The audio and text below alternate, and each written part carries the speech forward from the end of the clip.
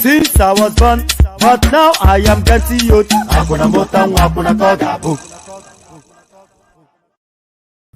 And there it is right there. So there it is right there. Since I was born and now that I am getting old. So get excited, get very excited. We have one of the most explosive, controversial voices within the Nigerian political space joining us. It's going to be a real treat. It doesn't need any introduction to anybody, of course. If you have spent more than 2 minutes within the Nigerian space, then you've heard the voice of Ijele speaks. And when Ijele speaks, of course, the earth shakes. So the earth certainly going to shake in the course of this session. So a really big beast we've got joining us. Ijele speaks, of course. It pulls no punches. It gives no quarters. It delivers it just exactly as it should be. So there's no preambles. There's no silliness. We're going to launch straight into it. But before, in case you have been living under a rock and you don't know who our guest is, well, here he is right there. Let me just give you a little flavor of who Ijele Speak is. I see the room is already populating. It can stay there because this is going to be explosive. Anybody that wants to join now, because we don't know how long we have him for. It's 11 p.m. where he is. So he's making a special effort to join us. But before he joins us, let me just give you a little flavor of what is about to come. Yeah, my people, we are live again. I don't know what stopped it. But the mission must go on. We are at the National Assembly to remind these ones inside here that say they are representing themselves. That the Northern Elders Forum say make them demand for their Biafra. Say now we never hear anything. And people go there social media, they make noise. As if now for social media then they find a new country. Meanwhile, we dey here to remind them, especially in Baribe, where they wear dot nation. Where they show them where they cry, where they cry. Where they wear dot nation. See, I mean, wear dot nation. 17 years in the Senate. Pure political failure. 17 years in the Senate, we don't see anything for Yando. Now, Biafra, don't want to they use, they confuse us. Like, oh yeah, see their Pekin. Nnamdi Kanu, see them. See private. All right, so that's a little flavor of what is about to come. I don't want to keep him waiting for too much longer. He's waiting in the back studio. Wait in the back studio no more. Meet your guest, Ijele speak. My brother, how far? How you there? Good evening. I'm fine, my brother. Brilliant. I'm happy to be here with you this wonderful evening. Brilliant. The real delight. You know, I've been following you for a long time. So this has nothing to do with politics. I've been following you for a long time. I follow your streaming on Facebook all the time. And I'll post the link, by the way, so people can go follow you. And anytime you stream, you always have that Fela Kuti thing at your back. Is it a painting or a print? I've always wanted to know. It's a painting. It's a nice painting. It's an oil on canvas. Yes. You have to tell me how to get one. So I've always really, it always catches my eye anytime I see you stream. So good to have you here, my brother. So, and apologies, you know, Ijele has been wanting to come and we've invited him, but the time chasm between Nigeria and where I am. So he's made a special effort today. So just for the benefit of the one or two people who may not know who you are, can you just give us about 2-3 minutes, just a backdrop of your politics and your take on the Nigerian space? Ijele speaks. Okay, thank you, my brother. My name is Chukwuka Chizoromofebu. I am a native of Umudu, Amanduba. I'm an investigative journalist. I'm an investigative blogger. I'm a policy expert. I'm a security analyst and I'm a public affairs analyst also.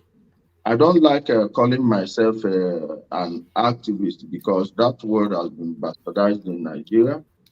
I found out it's one giant political industry filled with all manner of scrupulous elements whose meal ticket is just to foment trouble, create chaos, you know, make a mountain out of around here, and use the emotion, generate the emotion with it to rinse the people at the end of the day. Then we continue the same cycle. Many of you may have come across my video, and when it comes to politics, I'm someone who is ideological in everything I do. So I don't know what you mean by my political leanings. Hopefully, sorry, bro, I took something and this and something.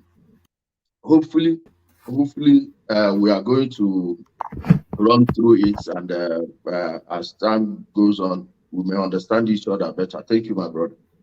All right, brilliant. So that's Ijele speaks, of course. I doubt if anybody watching does not know you. You loom all over the space like a colossus. So that's Ijele speaks.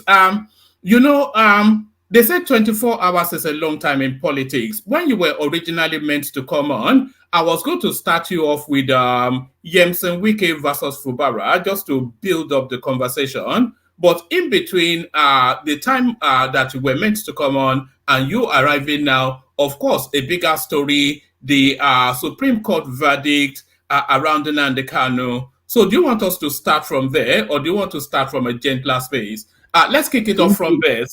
So let's kick it off from there.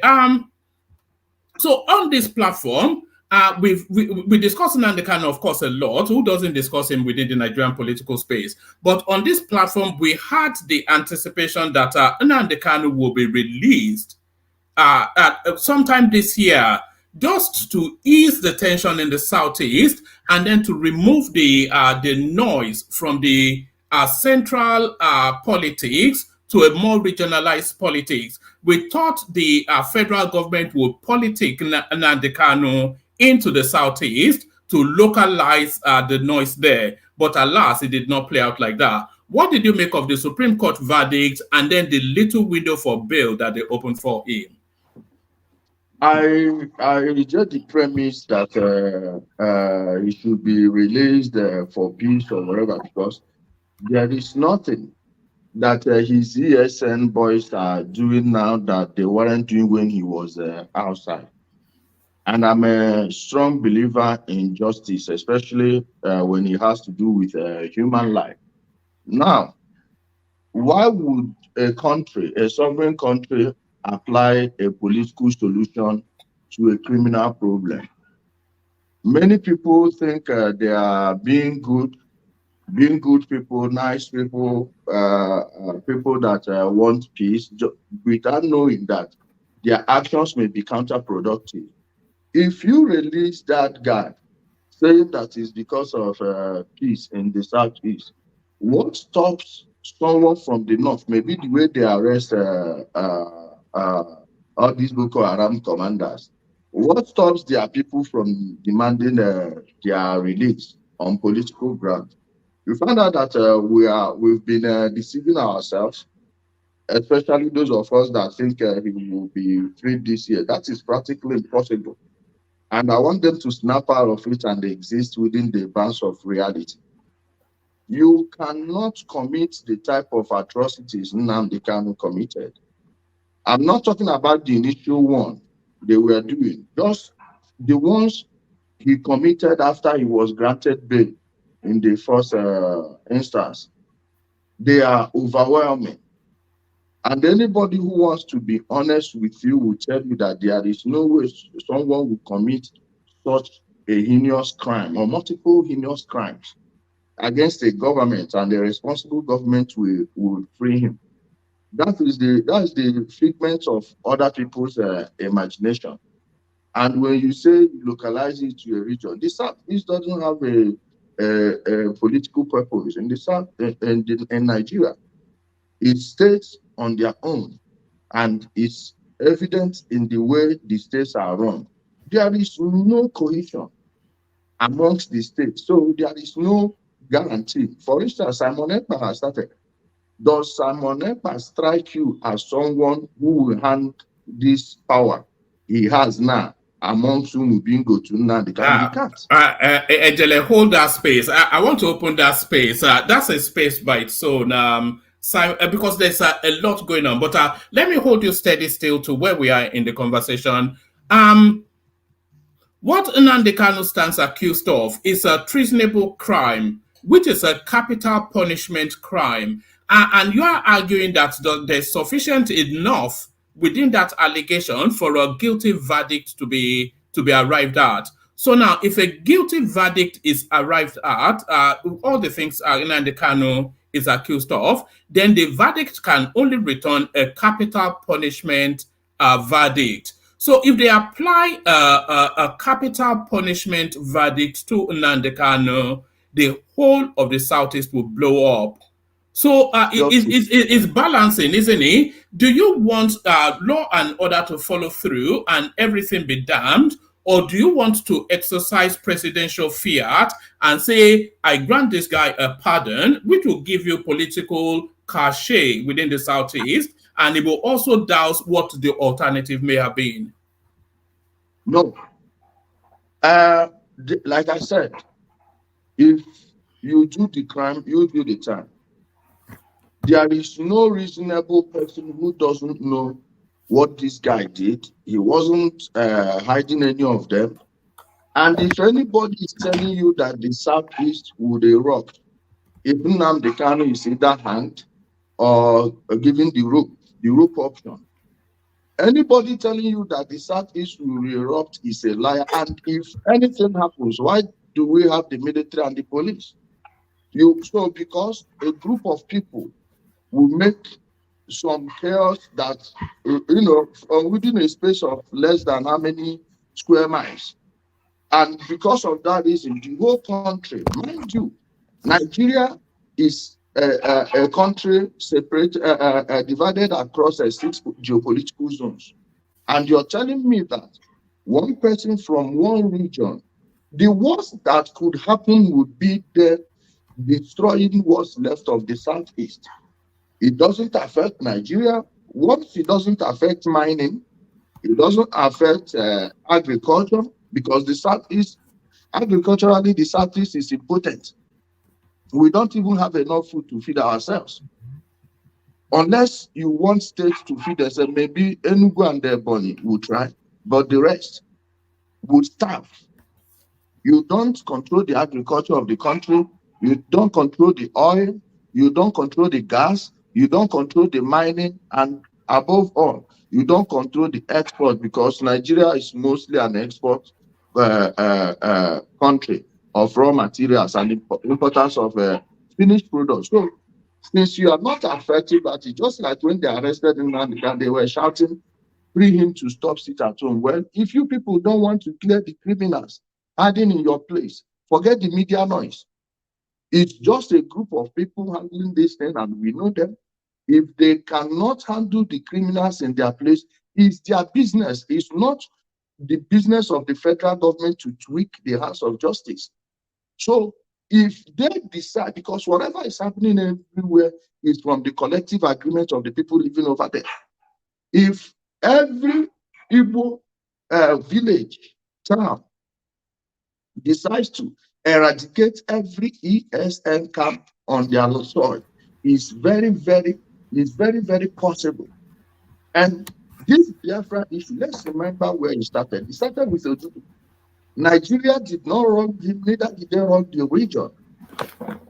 Just that he didn't want to lose power, because he knows General Jack would be replacing him with his own men. Next thing, he started a noise. Before you know it, it devolved into the Biafra Civil War we know today. And for the fact that he was not punished in 1999, Wazirike repeated it. After Wazirike repeated his, after some years, he recruited Nnamdi Kanu as a radio broadcaster. What did Nnamdi Kanu do? He changed the password to the radio website and locked the Wazirike out of it. Then was managing it with the Uchemefo. That brought us to where we are 11 years. 11 years later, look at where the Southeast is. Now, if you don't punish him, how many years down the lane do you think it will take before another person starts it? But the moment you punish him, if Ndi Igbo are stupid enough to destroy themselves because of a criminal, a known criminal, verifiable criminal, then it's their business. It's not in the interest of the country to say that because these people will be defending a criminal, we will leave them. We will leave this guy. So he goes out another. How many people do you think have perished ever since the word Biafra was mentioned in our place? How many families have been totally wiped out ever since this name Biafra came into the consciousness of people? We are ready to lose half of the current Igbo population to make sure the next generation does not suffer what the generations from the post-1967 generation till date have suffered. The moment you make people understand that you are solid, that you are resolute in your decisions, and if the court returns the guilty verdict, of course, of which that's the only possible aspect, they probably let him rot in jail for 35, 40 years if he's lucky to live that long, or they keep him when he's just too tired to do anything. 25 years, I don't know how many years I have, not to, let alone knowing how many years someone else has. So if the highest thing they will gain is for any president to not sign the death warrant and probably commit it into life imprisonment, that's the best they can get out of it. And anyone who doesn't like it is free to go through what they feel like, of which is just going to ruin whatever is left of the region. So please, let's leave all these needless speeches aside. But there seems to be an appetite, especially from the younger generation as Southeasterner. There seems to be an appetite for the narrative that Nnamdi Kanu is presenting and is now being picked up. It's there because you are online like we all are. It's all over the place. They consume it fanatically. They throw money at it endlessly, and it seems to be growing in number just on a daily basis. There's a strong appetite for it, and the appetite seems to have there's a violent undercurrent to that appetite as well. So it's a space that has to be managed delicately. Nnamdi Kanu cannot be treated like any other criminal because, as Why? well as his, because Why there's do you a think so? there- Why do there- you there's, think so? there's a political dimension to, and it has a mass following as well. There's a political No, let me explain dimension. it to you. Let me explain it to you. To the southeast, to some parts, it's a Mandela figure. To some parts, to It's some not. younger, Please, my gullible. brother, your questions are becoming longer than my answer. Let me address the ones you said. All right, carry on. Sorry. Majority of the people following him are not the youth. They are what I call the stupid generation. Those born between 1970 and the year 2000. The youth are more malleable to common sense. If Nnamdi disappears today, the people that set him up, the people that are backing him, let's address who Nnamdi Kanu is, by the way. Virtually most people that know him today knew him after President Buhari ascended power. Now, why do you think it's so? Because the people that believe they have the power to control the Southeast lost woefully when Jonathan lost. In fact, they lost more than the South because they've been occupying certain positions. Jonathan was a sitting duck president. People were just using him left, right, and center. And when he lost, those people now went and backed him fully. They went all out for him. That was when he stopped insulting certain people and focused only on the Igbo that are in the APC at the time. Even though many of them were paying him too. They all paid him a visit. Those rallies you were seeing were connected by these people to give him that air of invisibility. When you talk about being a Nelson Mandela figure, let's see. Nelson Mandela was a lawyer. He represented people for free. Even though he sold out South Africa. He didn't spend 27 years in jail. You can ask anyone who knows what's actually happening in South Africa. In a way, you are right, because he betrayed the cause of the ANC, just like Nnamdi Kanu betrayed the cause of the people that think they are looking for Biafra. And Nelson Mandela, you could see his precedence before he became a president. Nnamdi Kanu was just a barber in Brixton, a Yahoo guy in Abuja here, living in a container at Tuesday here. His father was into village politics, a total nobody, until Odjus Okalu created autonomous community from their place and made him easy. Prior to 1999, he was just another Yahoo catcher. This is true. This platform is not where I will come and start talking about his mother, but I can tell you he came from a rotten background because people didn't know this.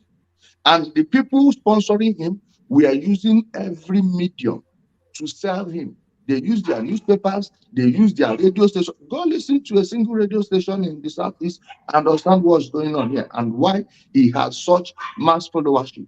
What you are seeing now is the silencing of the people. What you see on the internet, that if people see fire on Nnamdi Kanu, it's just graveyard peace. And graveyard peace is no peace because those that are there can't fight. So we don't want people to have that false narrative. Then on social media, when you see that many of them, they have bought accounts. Many of them have multiple accounts. Many of them are into Yahoo, especially most of them in the Asian continent. Even those of them in Europe, most of them were following them because that time, remember when Angela Merkel passed a law, open border law in Europe from the European Union. Whatever organization you bring, they will just use it to give you asylum paper because many people were using it to get their asylum papers, including people from the South, some people from the Southwest. They were using them for their asylum papers. That was why you saw many of them follow. The moment this thing stopped, you find out that most of their pages have become dry.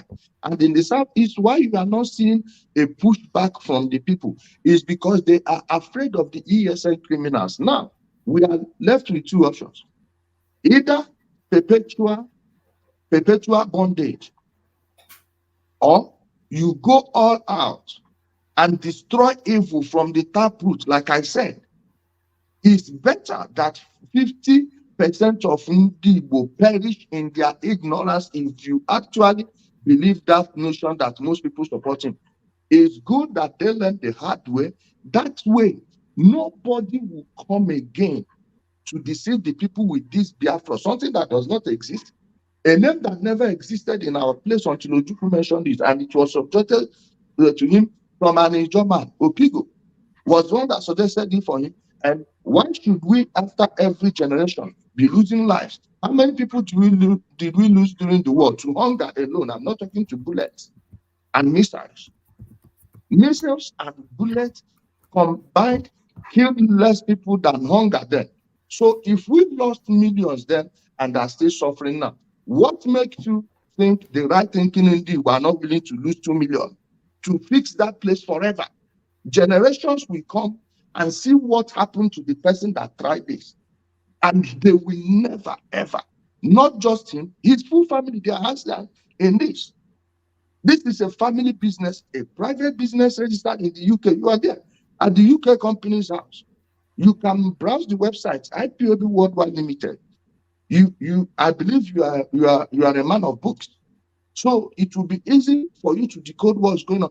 Go check it. This is a private business this guy set up and used it to destroy what was unarguably the most peaceful part of Nigeria. And somehow we are going to leave him because some people will catch feelings. It's up to them.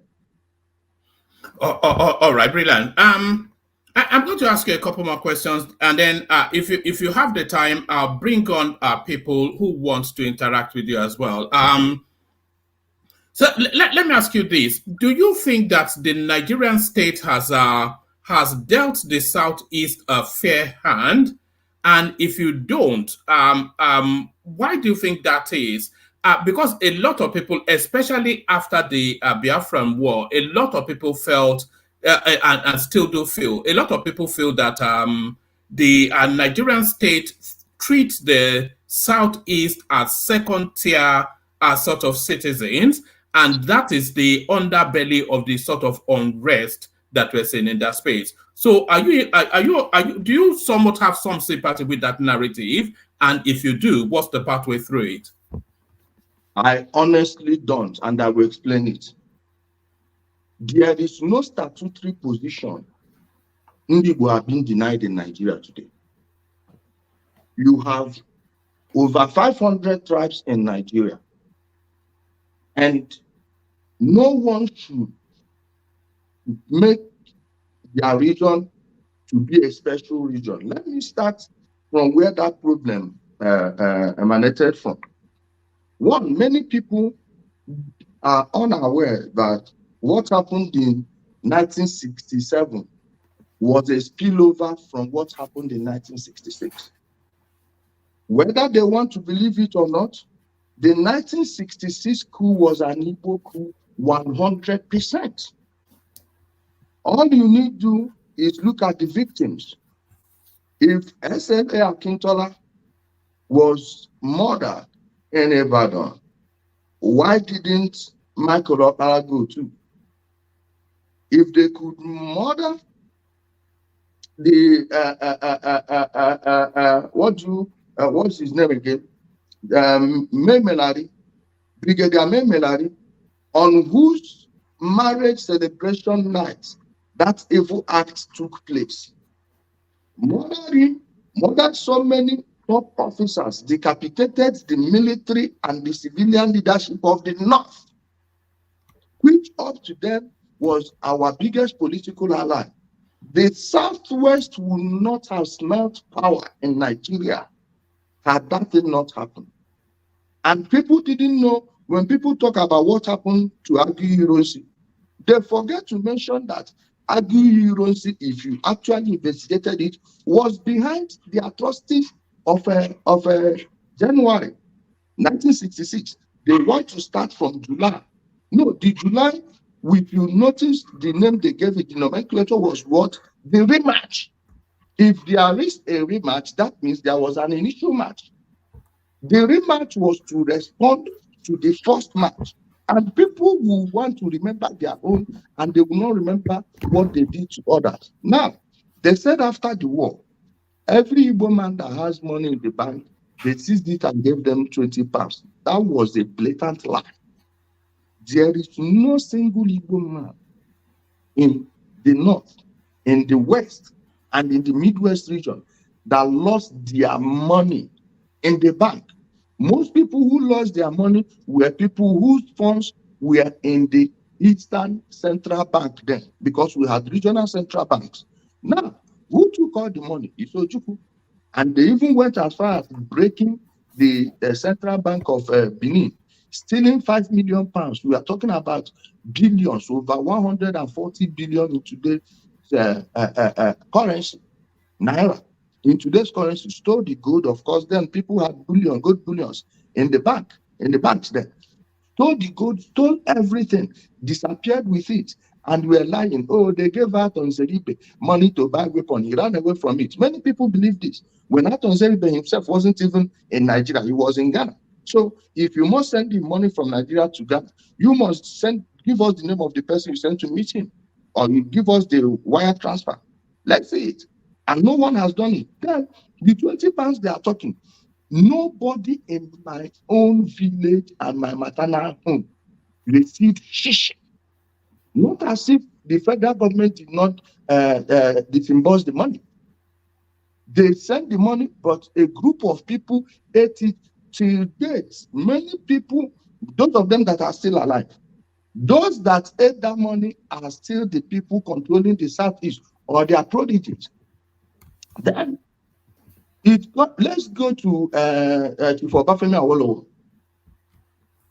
Chief Obafemi Awolowo, after the war, as the finance minister, without due approval from the Federal Executive Council, released 980,000 pounds.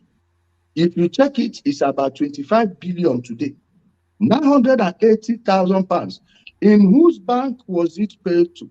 It was in a bank owned by Nnamdi Azikiwe. It was through his bank that the money was supposed to reach the people. And what was it for? To revive industries. Because as at that moment, the Southeast was the hub of small and medium scale industries. We were fabricating things, sending them to Lagos to sell. It was Ndiwo that removed the Lebanese from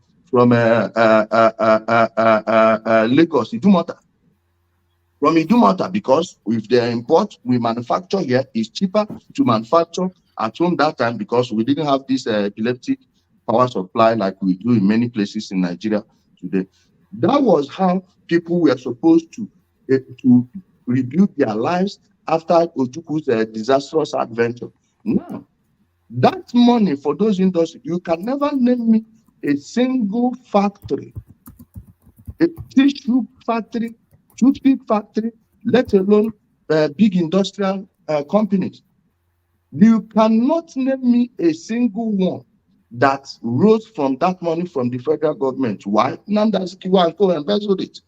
Then the person was the governor of the East Central State, Uba Abiasika.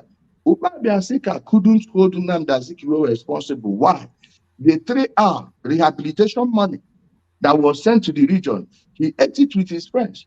Ojukwu cannot go to Uba Abiasika responsible. Other than the calamity he brought, he himself stole all the money in the region.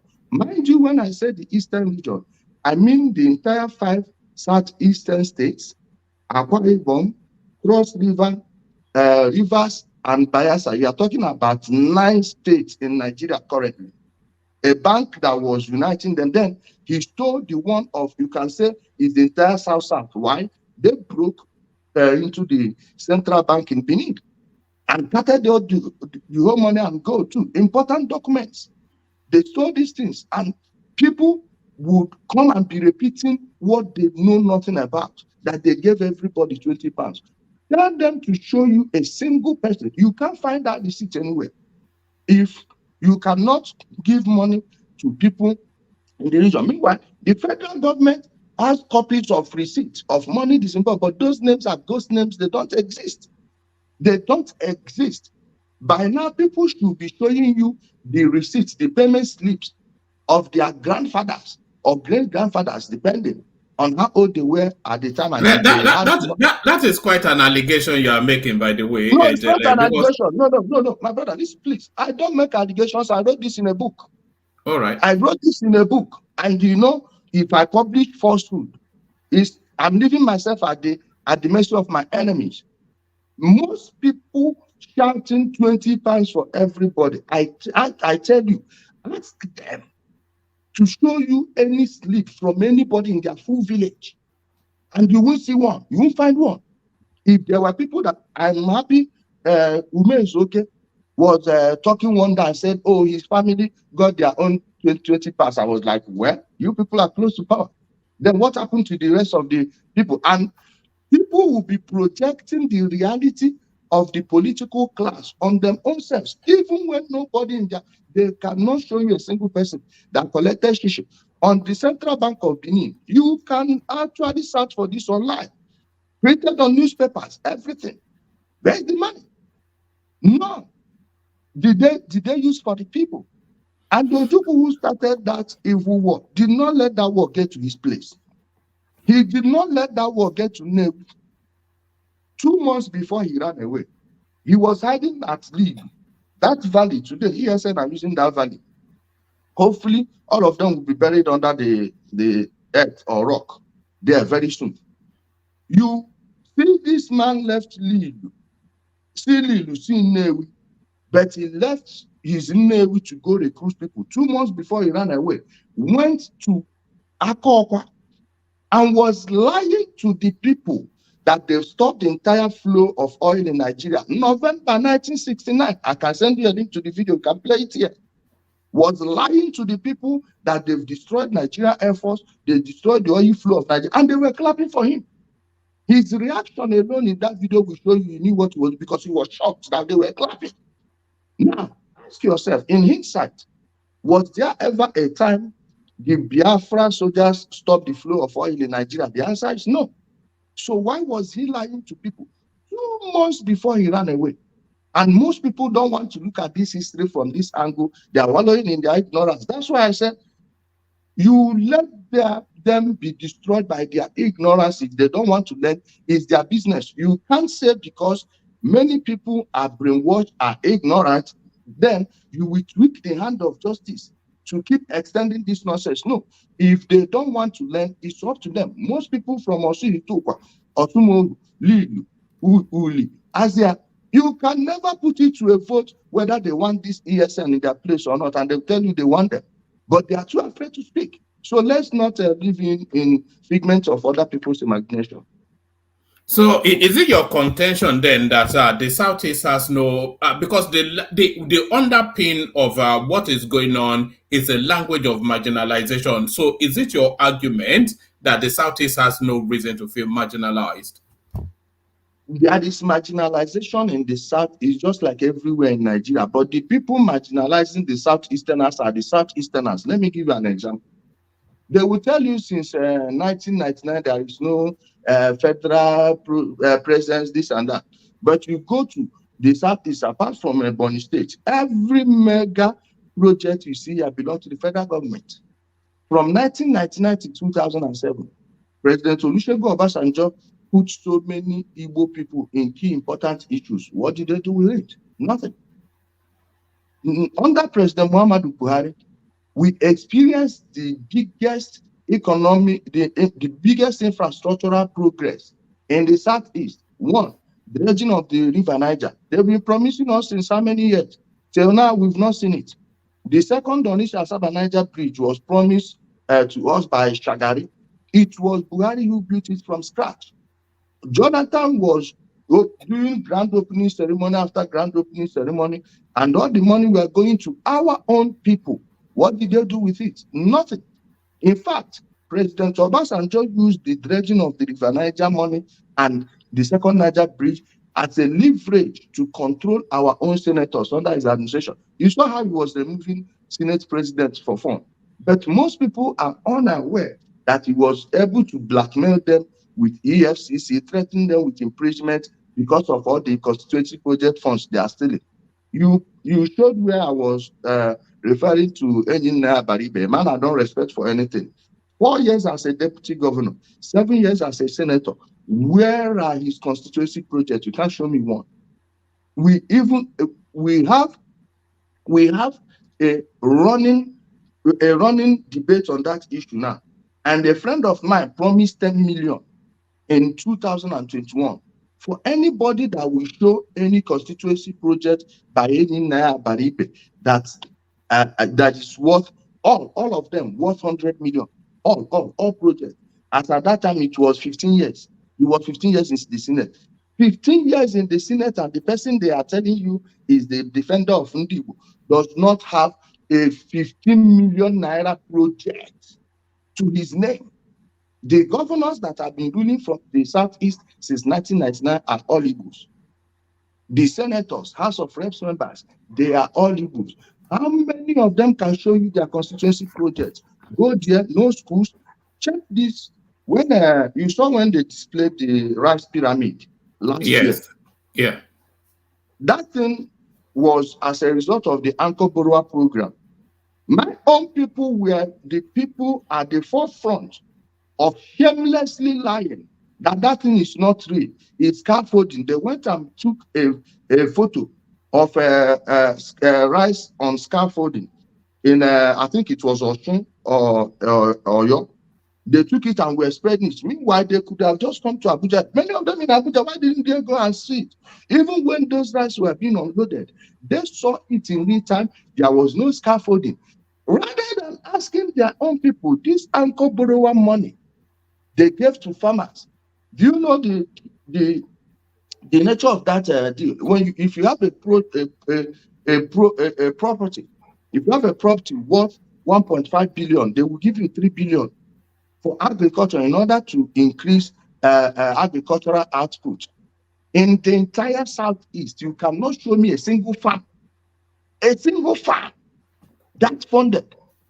Apart from a Bonny State that was building fertilizer plants, imagine they are exporting fertilizer from a Bonny State to the USA, to so many places in the world, especially when they had a problem with Russia. They started sourcing fertilizer elsewhere. It's not only Dangote that supplies them. Bonny State, they have their own farms. In Anambra, Obiano started a rice program then. Hopefully it's still running. I don't know about it now.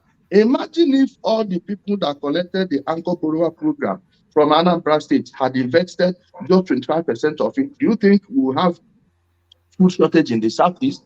Do you know how much is a bowl of rice in the Southeast now? Do you know how much is yam? Do you know how much is fish?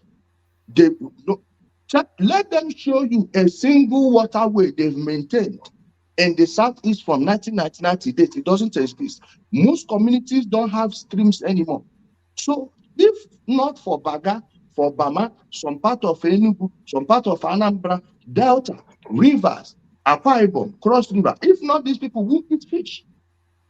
To as far as Bama and Baga, imagine there was a disaster that you can't exceed your region. You can't move past your region. What do you think will be the lot of the people? And that Anchor Borrower program money, till date, no one is talking about it. Right now, President Tinubu has given every state 9 billion infrastructural emergency fund. Grant, not loan. You don't pay it back, you take. Do you think that thing will extend to the people? How about the increments? The federal government added 35,000 naira each on every civil servant. So many states added 20, 25, or in most states we added I think 10, 15 to it. What about the other people? Meanwhile, the president tripled their allocations. They said no, that they should double it and give them the other one for other programs. Okay, they doubled it. Till date, so many people are still paying the old salary in the Southeast. You will not go there and see good roads. Take Onitsha, for instance. When I talk about Onitsha, I talk about other satellite towns like Ugidi, Waliwo, Iyowa, Okpokun, Bepa, Obosi, Mpo, even Oba can be included in that right now. But in all of these places, you will go see people building 4-story buildings, 5-story buildings with no public water. With no public water. As it stands like this, it's only, okay, it's of late that Governor Mba of Enugu State rekindled the Enugu power project and they now have water. Prior to that, they didn't have water in the city from around 2010 till when Mba did this one about 2-3 years ago. Owerri and Ebonyi were the only 2 state capitals that have public water. All of those funds, where are they going to? The local government allocations. President Muhammadu Buhari was the very first man since 1999 to not owe a salary or allocation for 1 day. Even went as far as paying the Biafra veterans their pensions. Even went as far as doing everything, going out of his way during COVID to give them money, to give palliative. Ask them how many people that received that palliative in the Southeast, and they are shouting marginalization. Just like in the Southwest now, there is no region nobody will come out from outside the Southwestern region to impose anything on the Southwest. It doesn't happen. Never. Everything you are seeing in the Southwest today is as a result of the political plans and strategies of the leaders of the Southwest from 1999 to date. Everything you are seeing in the Southeast is the same. The South, the same. The North Central, the same. The Northeast and Northwest, same thing. Nobody is marginalizing anybody. It's a marginalization from the political class against the ordinary people. All right, brilliant. You've segued into a space that I wanted to lead you to. So let's get February this year out of the way. So and of course, Tinubu won that presidency, but I will say the star performer of this electoral cycle was Peter Obi, because he came through in a manner that nobody anticipated. So I want to take you to the Peter Obi space. What do you think played out there? Were you surprised by how successful it was? And do you think February 2023 is a one-shot deal for Peter Obi, never to repeat for him again? And then what do you then make of his movement going forward? So Peter Obi, February 2023, as he is now, and the future. The people from the Southeast were the vuvuzela of the PDP. So they thought the party will zone their presidents to the South as they agreed in Asaba. So when they didn't do that, with what they did to Wike, many people pulled out. Then he played one of the most dangerous form of politics, which is a religious politics in a country that was already divided by tribe. What you saw then was the anger of the people against the power they believe ought not to be. On the movement, you don't build something around a man. If you are going to build it around a man, okay, I will understand it if an ordinary talk wants to say that, oh, we are Atatürk. We are children of Atatürk, Mustafa Kemal Atatürk. Because you can actually see things Kemal Atatürk did. Is that your Turkish background coming in, Atatürk? Of course. Carry on. Then you go to Hungary, you see them worshiping Zizka.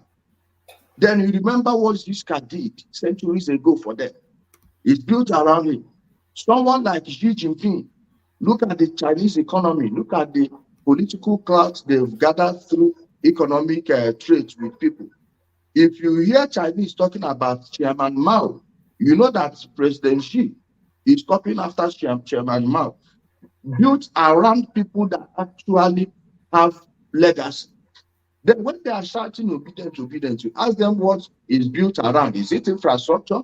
They will tell you that, oh, had Obi been president, he will have done this, he will have done that. Look at Anambra State. He governed Anambra State for 8 years, no local government election. He governed Anambra State for 8 years, no water.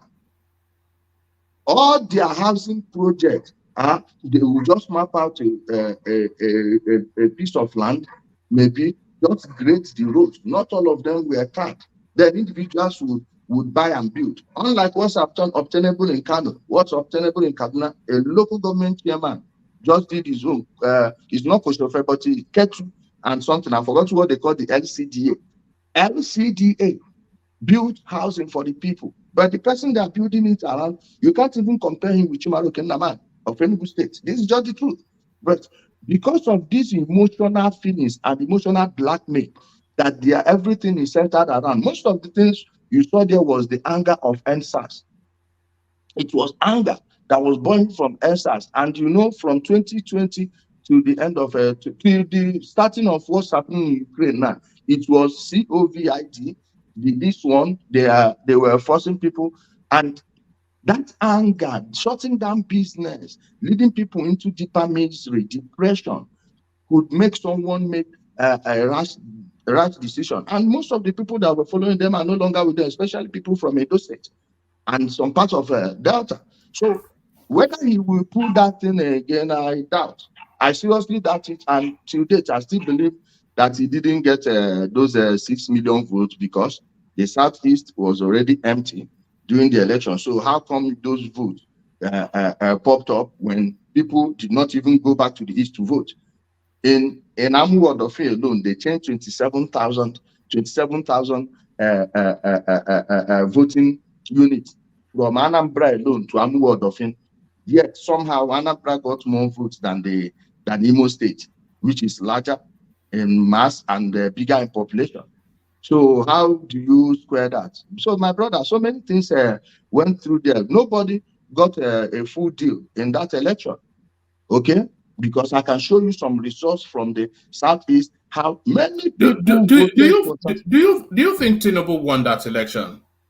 Absolutely. Why? With all the shortcomings, please. I am not going to say I'm giving it a clean bill of health, but that election, check how many seats that changed hands. Check how many people that didn't return. You find out that election, you can give it 75. You can give it 75. Apart from President Muhammadu Buhari's re-election, that was the cleanest. I didn't say the clean. I said the cleanest by our own standard we have. We saw what happened in 1999. We saw what happened in 2003. We saw what happened in 2007. 2011, it was pretty much, settle yourselves, let's move. It was the anger from the north that with what they were doing to the people of the Southwest then that brought Ashwaju and General Buhari together. So while I'm not giving it a clean bill of health, I don't believe it's the worst election we've had in Nigeria. Let's tell ourselves the truth. Do you acknowledge the do you acknowledge the pressure for change and the frustration that came through in this electoral cycle? Because there was a lot of vested interest that packed behind the Obi narrative. You've already mentioned NSAS, and a lot of people feel that the obedient movement plus IPOB plus yes. IPOB propaganda yeah, but that's part of the frustration too. So you have the frustration of the IPOB space, you have the NSAS movement, which wanted to violently take to the streets and was violently crushed, but still that frustration was there, and we saw it with the Obi movement. So do you not feel that a lot of that frustration is encapsulated in that 6 million Obi vote, which the nation has to address, because the people are getting increasingly fed up with the way the country is? Please, before I move forward, I will tell you that he didn't get those 6 million votes. You know why? Okay, ask yourself. With all those the massive movement, the massive noise you had during the presidential election, how come during the state assembly, the senatorial elections, and the state assembly, the gubernatorial election, or even the federal house that happened afterwards, how come the entire Southeast could not pull 850,000 votes? It's because during the presidential election, many of them saw the atrocities they were committing there, the ballot stuffing that happened. They all let it go because all of them were saying, we are for Obi, we are for Obi. At the end of the day, everybody went back and they couldn't allow them to repeat what they did during the presidential election over there. Most, especially those polling units they put in churches. In the next election, I'm going to lead a campaign. If we must have polling units in the churches, we should have polling units in the mosques, in the shrines, because I'm a traditionalist. We must put polling units in the shrine. One person was bragging to me that what they gave Obi was holy vote. I asked him to define holy vote. He said, whatever is needed to put a righteous man in power is welcome. Then who defines righteousness? By holy vote. Okay, we will give you Amadioha vote too. Next time around. Let's keep that one aside. Then when it comes to anger, it's unmistakably glaring that there was anger, but that anger was misdirected. For instance, the hunger you are seeing in Nigeria, the suffering you are seeing in Nigeria is regional or state-based. All of those things are according to the state where you're from. It will be very easy to find a patriotic person from the Southeast, but it's not that difficult to find a patriotic person in the Southwest, and much more better in the Northeast and the Northwest. Why? Because why their own representatives are not innocent, entirely innocent, they are actually doing things for their own people. What's the tuition of an average state school in the Southeast, and what's the tuition of an average state school in the North? Most of them don't virtually pay nothing. Apart from Imo State, where IMSU is free for Imo indigenes, there is no other state offering tertiary free education in the Southeast. You go to the North, Ahmadu Bello University, it's a federal university, fine, but go check how much students are paying for their dormitory spaces. Go check there. Look at Yobe State. The other day, we saw a very massive classroom. There's Yobe State College of Medicine. Go there and check, see the facilities. How many schools, how many colleges of medicine in the Southeast are like that? Guess what? Do you know how much they pay there? Less than Yeah, but 20,000. Yobe State is federally funded, though. A lot of is it not? No, my brother, no, listen. Local state is not federally funded. They are getting their allocations as every other state. Give me the name of that scheme that is giving them special money. The places other outside agencies were invested were in Borno, Sokoto State, Zamfara, Kebbi, not Yobe. Not Yobe. You look at all this, we keep making excuses for failed leaders in our place. Okezie Bazu ruled Abia State for 8 years, and many courses were they accredited from Abia State University. Mind you, the Abia State University you are seeing was Imo State University. But when they were trying to create Abia State, Ike Nwachukwu being somebody from Abia, rather than take certain places, then leave entire Okigwe in Imo State, or take the full Okigwe, they divided Okigwe in half, took the part where the school is to Abia State. They took, if they had taken the full Okigwe, they should have left Aba, because they had the market, Imo State market in Ariada. Imo State built Ariada market Aba. Imo State built Abia State University. They took all of these things till date. I can tell you they've not added anything from the state government on any of these projects. Look at Imo State University today. All of the campuses of Imo State University are better than Abia State University. Go visit there and see what people are passing through. Yet their own son, Nnamdi Kanu, was there shouting marginalization. Not one day did he tell these people, you go after Okezie Bazu for what he's doing to Aba. You could not move like 100 meters in 2 minutes. Go check how that place was. The videos were there on social media, and he was ignoring them. So if you want to talk about where our problem is lying in Nigeria, it's at state level. You check all the states with non-performing governors. Benue, non-performing governors. They voted Obi in high numbers. What do you call it? Edo State. Check it. In that, the same labor people even went and worked for the PDP because of the money. We know it. Go check everywhere their noise was loud. It were places that the governors we are doing nothing. Borno State, how many votes did they get in Borno State? How many votes did they get in Kaduna? You know, you check these things. This is the indices you should be looking at. I mean, there was an unmistakable anger. Sorry, but the anger was misdirected. That's all I want to say on that. All right, I'm going to ask you a couple of rapid fire questions, and then I'll let people in because I can't hold them back anymore. But rapid fire questions. Do you agree with Tinubu removing the fuel subsidy and the arbitrage in the exchange rate? Do you agree with him removing it?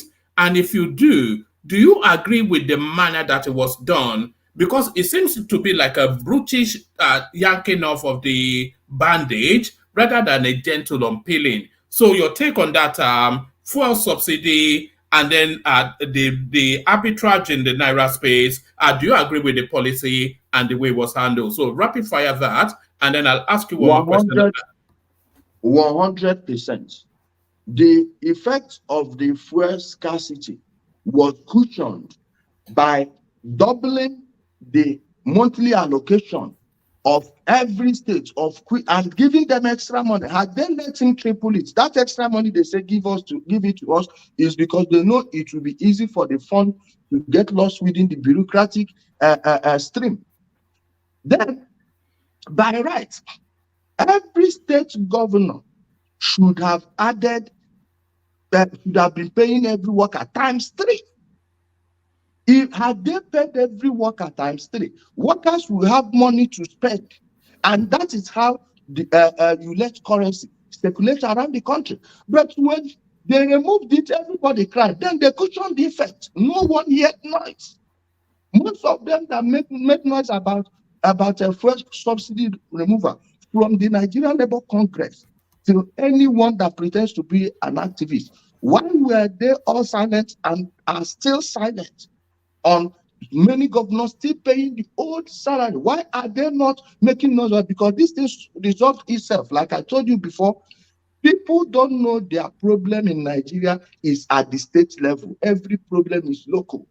Until we begin to direct our anger at the right place, we will keep making noise. And those that are developing will be developing. Look at Lagos State. Lagos State before 99 and Lagos State now. The difference is clear. Some people will tell you Lagos State was the capital city. Well, remove everything built in Lagos before 1991. Remove everything built in Lagos then. Or I will go as far as say, remove everything built in Lagos before 1999. You look at Lagos, most of the things that make Lagos tick today are new investments, new infrastructures. How was Festac when the army was ruling, when Lagos State was a capital city? How is Festac now? How was Amu Odofin then? How is Amu Odofin now? How was Ikeja then? How is Ikeja now? How was Ketu? If you know Lagos State very well, you know that from New Garage in Ojota to Ketu, then you know how many hours it will take you. That Ojota bridge, Owena Park is on this side. Then there was a park that used to be on the right, Luban Park, if you are coming from Maryland. There was a park there. They leveled everywhere, put flowers there, started constructing more roads, and people will not look at Lagos and tell their governors to try and meet up. Okay, look at Kaduna. Have you seen what I did there? Look at Akwa Ibom.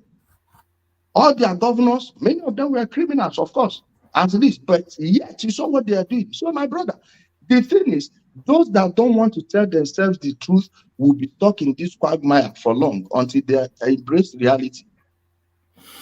Do you think Simon Ekpa wants Nnamdi Kanu released, or do you think he's actually making a play for his crown? Simon Ekpa, in fact, I can say that my group helped him in wrestling power from this, what do you call them? Their DOS. Simon Ekpa, more than anyone, knows that Nnamdi Kanu was a liar. He knows everything. He was under salary when Nnamdi Kanu was there. And when Nnamdi Kanu was arrested, they tried to pin him down. And those that tried to pin him down didn't quite understand the power of social media. So Simon refused to merge his own platform with their own in order to remain independent. And that independence gave him an edge over them. When IPOB petitioned, most of them followed them. I was the one that released the video when Nnamdi Kanu was telling them that any day they don't see him, they should listen to Simon Ekpa. He even expressly said it with that. And you know, most of these IPOB followers, they are straight thinkers. They think straight, just one way. They don't. There is no nuance to anything they are doing. So they follow the Simon Ekpa. Now Simon Ekpa, rather than being placed under salary, it's receiving the whole money himself. You think he will leave it for Nnamdi Kanu? Never. He did to Nnamdi Kanu what Nnamdi Kanu did to Waziriki. All right, brilliant. And one final one, and then I bring people in. The Lagos demolition and the kerfuffle that follows. Your thoughts on that? The demolitions and then the hoopla that followed. The commissioner for environment and water resources, his tweet is still up on his Twitter account. He said anybody that has a building approval plan should come, that they will reimburse you your money. Till now, no one had showed face. No one. You could even see one man that claims to be representing Ohaneze. Please, Ohaneze Ndigbo does not represent Ndigbo. These are just a bunch of old men in politics that gather themselves together wielding unmerited power. But you saw one of them. He said, some of them told me they have the papers, but I have not seen it. What does that tell you? It doesn't exist. In 2000, when this thing started, in our place, then they will say, oh, now, Ogora and 10 million, na Lagos, with 25 million, it literally translates to, oh, this person bought a land for 10 million and sand filled it with 20 or 25 million. What were they sand filling? What way? What way? This is just the truth. Many people, the same people that were shouting that they should stop doing this then are the same people crying now that they are targeting Indigo. As if any area they want to demolish, they will say, oh, this one belongs to Isoko man, leave it. This one belongs to Bini man, leave it. This one belongs to Ibira man, leave it. That one belongs to an Igbo man, destroy it. A sitting local government chairman in Lagos lost his own house. A former member, a Lagos State House of Assembly, lost his own house. And people that are well connected in government lost theirs, and many people want to give it a tribal coloration. Yeah, many of the properties may have belonged to Ndibo, because when you go to every major city in Nigeria, all the good places are inhabited by Ndibo. Why? We are people of commerce, we trade, we believe in small-scale business, which is what drives the economy in the world. That China is what it is today is because if you go to their villages, you have factories everywhere. So that's the edge Ndibo have over other people in Nigeria. That entrepreneurial spirit. And once you have small business, you control yourself. No one controls you. Your salary doesn't define who you are. Even though some people may fail, but most don't. So it's common. Like in Abuja now, you come to Jahi here now, you see most of those homes. If you want to make it by trap, a lot of them belong to Ndibo. You go to here, the same thing. Maitama and Asokoro, many people, you have politicians from everywhere, so many of them, that one can be mixed. But we are talking about where people are using individual money made. Most of them are Ndibo.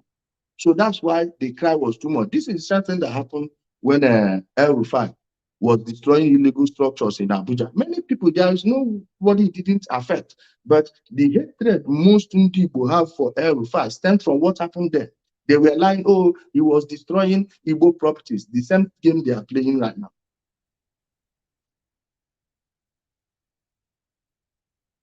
Sorry, I was muted. Yeah, I've got a question on El Rufai for you, but I'm going to hold it. Hopefully, and by the way, indicate to me in private if you have starting to have enough. But hopefully, we'll have you for as long as we can. Can I ask that as many people have their cameras on as they comfortably can? So let me bring in the people that. One minute. Give me a minute. I'm still there. I'm still there. Give me a minute. All right, brilliant. Can I ask that as many people that can have their cameras on, have them on um, as the room starts to populate. So if you can have your camera on, please do, so that our guests can see who is addressing. But whilst our guest is taking that minute, let me signpost you in the direction of this charity push that we're doing. The one man went to more level up initiative. So the one man went to more level up initiative. So there it is right there. So to give you, oh God, I didn't want to remove it. Let me give you a quick scorecard on the initiative whilst we're waiting for our guests to settle back in. So that's the initiative right there. It was £1,000. What is showing on the screen now is £645. But as I've said, somebody donated privately £100, so that should read £745. So we're about £200 away now, £250 away now from our target, which hopefully we will reach in the course of this session. To push us in that direction, Ayo came in with £100. So thank you, Ayo. And then there was an anonymous that came in.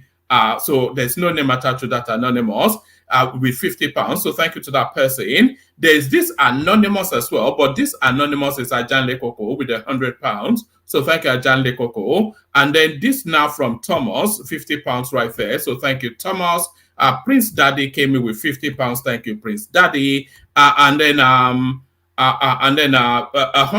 from Ayodele Ogunlowo. So thank you, Ayodele. This £150 anonymous, that's collateral right there. And then Adeyinka Adetunji kicked the initiative off with £50.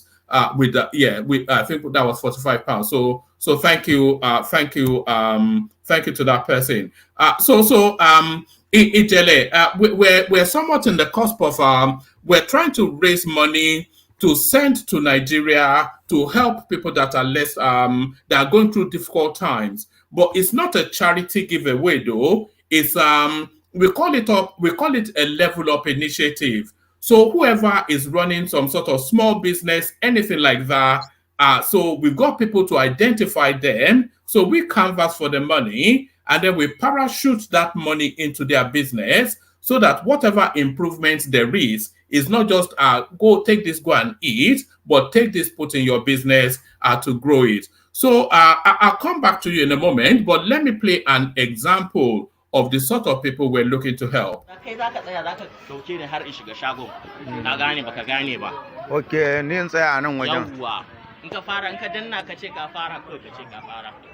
Bismillah.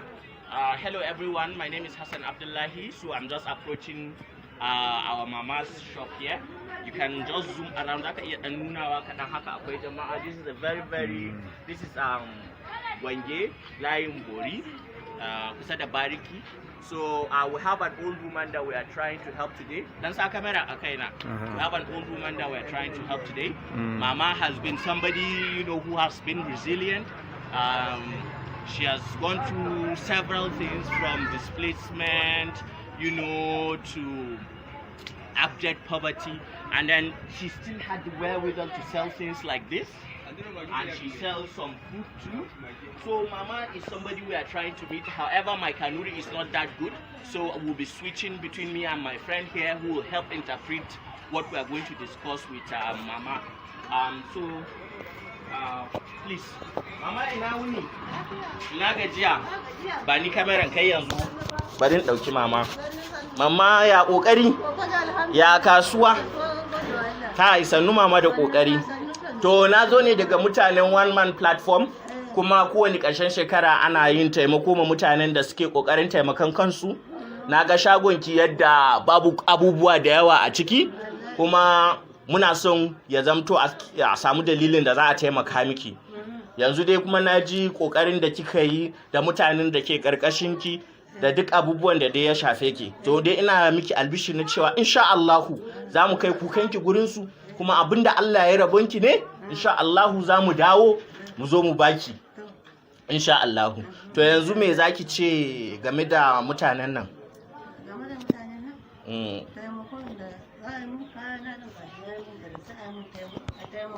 Na'am. Na'am. Na'am. Ki faɗa da Kanuri saboda su tabbatar a garin Maiduguri kike. Na'am. Yo. Yo. Yo. So insha Allah me tace ne a yi gullum? Tace tana da marayu a karkashinta kuma ga jarinta yayi kaɗan kuma ba ta da miji ta ma rasu ga marayu nan tana so a taimaka mata da jari a taimaka mata ta dan bunƙasa wayanda suke karkashinta ma su dinga cin abinci. Na'am, to mama za ki iya kiran sunan su ki ce kin gode da Kanuri, sunan su one man platform. Ka gaya mata. Sun zabo ne sai ro askarne. Na'am. Masha Allah. Ki faɗa da Kanuri ma. Yawwa faɗi da thank you ma duka su je. Thank you, yawwa goyen muna. One man platform, thank you Bulle. Thank you very much, thank you. One man platform. Thank you. Yes, thank you very much. So, on behalf of everyone, myself, the person that helped me interpret it, on behalf of Mama, we say thank you, and we wait to hear from all you guys. Ciao. All right, so that was the excellent Hassan in Maiduguri identifying a potential beneficiary of the initiative. So the person that Hassan was introducing to us there is 69-year-old Mama Hadiza.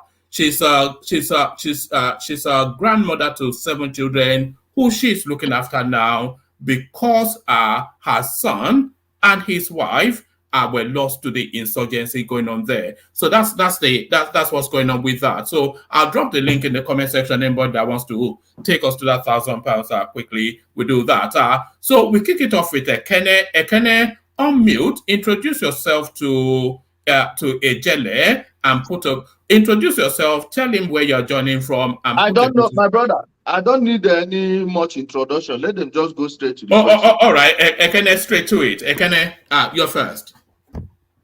Oh, one man, thank you. Alpha. I did fine. Yeah, but I'm a connect from Ojo, Lagos, precisely from Anambra State. So, thank you, my brother, for coming on the one-man platform to share most of the problem we are having in the Southeast. Even though I buy some, even though I don't buy some, because I have a different perspective from everything you have just spoken tonight. So, but on the side of the governors, I buy some of your narrative that most of them, the problem we have in the Southeast are the governors. They are not doing much to secure the region. And then the other side of it, my question comes, the way you agitate for the prosecution and the killing of Nnamdi Kanu, have you ever agitated that when militant and Boko Haram are being pardoned, most recruited into the armies, giving pardon? And if you have not done that, why are you agitating that Nnamdi Kanu should be killed instead of also giving the same pardon that other militant and the Can you give me names of just three terrorists that were recruited into Nigeria Army? Just give me 3. Well, let me finish. Even if I don't know any name of them, but I know that even if I don't know any name, I know that during the time of Yaradua, that he intervened in the issue of militants, and that region came. He didn't go for war. He didn't go for prosecution. He gave them government intervention. Let me respond, please. The Niger Delta issue was built around marginalization. The 13% derivation that your state, Anambra, is enjoying, the credit should go to that struggle, one. Then I personally should take the next credit. Let me explain to you how. Your oil in your state, so many people have been stealing it for over 50 years. I was the one that called on people to send me videos of oil activities in Anambra State. They sent it to me. I took it to a friend of mine. He's probably watching or will watch later. He took it to President Muhammadu Buhari. 2 days later, the Army, Navy, DSS, all of these people went there. The people stealing the oil disappeared. So the fact that you have your oil, other than giving me credit, you should give that struggle credit for the 13% reservation your state is getting now.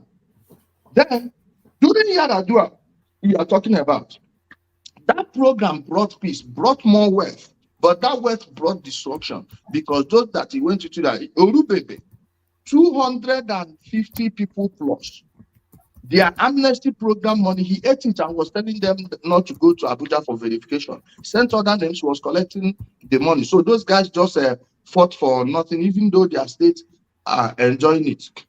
Yaradua, under him, they arrested Mohammed Yusuf. He told them to kill him immediately. They killed him. Now, you are equating that to somebody who registered a private business. IPOB Worldwide Limited, a private business that is not fighting for anything other the killing of soldiers. There was never a time I supported any insurgency anywhere in Nigeria. Why I was in support of the Niger Delta agitation is because what's right is right and what's wrong is wrong. So Nnamdi Kanu is not the same thing as someone like Alhaji Mujahid Dokuba Asari. He is not like someone like Tompodo. He is not, okay, he's probably closer to Tomakeke and Co, because we know what their boys was doing there. And you are not telling me on that issue of recruiting Boko Haram into the army, this is the lie Nnamdi Kanu fed you people, and you people took it without verification. You can never see what year did they enter. You can actually, I personally, for one, I don't know any other person, I can access the database of early recruitment made, and you will not find one where they say, oh, this one is Boko Haram, put them there. This is just a part of the propaganda Nnamdi Kanu sold. Many people believed him and were supporting him because they believe this lie. This is a blatant lie. So when we are in public, let's make sure we say only things we can defend. Okay. You said it was a lie, but at least I watch television. I see pardon Boko Haram. I see them on the news. Okay, Let me come in first before you. 1 minute. No. 1 minute. Let me address it. You are not the main guest here, please. That one, Nnamdi Kanu, in one of his court days before he was released last time, was even bragging that he helped free many innocent people arrested as Boko Haram. Now, let me tell you what the army was doing there. When they come to a community, let's use Osu Itu, for example, they will send them because many of these top army commanders are actually funding this Boko Haram issue, not because Boko Haram came to bring Islam. No, they are killing more Muslims. They've burnt many mosques. When the army will be sent there, one, Dasuki embezzled the money, not just Dasuki, all the people that came before Dasuki. But in order to say that they are working, they will go to a region. Well, by the time they get there, the Boko Haram will have left. They will now gather everybody they see there, people selling things there that those people are buying, all of these things. They brought them to Abuja. Most of them were released by the court. Now, they were telling you, top Boko Haram commanders, if there is any top Boko Haram commander, of course, the names will be known. You see why they will never show you a single person that was recruited from Boko Haram. Do you know what it means to get into the army? What do you think the army is? Okay. I have no problem. You have, but at least it's not what Nnamdi Kanu told me. It's what I used to see on the news. But another issue is you bringing a Salih Dokubo saying he's nowhere close to Nnamdi Kanu. The same as Salih Dokubo that said that if it was still in the time of the slave trade, that he would still be selling the Igbos to the whites. Let me finish. No, let me finish. And you are exonerating that kind of person against, or you say that is far different from Nnamdi Kanu. And you are exonerating, you are promoting Simon Ekpa when you Me are promoting demoting Simon Ekpa. Nnamdi. So, no, you said in your welcome speech, you said something what your group helped Simon Ekpa to do so and so on and all that. So when you are doing when you are condemning, let me finish. I want to finish. Like mute him, please. Can I hold on for the guest? 1 minute. You said I said so. I want to hear that so because that is where I explained what happened. What are those so things I said? I want to hear it from you. Okay, so you said you help Simon Ekpa do some, is that registration also when Nnamdi Kanu was now let all me that tell and all you, that. let me repeat myself. You see it, you people will be listening without paying attention, like you're hearing without listening. I said when Simon Ekpa was dragging with their DOS, you understand? I did not say any registration. I said when they were fighting. Now let me give you the inside baseball. Their DOS was under the control of Benjamin Madugu and Chinasa Nwuru. All these dossier, whatever, all these people are just paperweights. When that thing was happening, I knew to break the backbone of IPOP is to say things that will be malleable to the narrative Simon was selling. That is divide and conquer. If you know the Roman war tactic, this is how it works. You do things that seems as if it's helping one side against the other. When they both destroy, when one destroys the rest, then you come for the other one and destroy it in total. This is what I meant, and you were not paying attention. He said I helped him register. Register what? Okay, no problem. Sorry for that. Maybe I didn't get you, but no problem. Another issue. I think Ijele is actually. I'm enjoying him. He's one of our backbone panelists here. But I think you're from the same village. Actually, I saw somebody saying in the comment section that you are both from the same village. Oh, carry on. No, he's from Imo State. No, he's from Imo State. I was born in Onitsha. I grew up in Anambra State, and but most people think I'm from Anambra. I'm from Imo State. I'm from Oba. If you know Oba very well. So I was playing football. I was playing football at Rogeni, ask Chester, ask Asamoah, ask like many people. I'm well known in Oba. Okay, no problem. I know all the names you called there. But I'm still not comfortable with most of your narrative because, there is one thing I believe, even if no matter how you want to put it, as an Igbo man, there is this adage that said that onye bu nwanne ya bụrụ odogwu. Yeah, I think you are a very good Igbo man. You are even more Igbo than. And when you take away the sins of other parts of the country, and somebody like Asali Dokubo, who has threatened the whole region and make him more superior than your own people. Now let me. I don't know how to put it. Let me Can I calm down? Yeah. Let me answer those ones you just mentioned. Let me start from Alhaji Mujahid Dokuba Asari. Go to that broadcast where he said that thing. Go through the comment section. In fact, pick any broadcast of his before he made that statement. Pick the 30 broadcast, straight 30 broadcasts before he made that statement. Go and see the vibe these zombies Nnamdi Kanu trained were spewing there. You heard when he said they are lucky it wasn't during slave trade that he will be selling them because his great-great-grandfather sold them. Your anger. No, he also includes you, not only them. He's also includes you. Can I hold on? Let me finish. Let me don't interrupt me, please. Your anger If during slavery, nobody could have sold me, they probably would sell you, but I came from a bloodline of warriors. So we go die before you go even try that nonsense.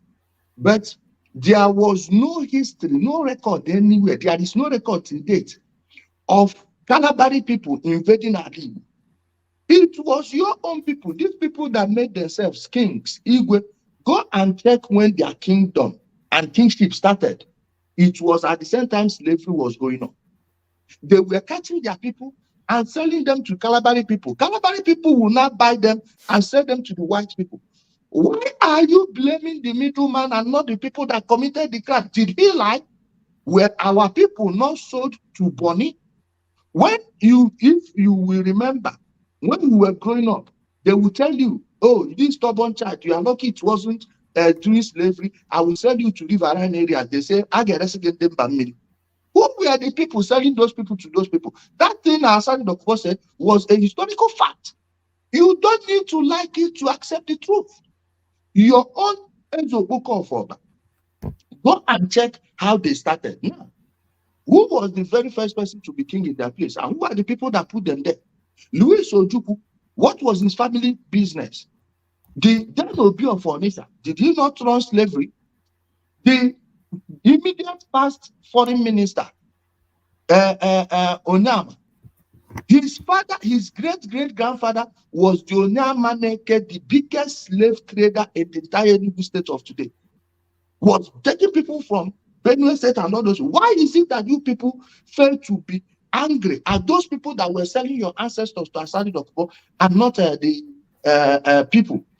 The Asari Dokpo that was selling onwards to the Europeans and not the people that were selling it to them. They did not invade your place. The entire Arab people traded in slaves. Arab people, why did you think Arab people scattered everywhere in Aligo? Why? You go and study history. Approach everything with common sense and not feelings. I've forgotten the second one you said, and of which I would have loved. Okay, you said one day. Let's address that. A me person went by his brother, no be warrior. Okay. Nnamdi Kanu buy that water. Nnamdi Kanu sent Ikonso to bury Akpambo, Cosmos George, and the other George alive. Nnamdi Kanu sent Benjamin Nwadibu, they kidnapped Madam Social, nearly killed her because they know that it will raise noise. The news went onto the internet, then they suspect that. Ikonso was almost burying Akpambo alive before a Panwan Tapa, who we call the village CCTV, saw them and raised an alarm. Your ESN, most of their victims are Igbo. So you don't see that one. You want to defend atrocity because your brother is committing it. Are you serious? Huh? How many people? No, can I hold your thoughts? Yeah. Please, hold on, please. How many people do you think it takes for an ESN hole to get filled? In Osu in Tukwa, every village there, they have at least 4 to 5 wells that have been closed. Human beings. Do you know the number of missing people in Alibo? This mass transit was ambushed by IPOP ESN people at Soka. How many people have they been killing? The girl the army took to the burial site where they were burying people, the shallow graves, the Lafanta killings.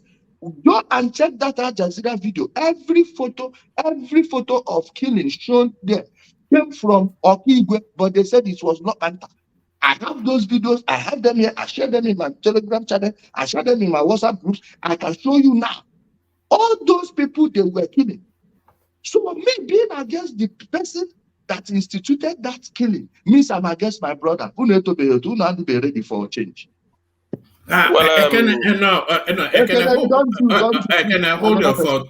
Hold your thought for a moment. We'll loop it around, see if we can still get back to you. But up next, Zita. Zita, a brief introduction, and then put a position to Ijele. Hi, Ijele, welcome. Welcome. And welcome. Thank you for coming. I appreciate. I really appreciate you. You don't need to tell me that you are from Imo State for me to know you are from Imo State. Well, my name is Zita. I live in Tromsø, Norway.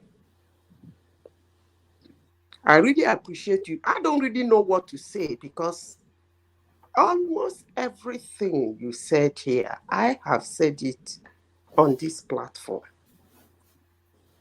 on several locations.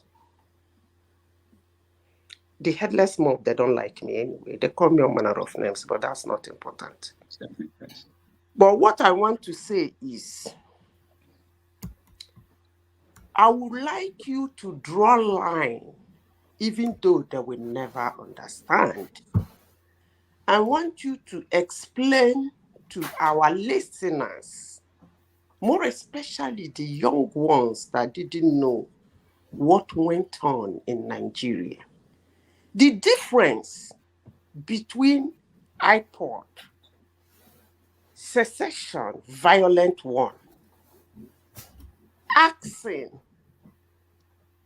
for I'm being marginalized. This is my land. You are doing something in it. Let me benefit from it. And the up north Boko Haram, who came up with something very ridiculous. And then in your explanation, I would want you to explain to them again that the head of Boko Haram was not pardoned. He's dead now. Explain to them that Asari Dokubo went to prison and he ran away from Nigeria. Explain to them again that Tompolo ran away from Nigeria. Now, all right. That is what I want you to go further to explain to them, because I could find out that you are well informed. Most of the things you are saying here, I have said it before. You are well informed more than I do. So please help them explain. As they ask you questions, go into detail to explain to them. I know they will never believe you. Thank you. All right. So Ijele, as Zita said, yes. That my sister said something. You know, when he said she doesn't need to hear it from you to know I'm from Imo State. It's because, not to brag, in the entire Igbo land, the smartest people, the most common sense people are Imolites. In fact, it was an Imo man that stood against Ojukwu after he killed Ifajuna. The name of the man was Njoku, Major Njoku, or was he a captain? Njoku. When Ifajuna told Ojukwu that we don't have the capacity to fight this war, that he should surrender, he is willing to surrender the flag himself. He, the person that personally shot our prime minister dead, he knew he was putting his life in the hands of his enemies, but he was willing to put Ojukwu in a plane, take him outside of Nigeria and surrender the flag himself. What did Ojukwu do? He killed him, killed his own family. Then Njoku rose up. They wanted to do that. The Imo soldiers here all drew their weapons, say laye, never. That was when they gave themselves the name Oriental Brothers. Dr. Sawore was not the first person that coined the name Oriental Brothers. Oriental Brothers came from the people from Imo State who joined the secessionist movement of Ojukwu. And later, when they saw that this guy is just a raving man, they opposed him. He wanted to kill. They drew their weapon and said, let's finish here. And everybody backed down. They themselves left the nonsense and moved. So we in Imo State, we know these things for long. Forget all these people from also that they deceived. Most of those people just because of politics. Of course, Nam is not fighting for anything. My sister, I am not in the business of explaining anything to anybody again. My own is to air the truth. It's up to you to go and investigate, then check whether what you are holding is solid or not. Whether that truth you think you have is gold or plastic. My job is to, I have many children. I have many children and will likely have more. Will likely marry more because we don't get many people in the Southeast again. All these ones where they buy. Who go replace them? So my job is to make sure I conserve as many strength as possible. All these things they are seeing me on social media. 5 years from now, they may never see me on social media again because by then I would have moved on into full family mode, and they wouldn't be heard. So, my sister, it's not in my place to convince stupid people. If they want to learn, if they come across the information, fine. If they don't, let them consume whatever they are consuming. At the end of the day, if it's evil, it will consume them. If it's righteousness, it will elevate them. So it's their business. I'm not here to convince anybody. If they don't want to hear, let them go there. Let me ask you this. As Zita, you still get a follow-on question, but let me ask you this. Have you ever considered a future in politics? Do you look to take a political position at some point in time? 2043. I will not get into politics until all of my children are grown, until they are all standing on their. You won't see me. If you dash me any political post today, I will reject it. If you dash me any political appointment today, I will reject it like immediately. I won't even give it a second thought. I can see you as the Imo State governor. You certainly do better than Opozodema. I may do the Senate. It may do the Senate then. All right, brilliant. Do you want to push back a little bit, Zita? Zita? One man. Yes. I'm not pushing back. Oh, you've made me very happy today. Oh, I just want to be hearing Ijele speak. All right. That's all I want to hear him speak. Yes. Let me send a link to his page as Akin takes the floor to put a position to him. So Akin, unmute, introduce yourself to Ijele, and then you can push him hard, it's not a shrinking violent. So you can push him hard, and I'm sure he will respond. Akin, you're up next. Yeah, hi, one man. Glad to be here. Ijele, Kedu Kodi, and my other brothers on the platform, sisters, I want to say good evening, or good morning, good afternoon, wherever you are. And I'm calling from United States. And one man, let me just apologize. I cannot, show my face because I'm driving at the moment.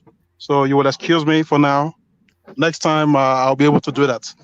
But all when I said, Ijele, I think I was listening to you patiently earlier on, and you made very good points with regards to the issues on ground. So I must commend you for your boldness all this time, and of course, not mincing word, by giving it the way it is, by saying it the way it is, wholeheartedly, and I really appreciate it. Of course, one man, thanks for this opportunity, and I look forward to being part of this platform moving forward. And of course, to the other members, thank you so much again for always being a very wonderful participant on this platform. I've always been listening to you guys, and it's been wonderful so far. My question to Ijele is number one, what do you think, or where do you see the presidency tilting come 2027 for the Indigbos? Indigbo, I hope I said it correctly. Is it Indigbo? Or... No problem. Right. We will forgive you. You self, your Yoruba not go even strong again. Self, it don't turn Americano. It don't turn Americano. Yeah. So where do you see the presidency moving 2027 for Indigbos? I want to say with all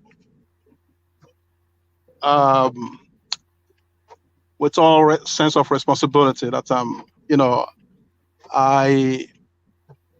I was actually tending towards Obi, right, in the mid election or electioneering period, but as time goes by during the election, was kind of. It's all right, Aki. You can say you're obedient. Nobody is going to bite your head. There's a lot of obedience, so nothing wrong with being an obedient. Now, don't apologize for it. Yeah, but I mean, sometimes it's okay to say it this way because I don't want to, I've been looked at as someone who is, tribal bigot, right? All right. Just for the benefit of others waiting as well, I think Ijele gets the broad strokes of your question. Right. 2027, is the Southeast going to come out to play? And the Southeast coming out to play essentially Peter Obi. And how do you think it'll play out? If Peter Obi rolls out in 2027, is that broadly what you're asking, Aki? Exactly, one man. All right. So to you, Ijele. Even if President Umaru Musa Yar'Adua wakes up today, he will lose to Ashwaju in 2027. The political setting of Nigeria, in fact, if I was the PDP, in 2027, I will give an Igbo man the ticket. So the Igbos that have been voting PDP since 1999 unequivocally, they will have that sense of belonging in their party, to placate them. But I will go back a little bit. Just give me 2 minutes. In 2013, I remember it was one Wednesday afternoon. I was at a satellite town bus stop. If you know Lagos very well, and this my brother Kene said he lives in Ojo. That gate to that Navy side, there was a newspaper vendor sitting there. Then there is this Yoruba woman that cooks nice food. Her is very sweet, and the stew she cooks it well. Well, if you read paper, you can go there. It's a book about she cooks a very good food. I remember telling people that this party they are forming, that was when the formative years of the APC. I told them to look, 7 PDP governors from their 7 major states are moving into this party. With the way I'm seeing, Jonathan is not going to return. With this force and the Southeasterners that joined them, of course, it was mostly the Southwest and the North. I told them that this is the best opportunity for only Igbo to be president if actually their goal is to get Igbo presidency. I explained to them that President Muhammadu Buhari will be running. If all of Igbo give him support in this large party that includes the Southwest, what it means is that after 8 years, the power will go to because if Igbo, all the senators and everyone joined. That time I was a bit naive in Nigerian politics. I didn't know they were just looking for their personal interest, but I thought they were looking for Igbo presidency. I think if they joined this party, they will get an Igbo VP. Then, after 8 years, the party would consider Igbo ahead of the Southwest. But if we make this mistake, Oduduwa overlaps us on this one, it will be very difficult because Jonathan is not returning. If you hear noise, if you hear insult, like the way I just told them, hopefully we'll be here to see when it happens. What happened later? Jonathan lost. Somebody from the Southwest became the VP. Now, after Buhari, this is Ashwaju. You are seeing. And does Ashwaju look like a man? Has he ever failed in politics before? So what makes you think he didn't fail in Lagos when Obasanjo, Bode George and co were trying to push him out, make Lagosians suffer? One of the reasons I didn't know about Ashwaju, for those of you who don't know, I'm not a product of formal education. I'm a product of research, self-research. I started fighting for myself for a long time. I was a conductor in Lagos. Till date, I still know all the bus stops from Ikorodu to Oyinbo. So I witnessed Ashwaju's government in real time.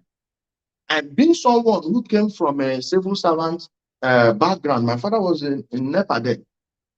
I was more aware of what was happening politically, because to me, my constituency is always the downtrodden. Although you don't hear me say it, but if you check everything I'm doing, it's geared towards helping the ordinary man. I was like, if this man doesn't give Lagos State the allocations, how are they going to pay these poor people? So they are willing to let these poor people suffer.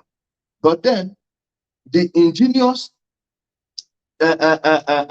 political juggernaut we know as President Asiwaju Bola Ahmed Tinubu showed them that he can actually generate money and build a state.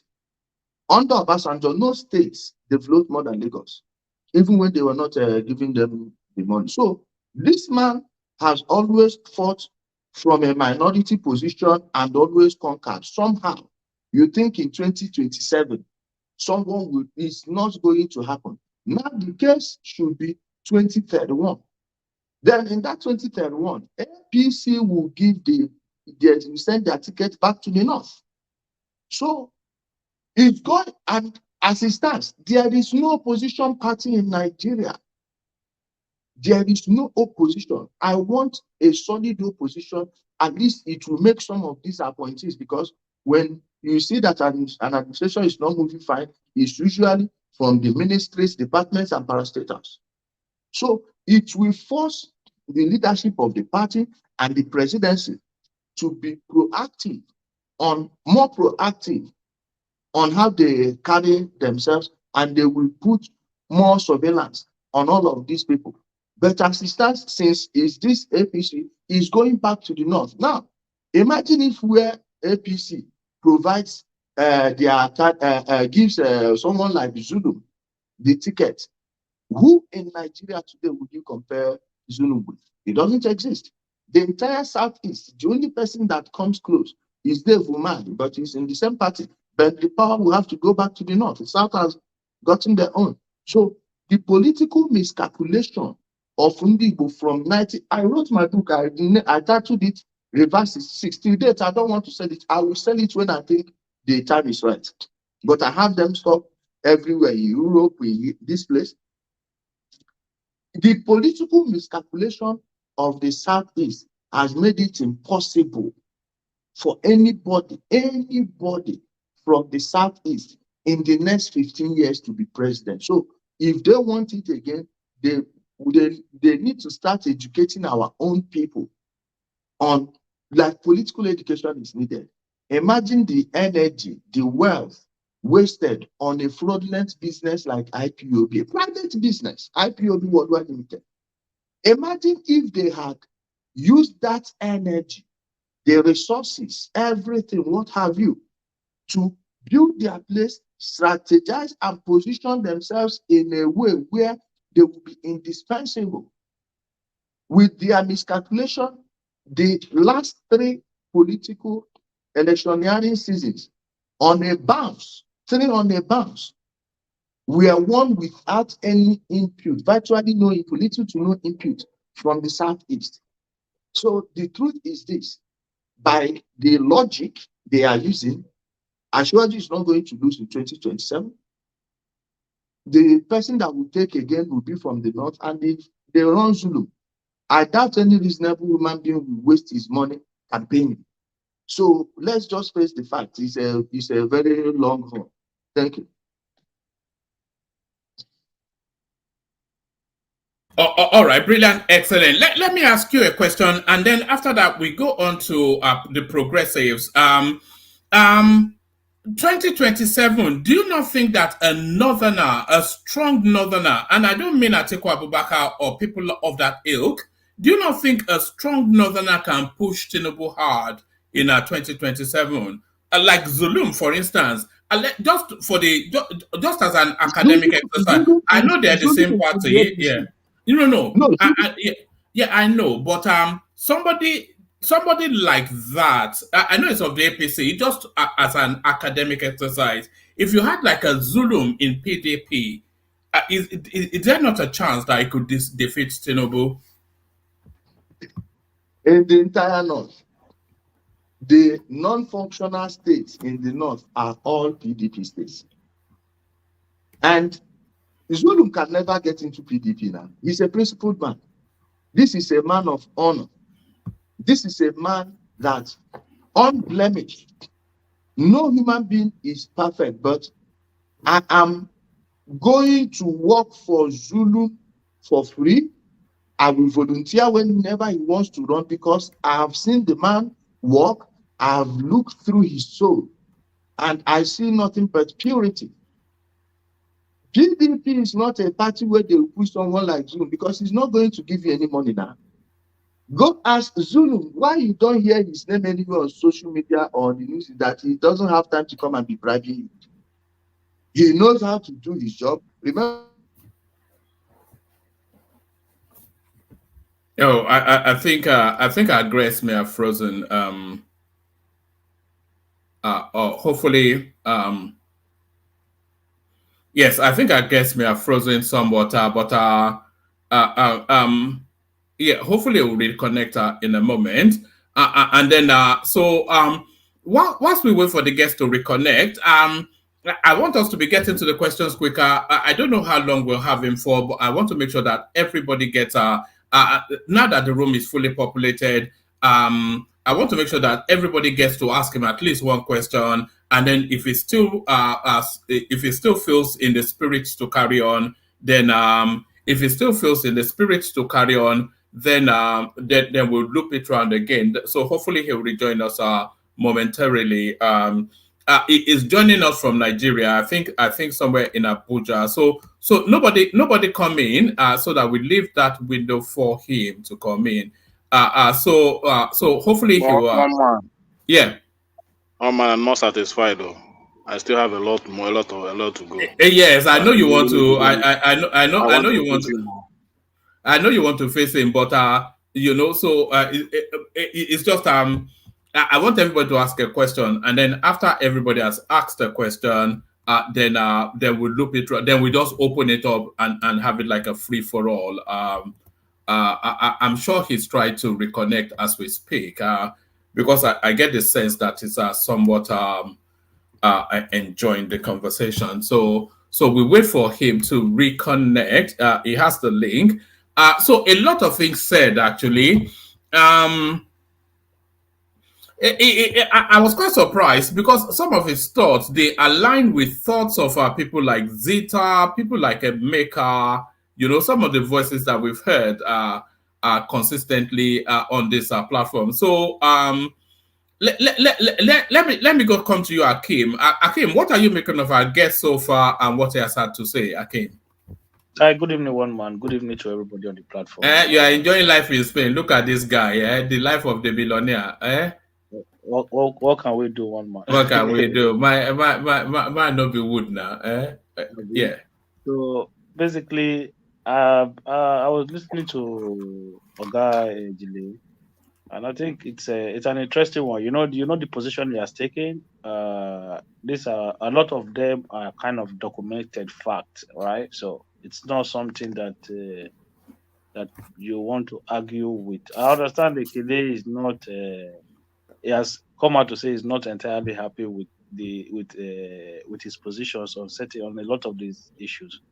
But then, what are the empirical facts? You know, what are the documented facts? So I think he's majorly on point, and I don't think there's much to disagree with regarding his position on a lot of the submission. And by the way, we may be having Mazi Ezioke from Injenje Media tomorrow, so he may be our guest tomorrow. So I'll finalize that shortly. Let's hear from Ajane Koko. So Ajane Koko, that was Injenje Speak. Were you aware of him previously and his work, Ajane Koko? Yeah, thank you, one man, and greetings to our listeners around the world. Click on the like button, share, and subscribe if you haven't done so. I think, until the last time you showed this video, when he was carrying placard with some guys campaigning against IPOB, that was when maybe like 3 years ago or so. I think I can't remember. I think I've seen That was the first time. I'm like 3 years ago. I think I was seeing him in carrying out such crusade too. But since then, I couldn't hear or see any activity on him online until the last time when you were showing his video. So, but today, I think we have to thank him for coming on the platform, to have conversation with us and to share with us his positions on several issues concerning Nigeria. So he made his position clear, and it's very clear where he stands on Nigerian politics. Did you find his view somewhat controversial? Yeah, it's going to be controversial to people that doesn't believe in him or doesn't believe in where he stand on the issue. So, but I think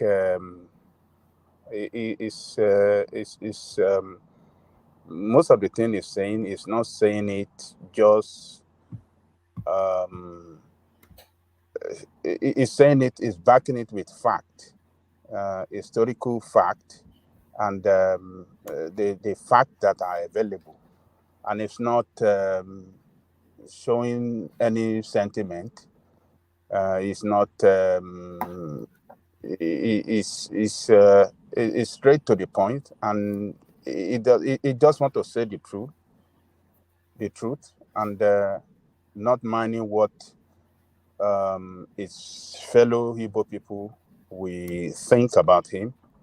He just want to put everything in the right perspective, and debunk all the misinformation that is going on in that part of the country, on several issues. So I think yes, what should matter to a lot of our Eastern brother is, they should,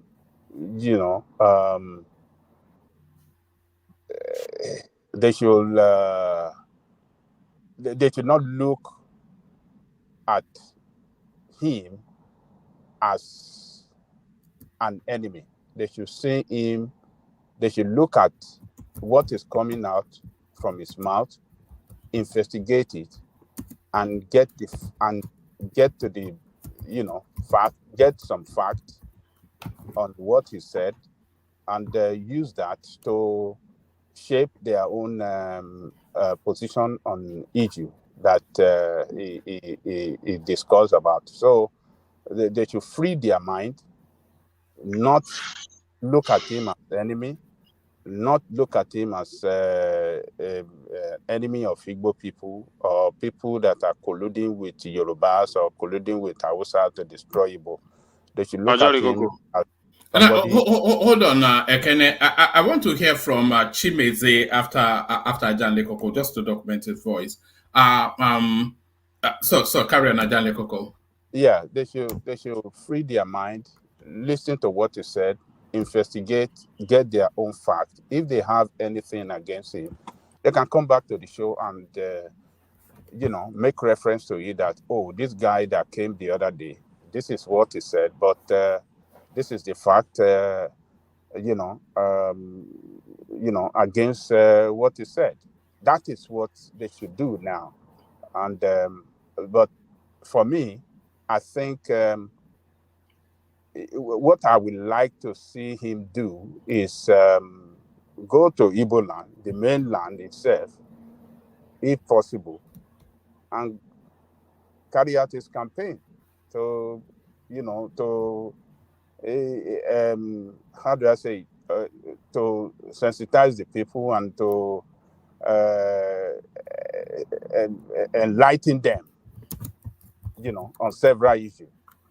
The way he's doing it in Abuja, carrying campaign and placard in Abuja, I don't think that that will I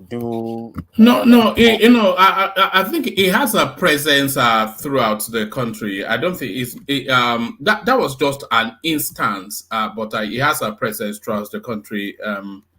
Ijele Koko, let's hear from Chimeze, who I think is joining us for the first time. Chimeze, on mute. Good evening, all. Good evening, all. Can you hear me? Yeah, we can. Hello? Yes, we can hear you. Can you hear me? Yeah, I can hear you. Thank you so much. I came across your platform through Ijele. So I've been listening, and I think I just want to add.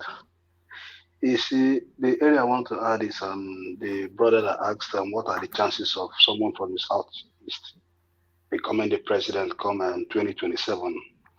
First, politics, we need to understand there's power dynamics. Without wasting anyone's time, the only sure way it is if the political parties will all micromanage their zoning. Our brothers from the East, I'm from the East anyway, Abia State precisely, they need to understand the political parties, they only see one South, they don't see Southeast. South is there, Southwest is there, and Southeast is there. So the major political parties that can win elections, all they do, they say they're zoning it to the south or to the north. Sorry, Chimeze. I'm going to send this link to the comment section. Nobody click on it. Our guest is struggling to come back in, so I'm trying to get him back in. So please leave a room on the studio. So I've sent him the link privately. So I'm posting the link on YouTube as well, so that either way he's able to click on one and get back in. The link doesn't seem to be working for him for whatever reason, but we're trying to get him back on. But nobody click on that link until we have our guest back. Sorry, back to you, Chimeze. One man, before you move on. Bright, good evening. You never sleep? Chimeze? Hello? You never sleep? Why would I sleep? I'm wide awake. Thanks for your that day. No worry, I'll call you after the show, more we'll talk. Okay. Yes? Okay. Yeah. All right.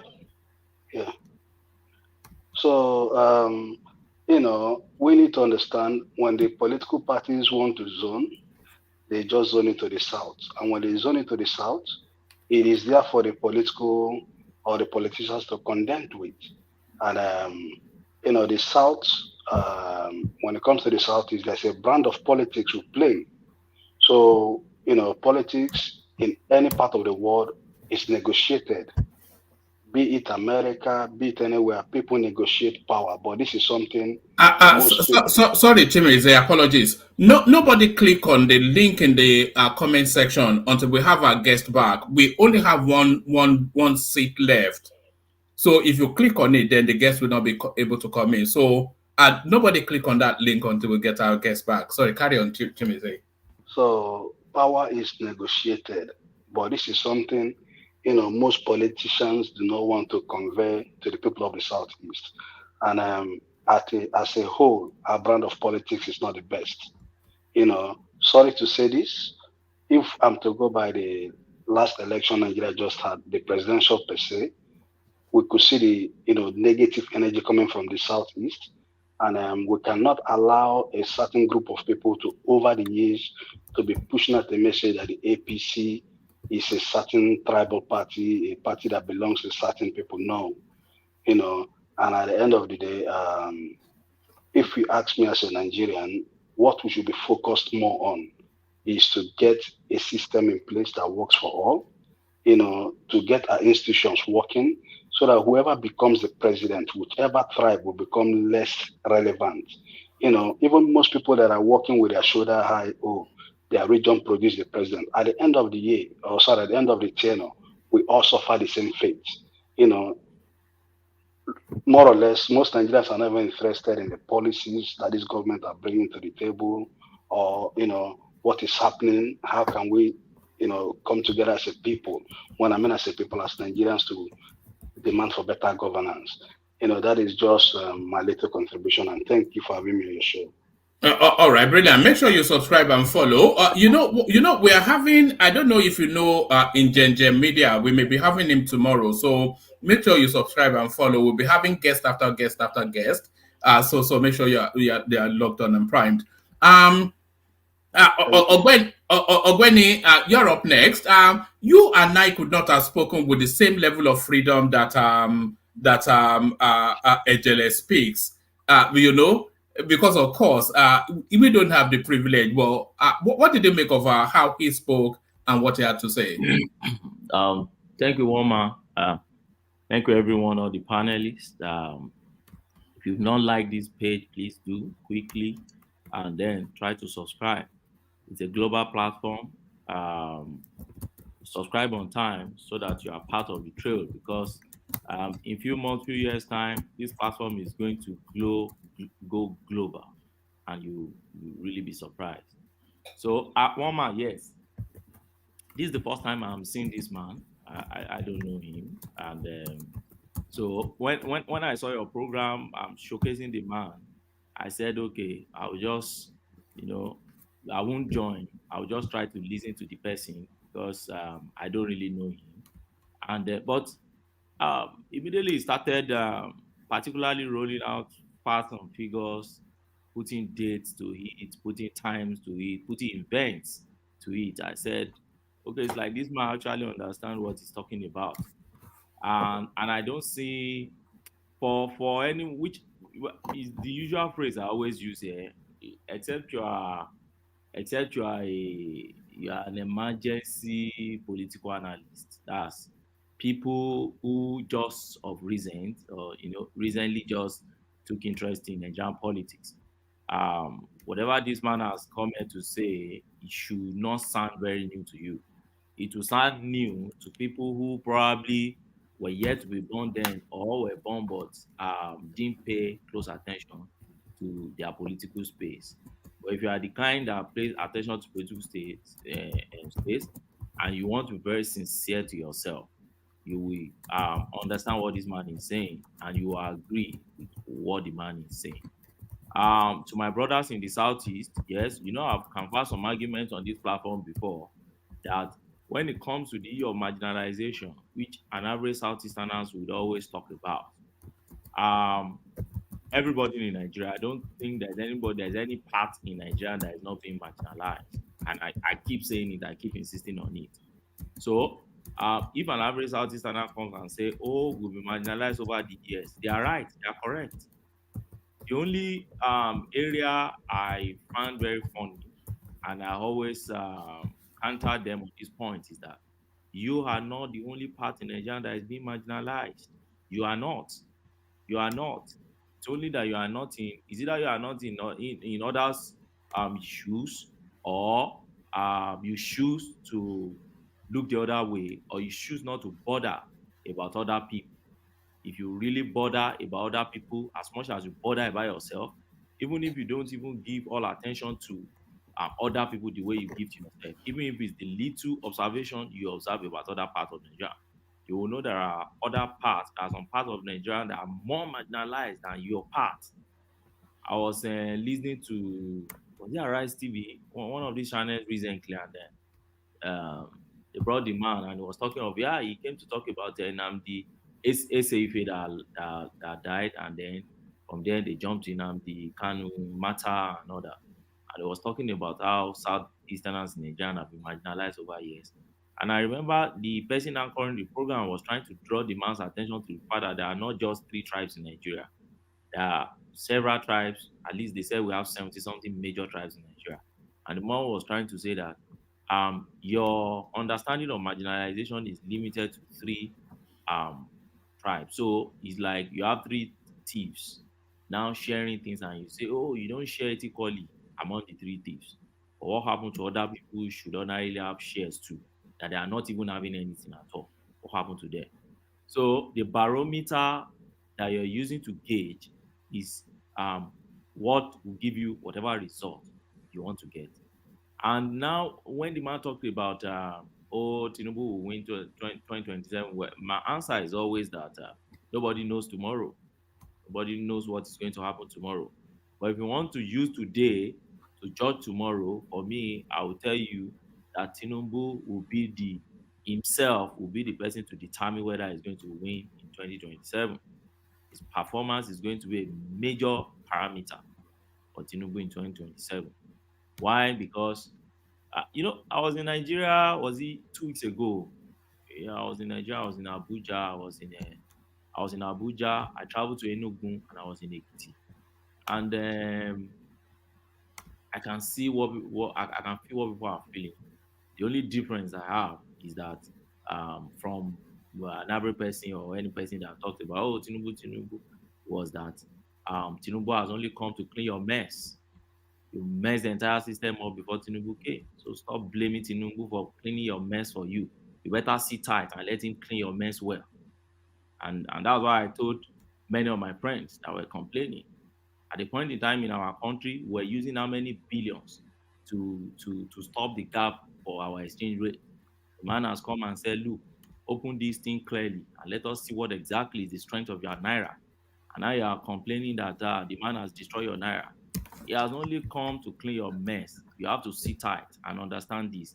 And if you don't understand it, get people around you who are more educated in that area to educate you. Don't be vain in ignorance and be arrogant in your ignorance. Keep telling people. So for me, I enjoy this man thesis. I enjoy when people come to talk and give facts and figures. I enjoyed it, and I hope that our Southeastern guys will learn from this. I hope the obedient guys will learn from what they have said, and I'm still looking forward for him to return to the platform to give us more insight into his what I can call political ideology. Thank you, Omar. All right, brilliant. Our guest is finding it somewhat of a struggle to log back in, and is going to be about 1:30 where he is now. He is still trying, but I'm not sure that he's succeeding. I'm speaking to him just as the session is carrying on now. But let's hear from Bato as we give him one more chance to see if he can make it back.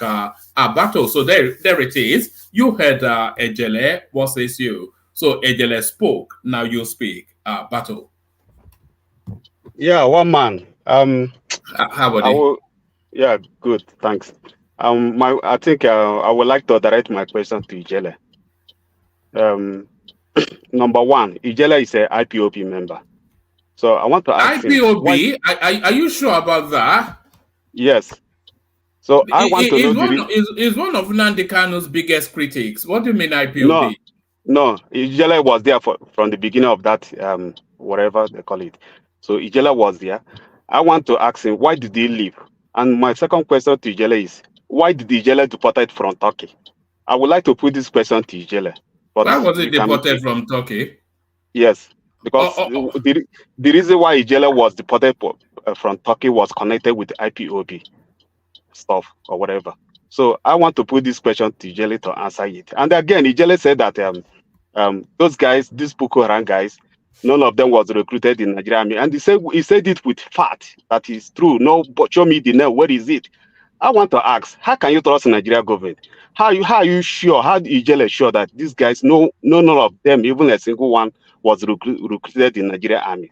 I want to put this question to Ijele to answer, but unfortunately, it's not here. But you can pass it on to another person. All right, brilliant. So that is Ijele right there in the comment section. Is telling you that he has tried several times. So I suspect that we might not be able to, because he is really struggling hard with the connection. Somebody pick it up. Let's hear from Prince Daddy. Whilst I'll put a call through to him so that he can make a decision on what we're doing. Prince Daddy, speak to us. Yeah, hello, woman. Hello, everyone. Thanks for having me. Your guest, I never heard about him before, so and I guess I missed the earlier part of the program when you introduced him, so not sure what to say about him. But he made a comment earlier about the challenges Tinubu faced when Obasanjo was in power. All right. Hold on.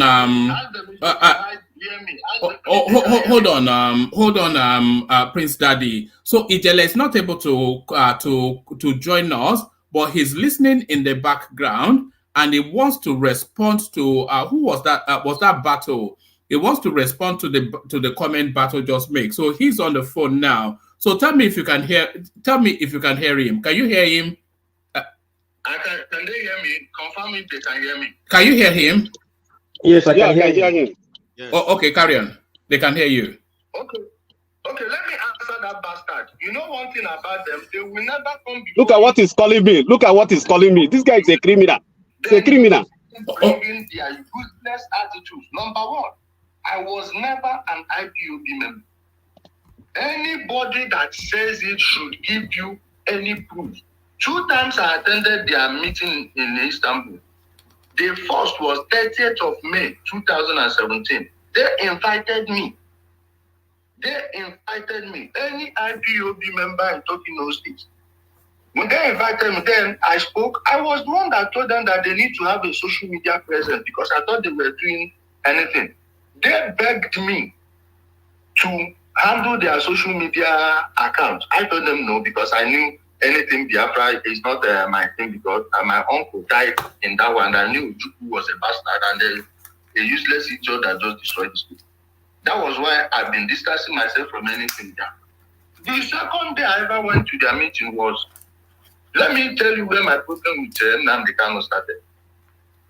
When I was doing some program, I used to do geopolitical programs. Then these idiots, they would be telling me, oh, Nnamdi Kanu is live. Why are you live? Nnamdi Kanu is live. Shut down your, and then I would ask them, are you people okay? So Nnamdi Kanu is live, so I can't be live. What? Can't you go there if you want to go there? This happened many times. I still have the evidence. You can check my old videos and see.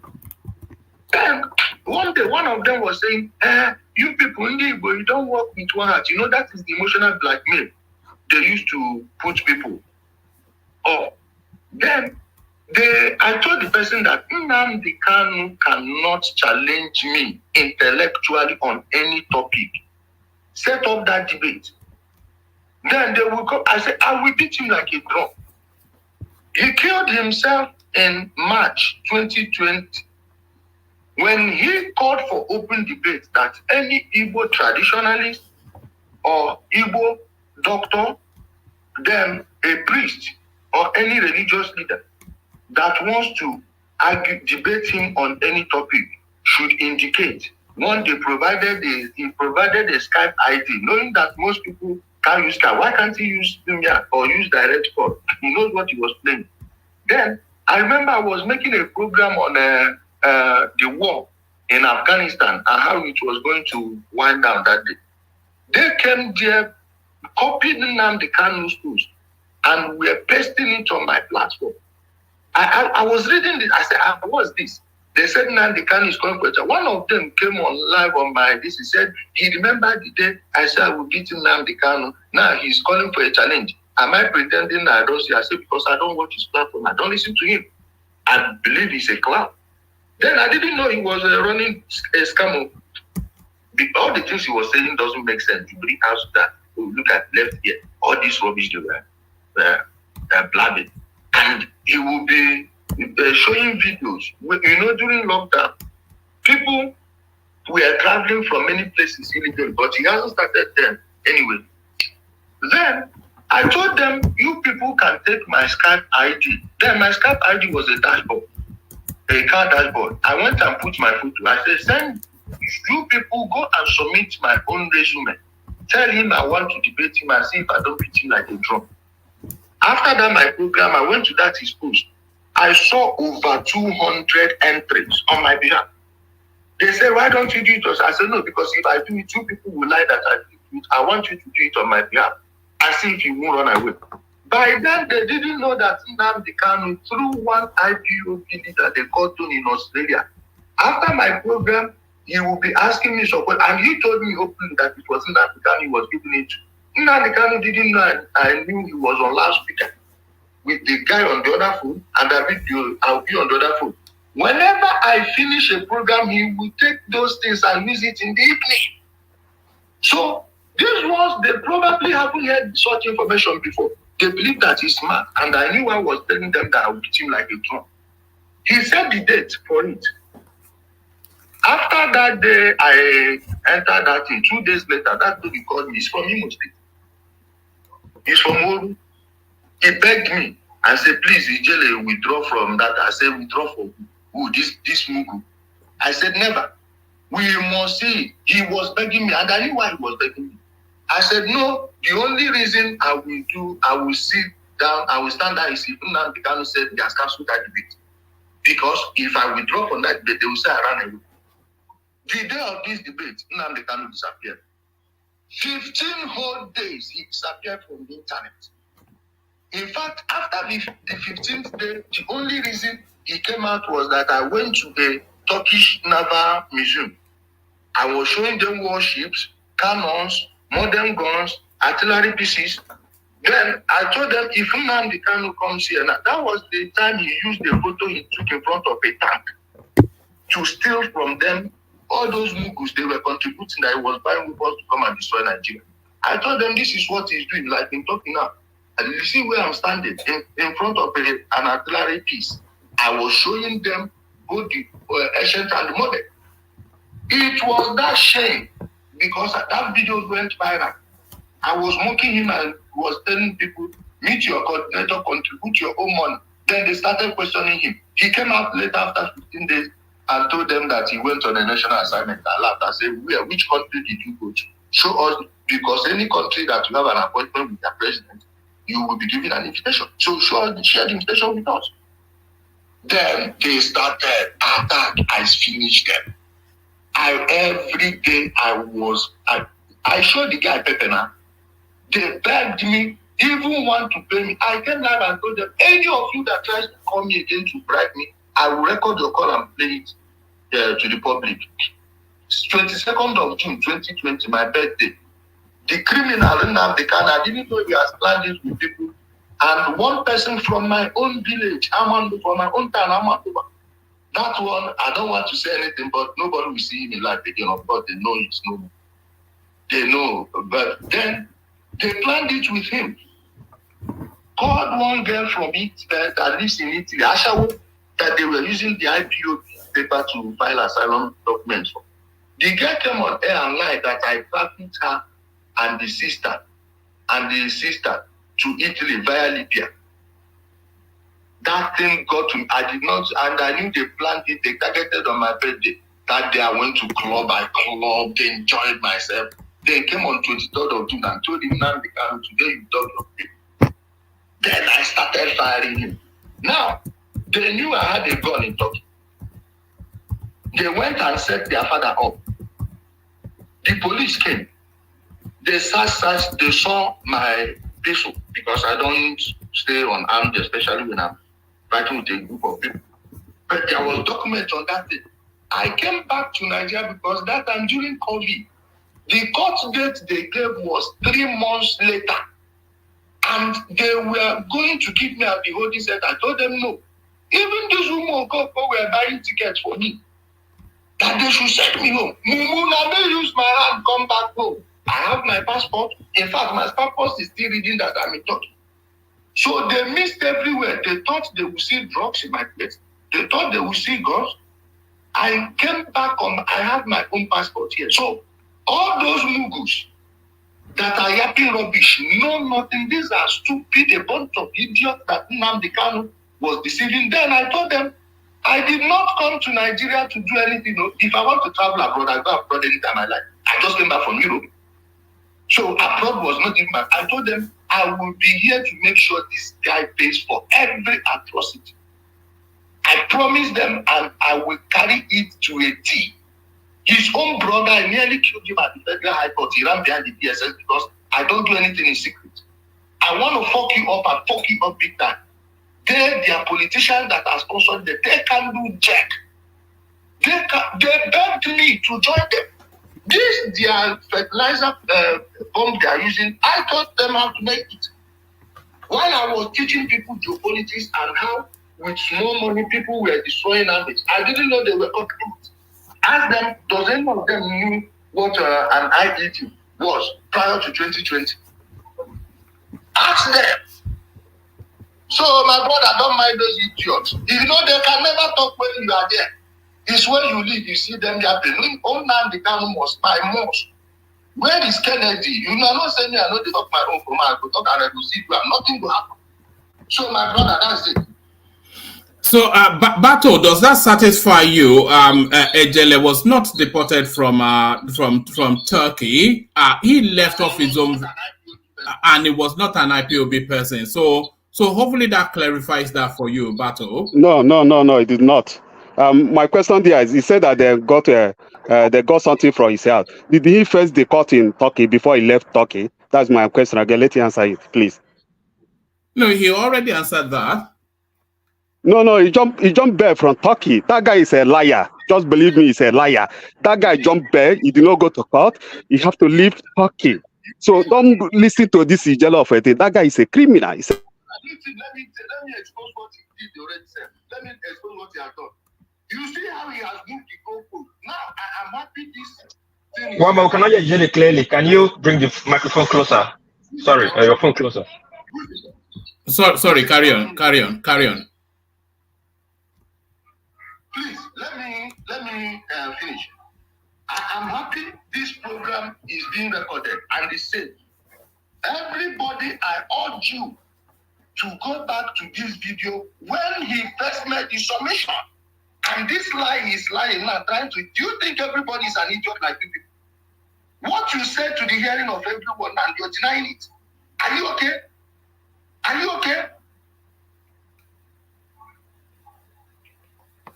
So Bato, what you have to you cannot take rumors over somebody else's narrative. So Ijele is here and he's telling you a first-hand account of what happened.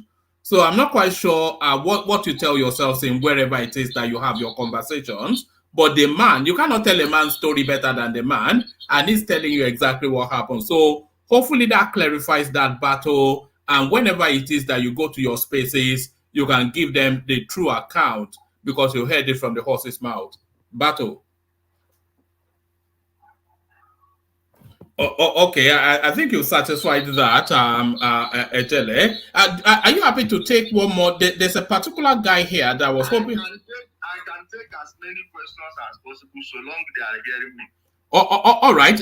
Who wants to put a position to yes, I knew you would, Emeka. So Emeka, go for it.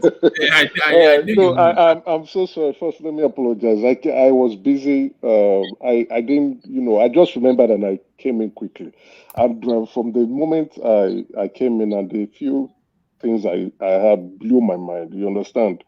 What I wanted to ask him is he saying that Nnamdi Kanu is being sponsored by politicians in the country or politicians out of Nigeria to cause insecurities in the Southeast? I just wanted to be sure about that. Okay, let me answer him, my brother. Okay, see, the SUV, Lexus SUV, Nnamdi Kanu's brother, Emmanuel Kanu, is driving today was bought by Obiano as a sitting governor. That vehicle was bought at Globe Motors. I have every document pertaining to it.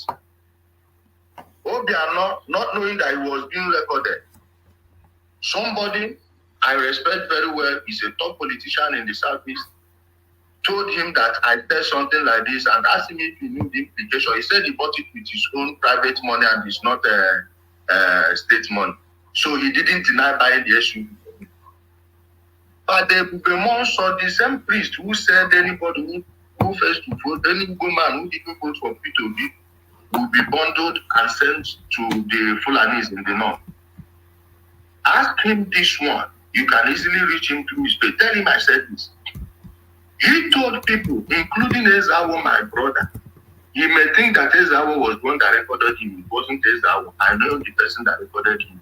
If he denies it, let him take me to court, then that thing will be played in court, in the court room. He told the person when Nnamdi Kanu started this violence at initial stage that he regrets taking him to Obiano. The very first day they took him to Obiano, Obiano gave him $25,000. Every politician you know that is using this platform to deceive people that are pretending it's real, they all went to his house in their place. Doris Ogala was the one that took Ikedo Hakim, the former Imo State governor, to Nnamdi Kanu in their place at Faruku Big. And I know how much they gave him. Write all these things down. They are the ones paying, even most of your ministers. Do you know that someone that was the head of chancery in our embassy in New York, a woman, she later got promoted to head the mission? I won't mention her name, but if you people know the people, those of you in New York, you may know who I'm telling you, an equal woman. Nnamdi Kanu was sleeping with her in the hotel. Ambassador, representing Nigeria. Then as head of chancery. Do you know somebody, a top person in APC from the South? He is either from River State or Edo State. I know where he's from, but I don't want to make it obvious. Send his PA to come meet me, ask me how much it will cost to stop talking about Nnamdi Kanu. 2021, I swear before the sun and the moon. I'm not giving you a second-hand information. Many Igbo politicians today, my enmity with them is because of Nnamdi Kanu. So if Nnamdi Kanu was actually fighting to topple the political class, why are they defending him? Let me give you another one. The day they beat Madam Social, a woman that spent millions of naira to set up IPO, including buying them a camera, that 150,000 naira. Dollar then was 150.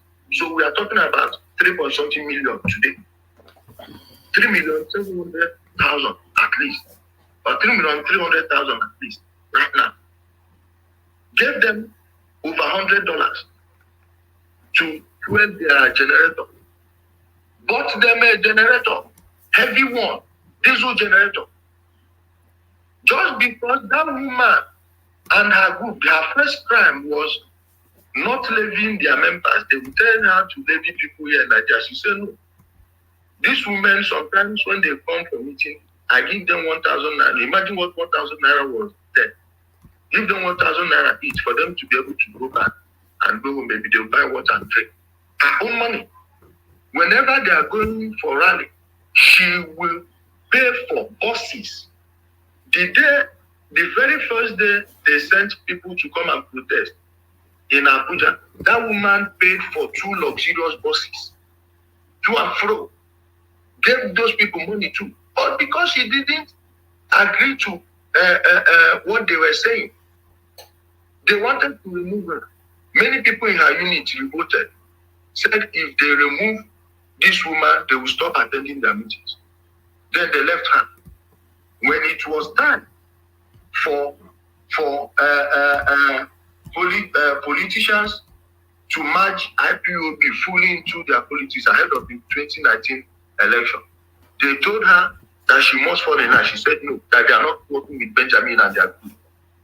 That they don't trust those people going to the board. They know they were killing people. They just didn't want to make it, say it openly. That they will never work with them. At one of their meetings in Oba, when they were meeting, Benjamin Madubuku and his boys, it was Obasi. Obasi is in jail here. Obasi. It was his group that wanted to kill Senator Ifeanyi Ubah. Asked Senator Ifeanyi Ubah, I texted him and said, see what they want to do to you. Had it been, he didn't use a bulletproof car that day, if he was riding his Rolls Royce or any of his fancy cars, they would have gotten him that day. And I believe it was that call. That this is being recorded. You can play it back to him and send anybody you know that knows him. I told them the same boys were used to go and attack those people, including killing the man they were in their place, hosting the meeting. Nnamdi Kanu was on air shouting that Fulani herdsmen attacked Nigeria IPOB meeting in Oba when he knew the truth. That night, they took that woman to the compound of Ezubuko of Oba. beat her to stupor. They would have killed her if not that so many people were aware they were the one that took her. And she's not a small person that they would just, if it was not, they would have just killed her. They left that woman at 2 a.m. A grandmother at 2 a.m. with all the beating. Clifford, you ran and bought that woman a wheelchair, an electric wheelchair from the US and said it to her. The beating those idiots gave that woman, she's still suffering the concussion till date. Till date. Now, when you are talking about dredging of the River Niger and Second Niger Bridge, who in Kalibu got more of that money than the people that own CCC, of which is Okoko of and I believe Emmanuel Iwada is also there. If he is not working with the people that made Ali aware how it is, why did they take him to take her to the compound of Ezokoko? Is there any policeman from Oba Police or Joto Police that will go to Ezokoko and make an arrest there? So if he wasn't working for them and with them, how about this? Now let me give you one more. Do you remember the man that was the original Biafran spiritual leader? Prophet Anthony Hope, that was beheaded in Unu. Why did the man die? 2019, during the election, they collected money from the Atiku campaign. I heard it was $2 million. According to the report, it was paid through Oyster Chidoka, and they said it took 500,000. When I'm not sure of anything, I will tell you I'm not sure of anything. I'm not sure about the amount, but I know they gave them money. Whether it was from Oyster Chidoka, I don't know. But I think it will be for him, because I've said this in public. When he saw me at the Millennium Park, I saw his body language. I went straight and shook his hand. He knew I wasn't lying. He would have sued me if that was a lie. The man came and said that Nnamdi Kanu has sued Biafra. They called him to announce that they will be cancelling the election boycott. George Onibe was the very first person they told to announce it. He refused. They told that woman, she refused. The woman has spent 3 years in jail because of Biafra. Those people said they will never. They told Anthony Nwoko, the man came out in public and said that Nnamdi Kanu had sold this. They paid them $2 million, see who he came from, see how much got to Nnamdi Kanu. Then they started threatening him. The man came and made another video and said he knows that he will die, but he wants to promise Nnamdi Kanu that when he succeeds in killing him, that something greater will come and consume him. That video still on social media now. 3 days later, they went and beheaded him. Nnamdi Kanu was the very first person that announced on Facebook that Fulani herdsmen have beheaded the man. Then we went into investigations when I started exposing him. They told me the name of the boy that did it. Immediately I mentioned the boy's name. It wasn't up to 2 days. The guy left and ran away. Came back in 2021. After the ESM became strong, I made the video because I wanted that guy dead. I wanted him gone. I made a video and told people that this guy has come because people from their neighborhood always alert me. I mentioned his name. I said he is back. Now we have gathered there. He will be apprehended. Please, they should not buy him. He must mention all those people that sent him to buy Prophet Nwoko. That evening, they buy the boy. That very evening. And you are telling me what? Benjamin in Madubu, do you know that he called the Nigerian army on the Obasi boys that came to ask him for their money? Because when they realized that the election boycott cancellation was they happened because people got paid, they demanded their own money. Some people that were in Benjamin's house, the day they were bringing back, Ghana must go back billions of naira to that place. Most of those boys that carry those bags, where are they today? They buy them. If that guy didn't run away, he wouldn't have survived. Then Obasi boys went there to collect their own share. Benjamin called the army on them. Did you hear this story or not? So most of you have no idea what you're supporting. You have no idea who Nnamdi Kanu is. You just believe anything they tell you. Thank you. All right, brilliant. Take a couple more questions. I have a second question. This one man, Yeah, go on. this man is blowing my mind. The names he's calling, And by the Jesus way, Christ. sorry, hold on. Before you ask that question, I'm going to send a link to the comment section for Ijele Speaks. So he usually broadcasts on our Facebook. Just go and listen to him. Even this is a milder version of how if you go to his page, you will be wowed. So the link in the comment section, go bookmark it on Facebook. Yeah, Emeka, yeah, carry on. I will go and listen. I always knew that this IPOB was a racket, but I didn't know how deep the rabbit hole goes. Right. My second question is, Ijele, what is not the objective, the true objective of IPOB? I didn't get that. He's asking what the true objective, what you suspect the true objective of our IPOB is. What exactly are they looking to achieve? My brother, I'm never going to suspect anything because you can't preempt human beings and human nature. I'm telling you what I know for sure. Wazurike started this business in 1999. They were using it to pressure Obasanjo to get positions, get contracts and everything. Then those politicians will be using it for their clout. Then they will be promoting him, will be selling his newspaper. Nnamdi Kanu went digital with it. This is pure business. It was Mazur that they used to campaign for P2B in Anambra State when he won the election. Truly, he won that election hands down against Ngige. Even though Ngige was a good governor, P2B won that thing, and it was this Biafra sentiment. Mazur, that was when, that time they called me and wanted me to be their scribe, to be their secretary. I was supposed to be at their office at Lafiaji, Fegi. I know how all these things started. Even the militant wing, that time you were hearing that Obasanjo sent army to go and kill Ndibu in Onitsha and some places around Okigwe and Owen in 2006. It was not innocent people, though there were some excesses there. But they were going after this criminal. They barricaded the whole street. We are collecting money. Forced landlords on how much they will be collecting in rent. They will use their Biafra paper and be buying things from people. You have no choice. You have no choice. I saw this thing start from day one.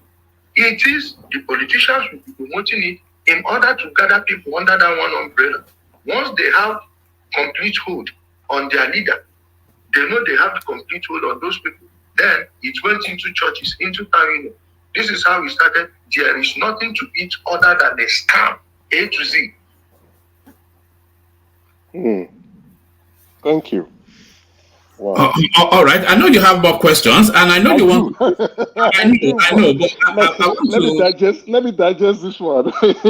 Yes, and I know Ekene wants to push back at you as well, Ijele, but let me bring Akim in just to make sure everybody gets a chance. Akim, you're up next. So we have now, I did promise you an epic session, and I think really Ijele has fulfilled my promise. So Akim, you're up next. The progressives. All right, let's go to Ajanle Koko then. I think Akim may well not be with the system at the moment. Ajanle Koko. Are you there, Ajanle Koko? All right. Hey, one man, you can go to someone else and come back to me. All right, let's go to Prince Daddy to get a different inflection on the Prince Daddy. So I'm not sure how much you know about Ijele, but certainly you know a lot more now. He doesn't hold back in his views and is ready to take on any topic. So put a position to him and have him respond. Prince Daddy. Yeah, hello, one man. Yeah, actually driving right now. So, but yeah, you know, I've just learned a little bit about him, but I can't really. I don't think I have the capacity to ask him a question really. So if you don't mind, move on to the next person. Okay, let me go back to Ekene, who cannot hold it back any longer. So Ekene, you are not fully satisfied with some of the things that Ijele has been saying, Ekene? Well, one man, not really being satisfied, but it was just like he was conflicting issues to me because this issue, not that I'm a supporter of IPOB or Nnamdi Kanu, you know that, but the issue is conflicting. You understand? He support other part of terrorism that is happening in other country, not being able to condemn it wholeheartedly the way he condemned the one that is happening in the Southeast, as if the Southeast is the only place that we are having agitation or insecurity. So that is my only concern about him. If he is standing Tell him to be specific. He has on, to be specific on what particular one. Be specific. well, I talked about the issue of Boko Haram. I talked about the issue of Asari Dokubo. I talked about them. But your Islam seems you are having a, because when if you want to condemn, you condemn totally.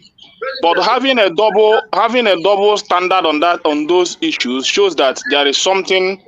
I'm seeing another thing, not really what. God, which him now, please. Yeah, can I hold on? Yeah. But I would have allowed me to finish my question now so that you will take everything together. And I think he gets the gist of where you are, so let him respond. Yeah. My brother, one man went to move. Listen, do you notice he did not argue against my view that it was Igbo people that were selling their own people to Calabari people? Do you notice it? Did you notice he did not argue that the agitation of Niger Delta gave 13% derivation? Do you notice it? Anytime you see people start to preface their statement with "I'm not an IPOB, I'm a supporter of Nnamdi Kanu," know that person is lying. This has been the pattern from 2020. You know, sir, I'm a supporter of Nnamdi Kanu. I'm not supporting Nnamdi Kanu. Please. Yeah. Do you notice he did not attack any point I raised? Then in the Boko Haram thing he's saying, I wrote the current Nigerian drone program. Once again, this is lie. You have no idea who you are speaking to. Have you seen me praising Boko Haram, or I should leave what is happening in my place and be shouting Fulani Caliphate, Sokoto, Zapara, when my own place is burning? How many people from that place are leaving their own and shouting about TSN? Are you people okay? You see how narrow-minded most of you are? Very myopic, linear thinking. You will never mention a single thing. You've never attacked a single point of mine. And you, please get to the next person. Oh, all right. What please? I have one more question, please. One man, you didn't allow me get to. You because he just speak and abuse people and go. When I say hold on, you hold on. I want to get to War Peace, who introduced Ijele to the platform. So, War Peace, thank you. I mean, I think we're all delighted in this conversation. War Peace put a position to Ijele. War Peace. Mama, please, I want to give my daughter food. She's crying. Let's connect have his free time. You know, me and Ijele, we are brothers, so I don't need to be asking the question we already talk about all the time. Mama, please, let me ask him this question, right? Ijele, good evening. I don't know what the time is in your. It's in Abuja. It's morning.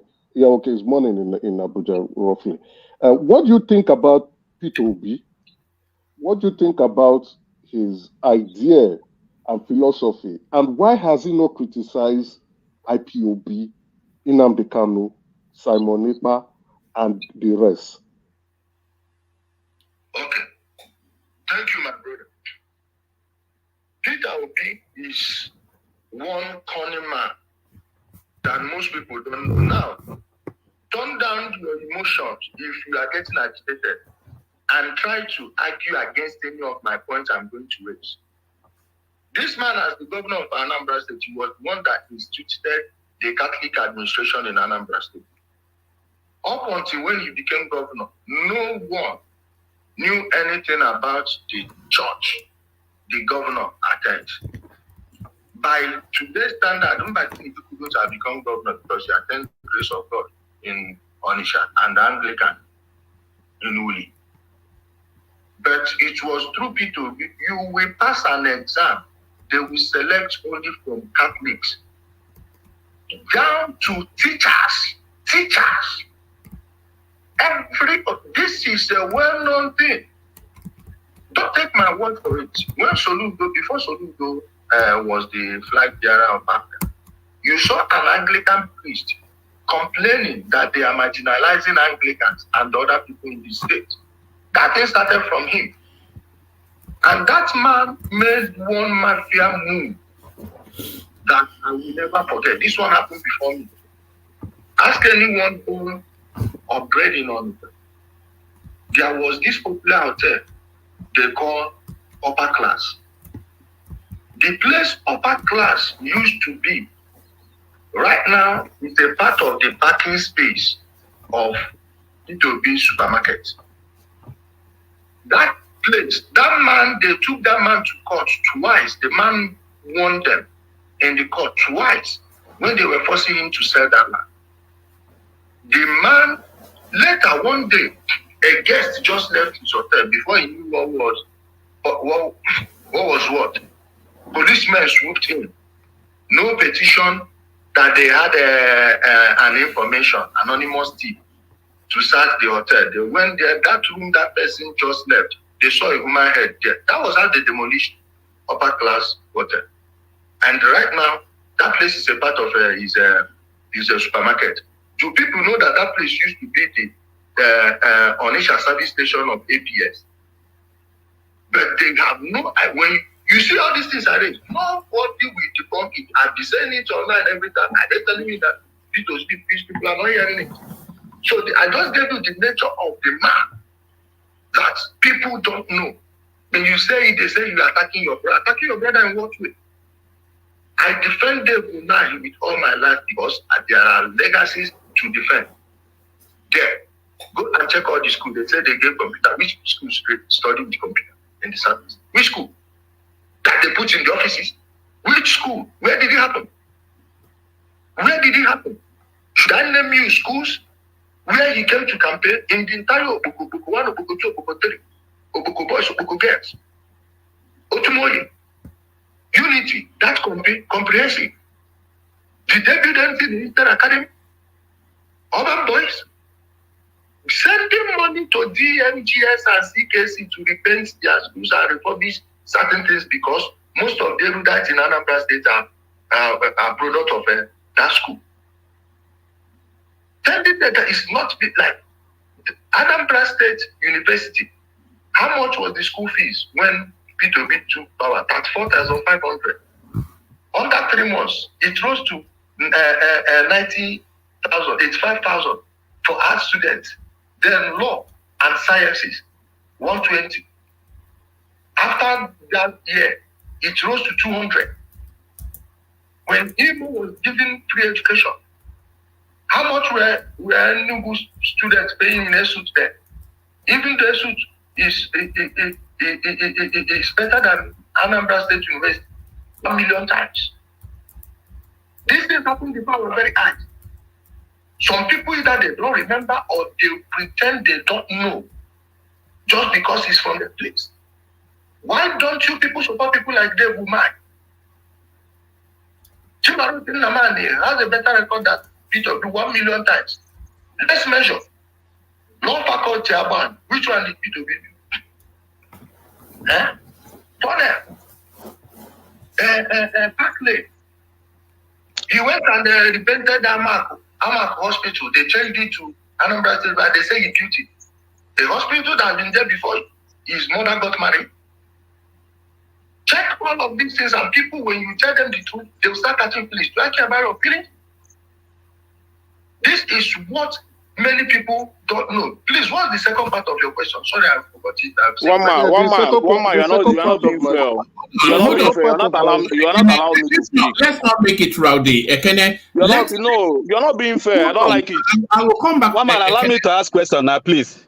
Everybody hold. I came to you, Bato. So Emeka repeats the other half of your question. Let Ijele address it. You And just then want him to be answering what you want him to answer. Let me to speak now. Can I establish order? Emeka asked the other half of your question. Let Ijele address it, and then Bato comes. Bato comes in next, and then Ijele addresses it. Only for you to cool off a little bit, Ekene, and then you come in after that, Ekene. So Emeka, to you. Yeah, my second question is why has P2B not called out Nnamdi Kanu, IPOB, and the rackets going on? Like I said, this Biafra issue was what put him in office. The only time he had problem with them when he went and met President Obasanjo that he sent him to come and clear them in 2006 was when Ojukwu and co was plotting against him. Ojukwu did not give P2B breathing space in Anambra State. Let me tell you this fact. It was Ato Eze that persuaded Ojukwu from running in 2003 as governor of Anambra State, in case you don't know. I'm saying this thing on air. Peter Obi, you are talking about. One of the ESM videos, the announced videos, when Nnamdi Kanu was taking salute, was taken inside Harbour Forest. In his place, there is a place called Harbour Forest. It's very large. It's the ancestral forest there. These people staked that in there. One of their camps is not even far from his house. In Agro. You've heard how many times he will look at what happened at Oba. We know the people that did it.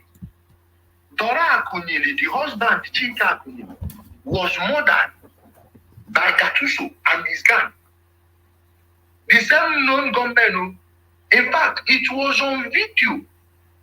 They were telling people, don't run, don't run, we are children of God. That's the name they gave them when nothing from them. This thing is not deniable. The video is there. I saw this. Then that Gatuso was a boy that was supposed to have been hanged. It was Obiano that freed him. Before the 2017 election, he used him, Hikanda, Obloko, and the rest. That time he had his quarrel with P2B, he had become irreconcilable. P2B was trying to undermine him from his second term. It was Obiano that freed Gatuso. I have said it many times. I've even tagged Obiano to a post that made about it. He knows. He knows. He can that the day they released him from jail, a kidnapper. What's the sentence for kidnapping? Death sentence. But the day he came back from prison, somebody, I don't want to mention his name, took him to the government house. On his way back, he came back with 2 Hilux trucks and many motorcycles. These guys are using these people. These guys, are we talking about one of the leaders of the Suka side? They call them Malaysian boys. Even the senior brother Nakopa Mobila.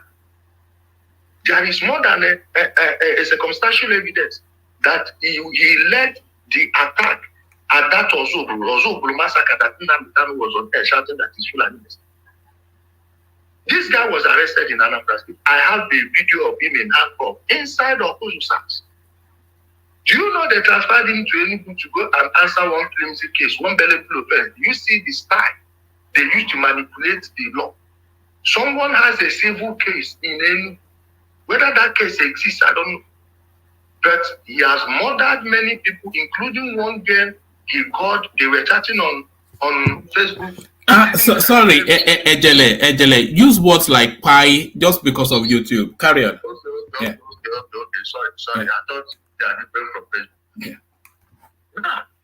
Now, that guy, that girl, he connected her through Facebook, chatting. He'll be telling them he came from abroad and he's lodging only from hotel to hotel. The father was chased out of Ugosi. He prepared this their nonsense juju for politicians. His son is supplying him with human parts. When he was arrested, who do you think made the cause for him to be taken to Enugu and free? And why did Ugwani leave with that guy? There was a time the police wanted to go apprehend him. When they got there, he left there 5 minutes before they came. Gatuso the same thing in Enugu. And they are changing. I have a video of Gattuso at a fake checkpoint they set up, mounted with an army uniform. He was in the bush smoking weed. They are not hiding this because they know that the politicians are solidly behind them. And these are boys I know. If I want to be a billionaire tomorrow, believe me, I just need to offer my services to these people. And you'll be telling it to most that don't know anything. Giving them facts, giving them names. Everything, and they are still there arguing. You see why I don't have time for them? Woman, can I ask this guy a question? His name is Ijele. Hold on, Ekene. Just hold on. I will get. I know you can hold it, but hold on, Ekene. Let's have new voices. Are you there, woman? Can I ask him a question? Sorry. Can everybody hold? What's going on? Everybody hold. My brother. I don't have respect for such people, and I don't have anything. And it is not this your platform that will make me exchange word with someone that will never meet me the rest of his miserable existence. So I'm not going to give him that opportunity to speak to me. It's either he stay here or I go. Let him go. Remove him. I don't want anything from him. He doesn't have manners. All right. Hear from Rational Mind, who I think is a bit more of a sedate voice. Rational Mind, come in. All right, so Mr. Ijele. His name is Ijele. Ijele speaks. Ijele. Okay, all right. Yes. As you speak here, and I think I've heard you speak on some other topics before. I was like wondering here. You don't have to be. I mean, it's up to you if you don't want to answer the question, but I'll ask you. Are you an informant? Are you working for the DSS or are you working for the Nigerian government? What sort of useless question? Like, no, it's a question, my friend. Hold on. Calm down, my friend. Calm down. If you cannot answer it, simply say it's not a question you want to answer. But it's a question I'm asking you. And you have the right to say yes or no. So don't characterize my question as an insolent or whatever question you have. It's a question I'm asking you. All right. Dude, if you are not here to answer questions, say you don't want to answer questions. You're not here to act like as if no, Ijele. All right, Ijele. Somebody's insolent. I mean, look at how you yourself. I'm a behavior rascal. All right, Ijele. Come on, just let it go. One man. If you are not going to come here with respect and ask respectful question, then get out. That is not respectful that I'm asking you. One man. So as you say that asking questions, is that what you're asking? You are saying. Please don't unmute yourself, all right. Thank you, Rational Mind. Ijele, let me bring in Ajanle Koko, see if he has a question. So Ajanle Koko, you can see it's a no holds barred sort of a session we're having. No quotas taken, no quotas given. Ask a question that hopefully our guests can take. Actually, let me ask you a question before we go on to Ajanle Koko, Ijele. Soludo, what are you making of Charles Soludo? Because a lot of people feel that the Southeast is on a two-strap line narrative. There is the narrative being propelled by the Peter Obi space, and the Obi space, it reaches beyond the Southeast, by the way, but just from the Southeast, a lot of people feel that there's a narrative being propelled by the Obi space, but there's a counter narrative being presented by Charles Soludo. And a lot of people feel that the sort of a narrative that Charles Soludo is bringing out of the Southeast is more palatable to the Nigerian space. So Nigerians will gravitate more to somebody like Charles Soludo than Peter Obi. So those two narratives are coming out. Do you identify that those two narratives are coming out? And which one would you like to say win through? Let me answer you now. Soludo, as a governor, he is not far off from, let's say, somebody like, who would I mention? Let's say he's better than Okezie, but less than Sullivan Chime. Let me put him there because so far, go and check schools, man. Go and look at schools.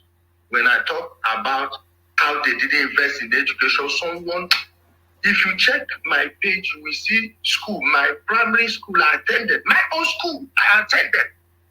You can't leave your pigs there and somebody will come. It will never be well with all of you. See, Soludo as a governor is a snail. But what he's saying is true. He knows if he doesn't counter these people with the truth, they would remove him from power. He knows his political future is at stake. This is 100% right. I'm telling you the truth. He knows he will soon be off for re-election and he will be fighting on multiple fronts. So he will not come and pretend as if this man is who he is not. You see why he's pushing back on him? Since Peter Obi left power as Anambra State governor, do you know he did so well as a governor that he has never backed any candidate that won anything? As he handed over to Obiano, he never backed any, including Dora Akunyili for Senate. By the way, Dora Akunyili is from his place. So the husband that was killed is from his place. I know I have the video of Gatuso murdering that man. Yes, he can't mention that guy's name on air. He can't even utter what happened to Dora Akunyili's husband, Chika. For you to know the type of people you are dealing with. When you say they have international followership, I told you they merged obedience with IPOB. On Twitter, even from my old accounts that were taken down, one, the other one is still active. Then to this new one, you can see people digging up tweets of all the people shouting obedience, all the mega handles, most of them shouting obedience. You will see them supporting IPOB just 2 months prior. So they use that their channel to sell him internationally, and it's already unraveling. It's unraveling before our very eyes. No one will deny this. Soludo, if he had backed his legacy up with his intelligence, Anambra State would not be where it is today. Most of this insecurity you are seeing is because there is no active government participation in eradicating this force. The Anambra Business Service in many communities are actually this DSM. Go and check all the safe communities you have in Anambra State. They are where people gather together and bought weapons for their own people, operational vehicles, somewhere like Okita. You understand? Plus other places. There is no political will to tackle this. Over there. Ask many people you know in the army. They will tell you how they are being undone by people in Anambra State government, of which his chief of staff is an IPOB member, active member in the UK. So you see how they are clashing. You don't understand the Southeast politics. The politics of Anambra State is totally different from the politics of Enugu State. Enugu is different from Ebonyi. Ebonyi is different from Abia. Abia is different from Imo. And none of these ones look alike. This little resemblance you see is Imo and Ebonyi. Not necessarily, even when they was the PDP. It's the same because in Imo State, you don't joke with the civil servants. And we always demand infrastructure. If you want to lose election in Imo State today, tell them to pay 10 naira for education. Because almost everyone knows that you shouldn't pay in a government school. Whether you put facility or not, it's a different problem. But Imo Light, we know that you are not supposed to pay shishi to go to school.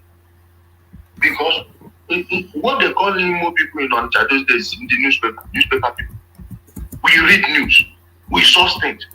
We have a totally different culture from Anambra culture. Anambra culture is different from Enugu culture. Enugu is different from Ebonyi is different from us. Even in Abia, you have different cultures there.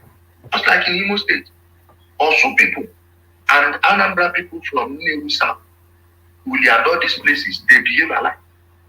Olu, Anu Igbo, same culture. Umuaka, Amandoba, Amuri, same culture. Owa, Orodo, Ugomiri, same culture. Owerri have their own. You see, and this thing transcends our politics. So it's not that black and white as you people think it is. All right, brilliant, excellent. But you know, when you said that if Zulum, if he wants to be president, you will go and campaign for him. Me personally, if Soludo wants to be president, I will campaign for him. I have a lot of respect and time for the man. But Ijele, take a question from Ajanle Koko. Ajanle Koko, you are up next. Yeah, thank you, woman. And let me thank Mr. Ijele for coming to spend some time with us on this platform today. So, my question, I know what it's doing is kind of, how do I describe it? It's like sensitization and a kind of a crusade to enlighten the people, particularly our people from the Southeast. And my question to him is that to enlighten them on the political, how to play the politics, and not to get carried away with propaganda, misinformation.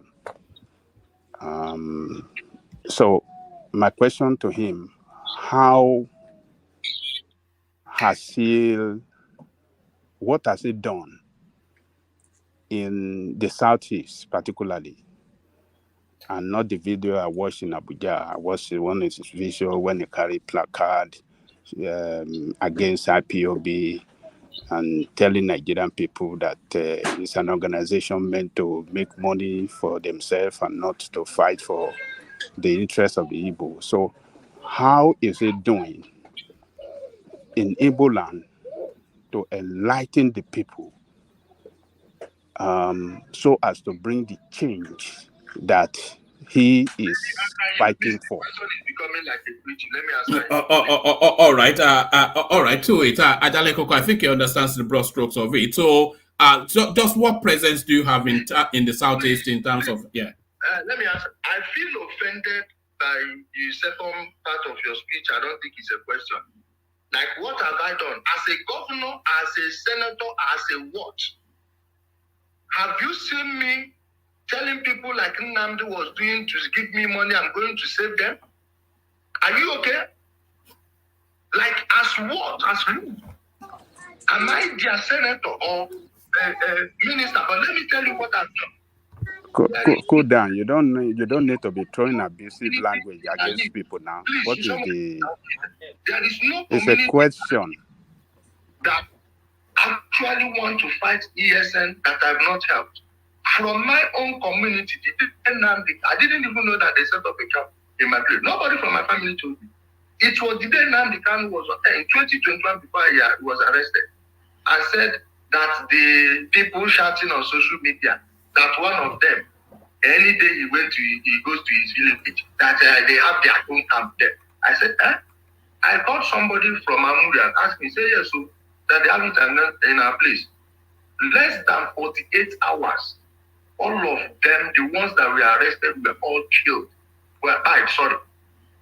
All of them, the ones that ran away, I didn't hide it. I told them, try it again.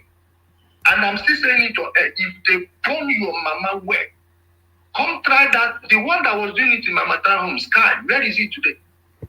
So this is what I'm doing on my personal capacity. You have no right to bring up that question. Like, what happened? Are you okay?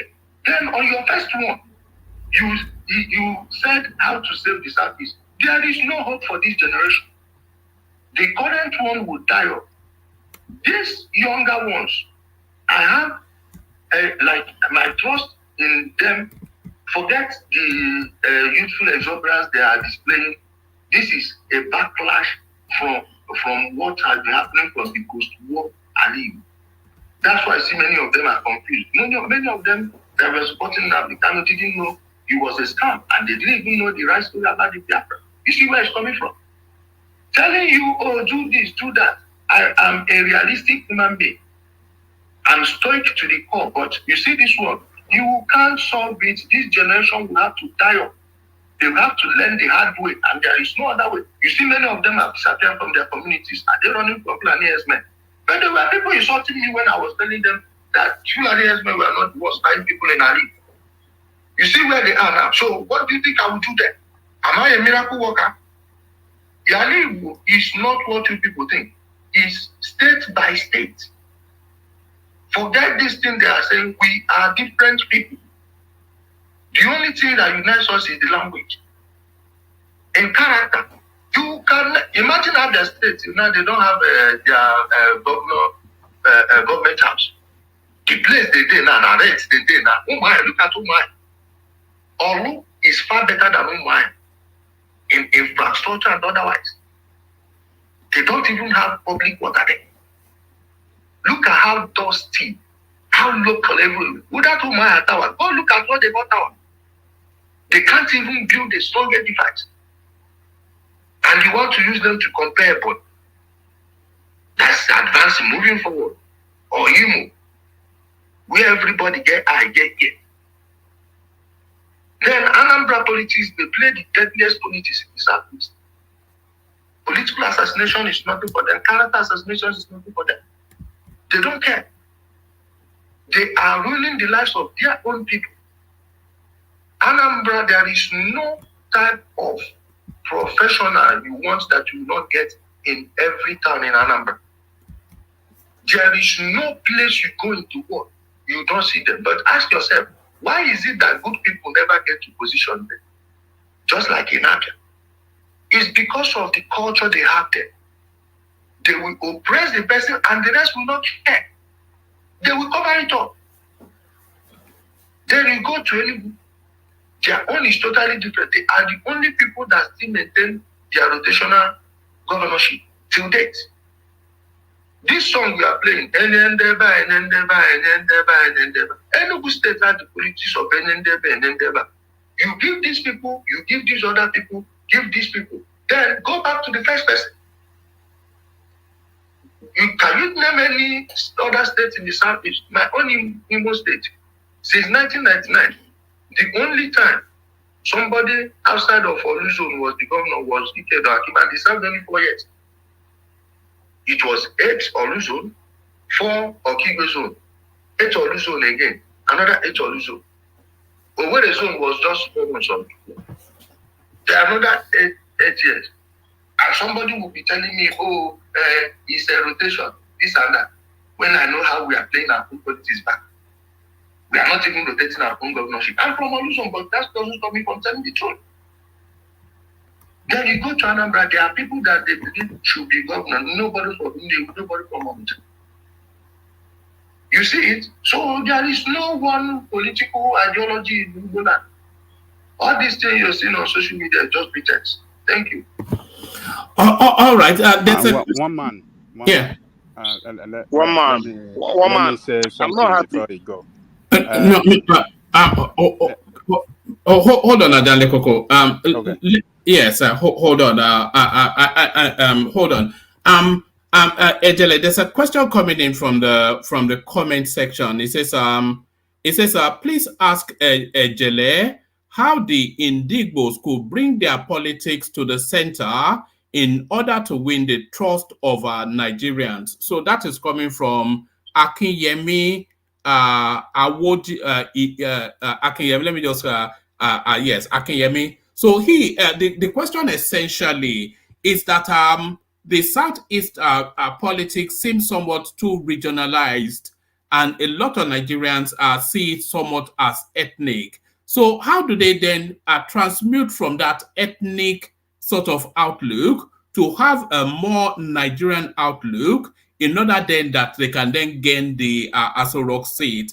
And it still wraps around the Soludo question that I was asking you, by the way. People want a champion from the Southeast, but that is not too ethnic so that they can gravitate towards them. Do you understand the question, and do you have a view on it? Yes, my brother. See, like I said, not this generation. The damage is too much. The cancer has metastasized to a level you can't repair it. Most of these people, their minds are damaged. They spent years brainwashing them. And many people were raised with hate. I remember when we were little, people would be insulting the president. You know, in the street, it's easy to hear people say, that idiot, this and that. My father beat me one day. I spoke that way about, I think that was General Sani Abacha. He beat me and was asking me what I think I know about governance. I thought he was wrong. Then I grew up and realized that he was actually expunging hate from us, for authority. If you know how they have used this Biafra, instead of focusing on the people that led them to that destruction, they are focusing on Jack. They don't even know how the first coup happened. In fact, to justify it, they started spreading a lie that Prime Minister Balewa doesn't know how to speak English, that it was Nnamdi Azikiwe that was interpreting for him. I believed that until I saw that man on YouTube around 2014 or 15. Imagine me where I get sense. I believed this until I watched this man on YouTube. I was like, what? So the lie has penetrated too much. These people can't help it. They can't. It's not this generation. The whole place must come down. And they are being destroyed by their ignorance. Knowledge is not what you force people to accept. You just lay down the truth and let the cast fall where they may. There are people that are not willing even to look into the truth. So why would you waste your time? The younger ones that are coming up are seeing the destruction. They are witnessing it firsthand.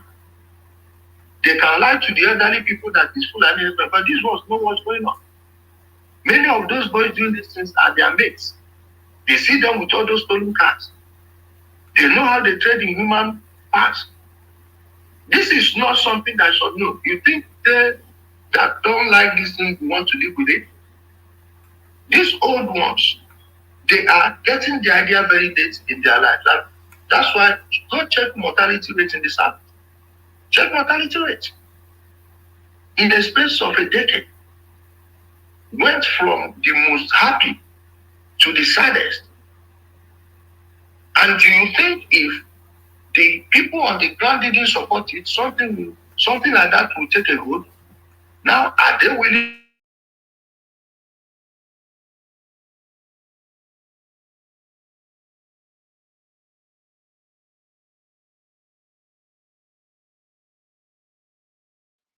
What happened? Oh man. Has it dropped? Is it not better he drop? One mind. It's better he drop. I don't even Let him know. drop. One That guy man. is just talking rubbish. He's I just don't know talking what he's rubbish. just saying.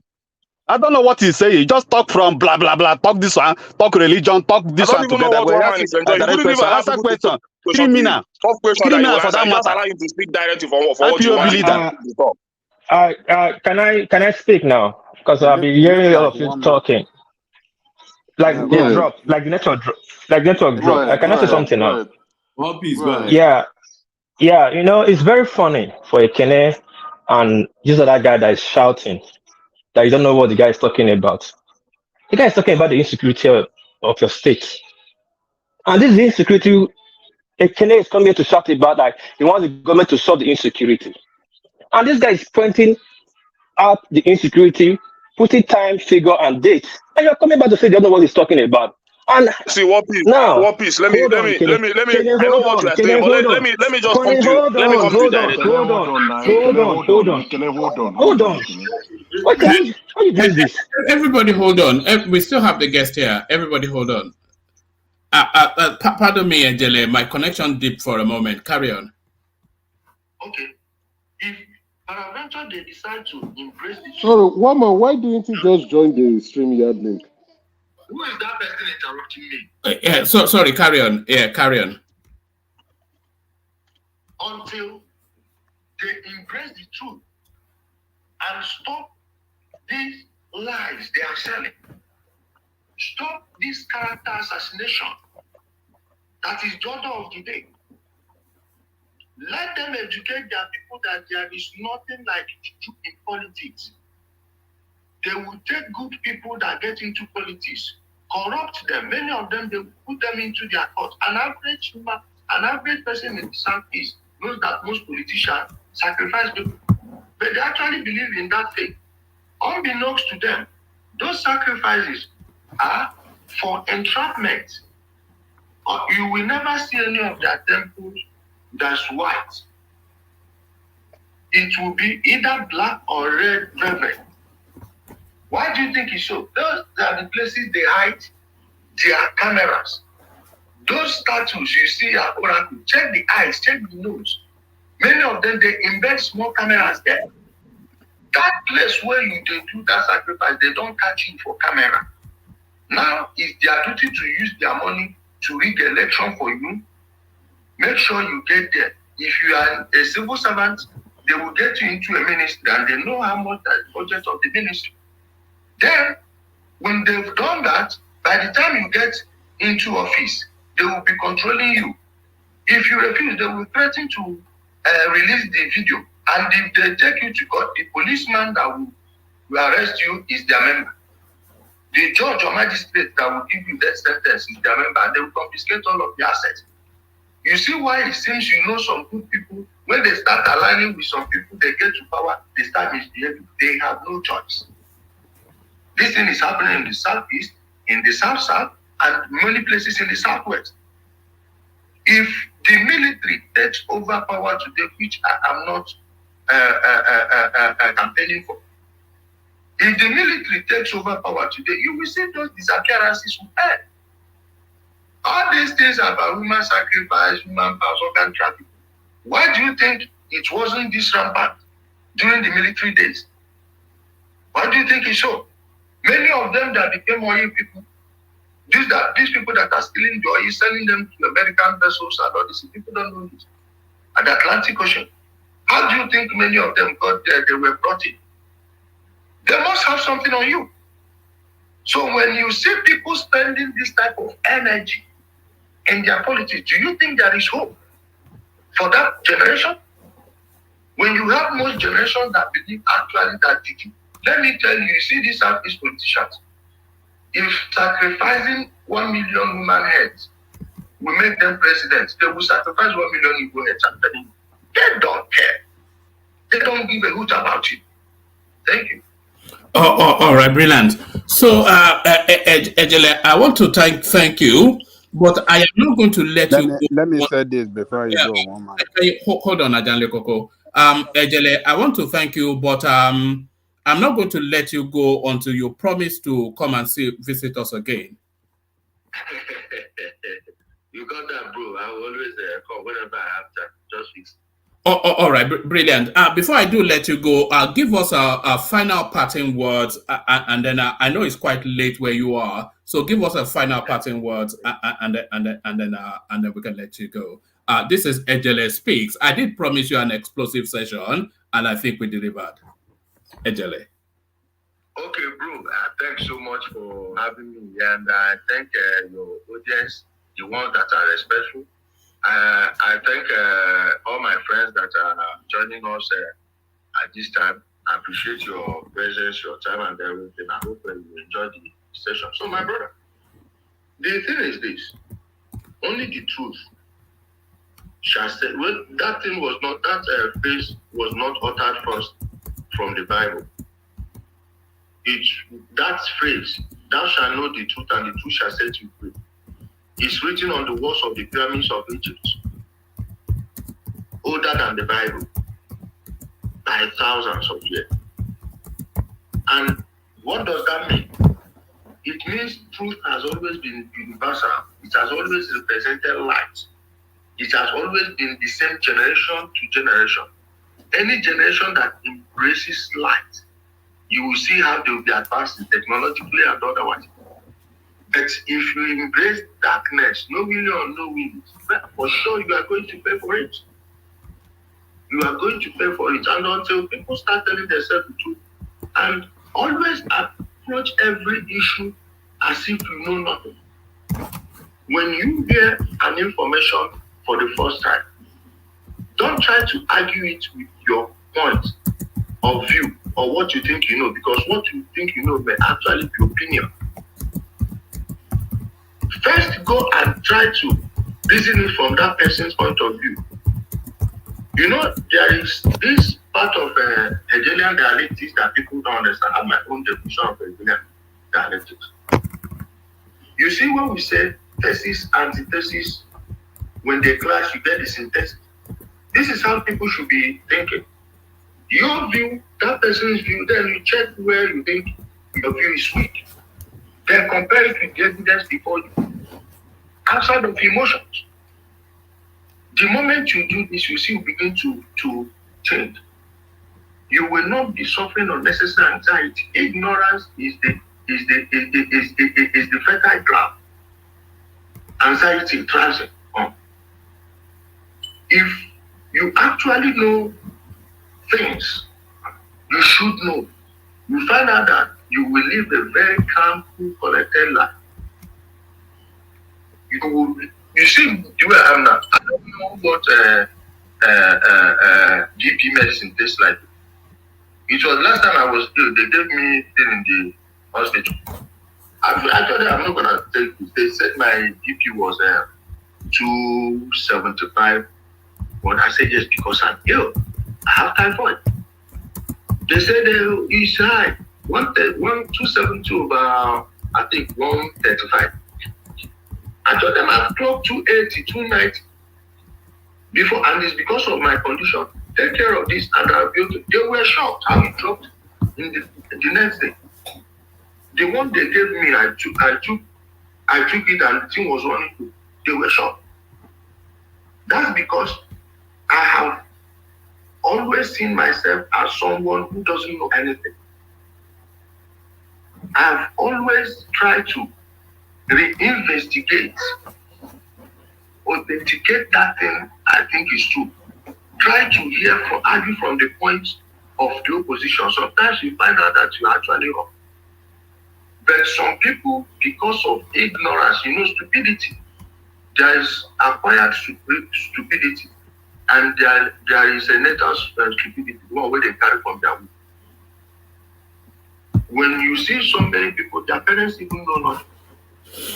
Most of my mates, when we were growing up, their parents couldn't even read or write. So what do you think they're impacting on those people? Those people are adults. They didn't have access to the education and upbringing, formal and informal. I had. So I understand some people when they behave a certain way, but you now have access to information to rebuild yourself. Now it's up to you to take it. I can't make that decision for you. If you want to grow, grow. If you don't want to grow, then stay there. Above all, I urge every Nigerian to always put the country first.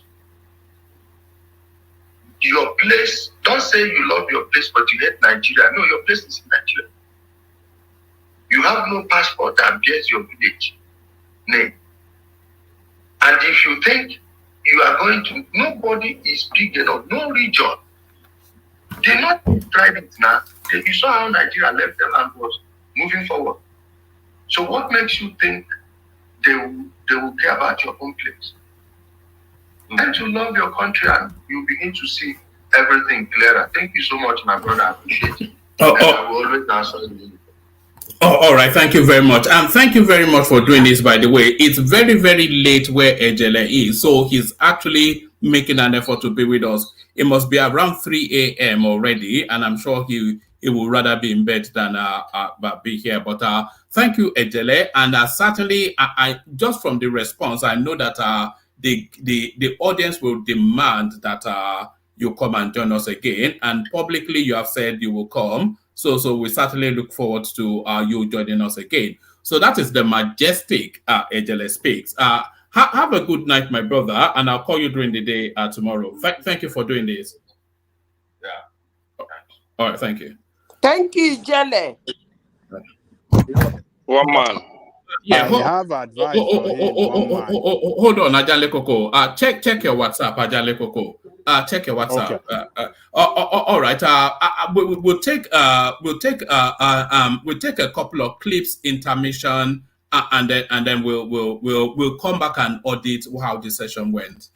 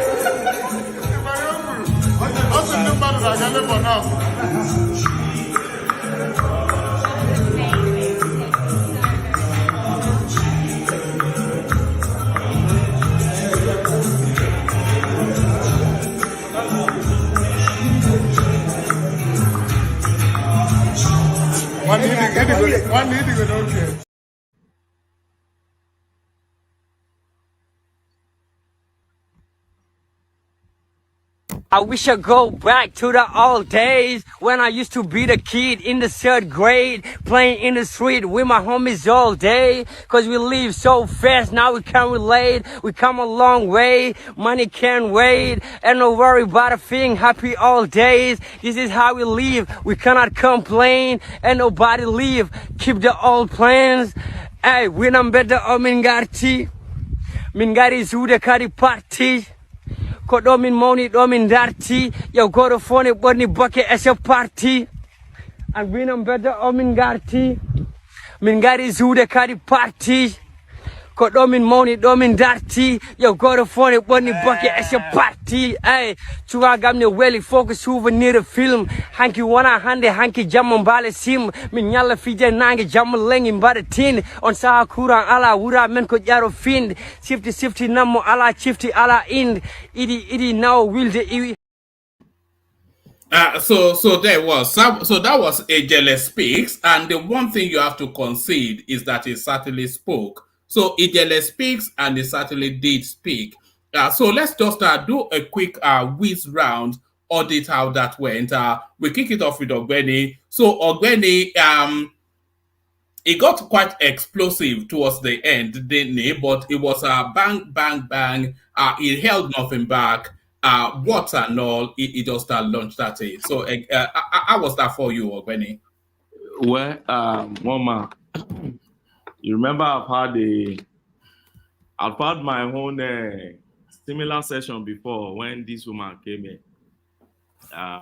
What's her name? The one Maureen Badejo. Pastors everywhere. Yet Maureen. Yeah, She has her own personal issue that she wouldn't allow you to bring to the public. So I've had it. So I understand the angle Ekene and Bato Ogumba are coming from.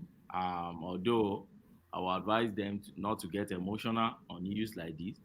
This guy, you observe this guy was not just talking. This guy was giving you facts. He was giving you dates, names, and figures. These are the empirical evidence you use in the community of intellectuals. You bring facts, you bring figures, you mention names, you mention location, you mention dates. Whatever noise you come to make, you can't use any noise to overwhelm those things. Those are the things that will tell people you know what you are talking about. And if you are coming at all to make any counter argument against such, I won't call it narrative now, against such assertions, then you just got to have your own. You must have your own facts. You must have your own figures, time, dates, names, locations to counter whatever this guy is saying. This guy, as far as I'm concerned, understand what he's talking about. And he's not totally condemning what is happening. He's assessing what is happening. He's making his own personal observation. So don't condemn him based on his personal observation. It's just his own observation. No, hold on. I'll do it one by one. Obeni, carry on. Yeah. And he's telling you, for what I have experienced, this is my own deductions. And if we have to move forward at all, these are the things I think we can do. Although for him, he believed that the situation is very irredeemable. And do you know, I don't know, see, I went to Obafemi University. I went to university that is national in outlook. We got, not even within Nigeria alone. In my class alone, we had guys from Sudan, guys from other African countries coming into our my university days. We had, people from different parts of Nigeria. Our law society president back then was an Igbo guy, Chooks. Then I think we have about Igbos within our law society. We had our vice president, that lady, back then, she knows our vice president, and like that. These were the guys I interacted with while growing up. We shared political ideas together, activism. We do our Luther together. We did all these things together. They were not, but woman, you know what? These days, these same guys that we were together in the university days, that they would do analysis for you objectively. We used to look at, in those days, we used to analyze this civil defense, this FIME thing. Those civil society will go and bring up their executive summary, their document. We'll be reading all these human rights things. We'll read Kamas together, Socrates, John, all these guys, Kremu Kuruma, Yerere, we'll read the ideologies and we'll be seeing the way it should be applicable in Nigeria. Because those were the early days of democracy, when we thought Obasanjo was the most madman in Nigeria. So before we started seeing more people who are madder, in quotes, than Obasanjo. But those days we thought Obasanjo was the monster. So we'll go and read all these things, all these guys, Stalin and others, and we'll be analyzing it.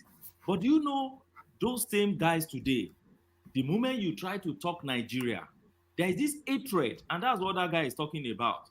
You may think, oh, the guy is just talking, he doesn't know what he's talking. Thank God he's not talking at all. The guy he's embedded in the Eastern politics. He understands that terrain. So he's not talking off point. He's not talking as an outsider. He's not talking like somebody like me or Kulata or maybe Wadani Koko talking. This guy is talking as an insider. He's telling you what is obtainable now. And I can testify to that. All those guys that we drank Gary together in room, and this guy recently, what's his name? You see, Namdi, my friend now in Manchester. You see the kind of thing this guy talk about now. I say, when did you become like this? Any little thing you just talk, oh, Nigeria is rubbish, oh, the Fulanis are the one killing you. They are this thing, and the eastern region is the most marginalized. In fact, they want to go, they will kill everybody. What are you talking about? The you that we know, this is not you again. What's happening? So for me, if that could be happening at the level of people who say they are learned, lawyers who have been trained with facts of, good reasoning and arguments, and rationalizing things, then how much more the illiterate in the street of Aba, how much more the illiterate in Akubo, how much more the illiterate in Agwani, how much more illiterate in all those areas, those remote spaces. You could imagine what is in people's mind in those spaces, and that's what this guy is talking about. So, like it or hate him, if you like, go and come on social media and just blast the guy. The guy understand what he's talking about, and that is one of the things I've seen these days. People don't even listen. They just have their own point. You just make your own point. Whatever another person is saying, they don't care. They keep making their point. How do you want to learn in that space? So that's my home. The guy has come he has done well. But one thing I think one man should try and do is, he shouldn't come here to insult us. He shouldn't. I don't know. Yes, you said if we go to his space, that's how he talks. No, the same you have with Maureen. Come here and come and insult us. We are panelists. We've been loyal to this platform. We've been on this platform for a while. We've been educating people for a while. So don't come. If you don't want to answer our question, like Rational Mind came in and asked questions, if you don't want to answer that question, just say, well, this question is insultive. I don't think I'm going to answer it. You don't need to tell us why you think it's insultive. It's your prerogative, and decide not to answer any question. I do that a lot. I was still on TVC, was it last week? I asked question, I said no, answering this question, and we'll move further. So what's the issue there? So, but to now start saying, no, somebody is idiot, somebody is this and this, and I don't think his use of words, I don't think it's okay.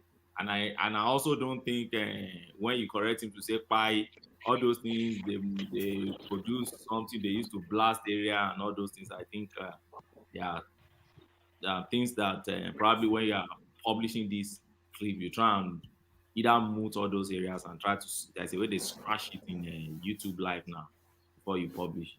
Thank you, Woman. All right, brilliant, excellent. Hold on. Let's hear from Zeta. Zeta, feedback from that session. One man. You want me to forget my thought before you present? Yeah, Zeta. I'll take it round. Yeah, Zeta. Feedback from this session. Yeah. Woman, can you hear me? Yes, carry on. Okay, let them speak, then I can speak later, please. All right. Ekene, you're up next. One man. First of all, I'm not happy with you because you didn't give me. I don't know. The guy didn't want to take much of my question. I don't know why. Yeah, so I think you spoke with him the most. I think you. I didn't speak with because because even the question I want to ask him, he didn't even want to cool down to understand what I want to say. Because the last point I want to lay to him is this issue of kill, do this. Doesn't he think that the political solution or releasing that guy will bring a lasting solution to that insecurity? But he didn't want to listen. He was just insulting people up and down. And there are other things I wanted to put it to him. All this narrative he's making about Anambra during time of, I want to put some infrastructures development in Anambra State. Since he said he knows Anambra well and when Obi govern, I want to ask him most of the infrastructural development that Obi did. I want to ask him if it is his own candidate that did it. Because I don't know, he might come up with some things that interest you people, but when I know things that are lie, I know that are lie. You understand? Obi did this. I want to ask him about the campus, who started it and who finished it. I want to ask him, who started it and who finished it. I want to ask him, the one he said he consulted Oba Girls Anglican School, then who gave it to the Anglican School? So I don't know, because when he's speaking, I see a lot of propaganda. People see a lot of truth in what he's saying, but I see a lot of propaganda. Even the one he was mentioning, they do some things in Ezoboko village. Ezoboko is my king. I want to ask him when, because the man died a few years ago. So I don't know the propaganda. Most of the he using some propaganda to cover some things. Even the Ebonyi State he is talking about David Umahi. Let him Google it. If you Google the 10 poorest state in Nigeria, apart from the one from the north, the only state that comes out there is Ebonyi State. The poorest state is the only state in the southeast that appear in that list. So you don't come here and speak nonsense that you don't know. And when people want to bring out fact to you, you don't want them to ask questions. David Umahi did fine in infrastructure, but what happens to the economic development of the state? Is the whole entire southeast is the only poorest state that appear in the 10 poorest states in Nigeria. And he come here to try to tell me that this and this. If he's working for somebody, let him say that he's working for somebody, or he wants to promote somebody. Let him not come here and be telling me about everything he's talking here. He's not talking about national development. It's all about politics, propaganda, and all that. Trying to bring people down and promoting his own interest and all that.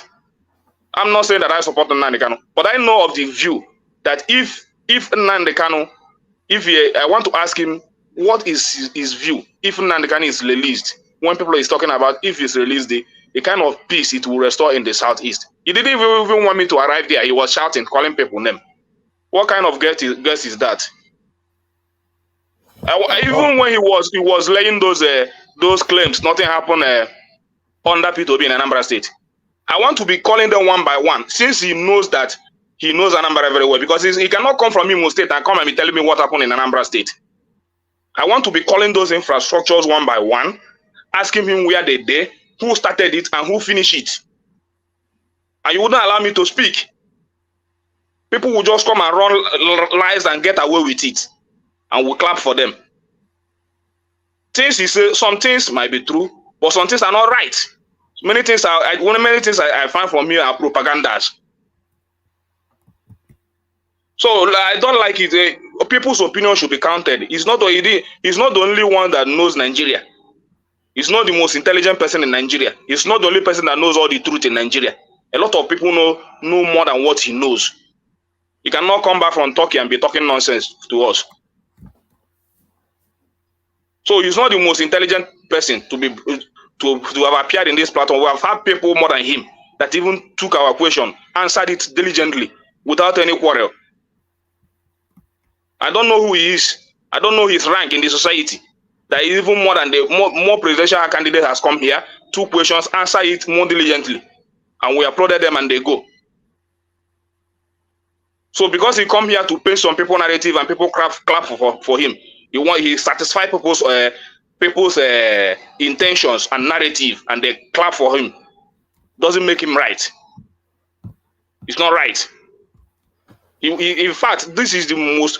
I applaud your platform and the people. Even the day you bring in Daniel Bwala, everything we applauded it. But today, this is the worst host, the worst guest you have had in your platform. Who sees himself as a god that knows everything about Nigeria. No other person knows more than him.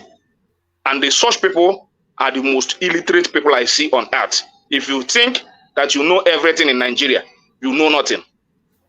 And that is my view. Even if you know everything, you should come down to listen to people. If you are so intelligent as you say you are, come down, listen to people, take their questions the way they want to. Don't just put them out because you don't want to hear their narrative. You want only your. How can somebody come on a national platform and just run one narrative and get away with it? People buy only one narrative. People were clapping for him. Southeast did this, Southeast did that, Southeast was this. I know there is insecurity. I know it's caused by some hoodlums. I know there must be a stop to it. I wanted to put a question. If releasing that guy, wouldn't this have solved at least most of those problems we have in insecurity in the Southeast? He was just running his mouth. After running his mouth, you want me to come here and clap for him? This is the worst guest you have had in your platform. And I'm sorry to say it, one man. So you can bring him next time to come and run. In fact, he's not intelligent as people think he is. He's arrogant. He's not truthful. He uses propaganda. Even what he's accusing Southeast of, he even wear that clothes. He wear the image more than the people he's accusing. The arrogance he is accusing Southeast of. He wear the garment more than the people he's accusing. I'm sorry to say it, one man. Thank you. Oh, all right, brilliant. I wouldn't go as far as to call him the worst. It was an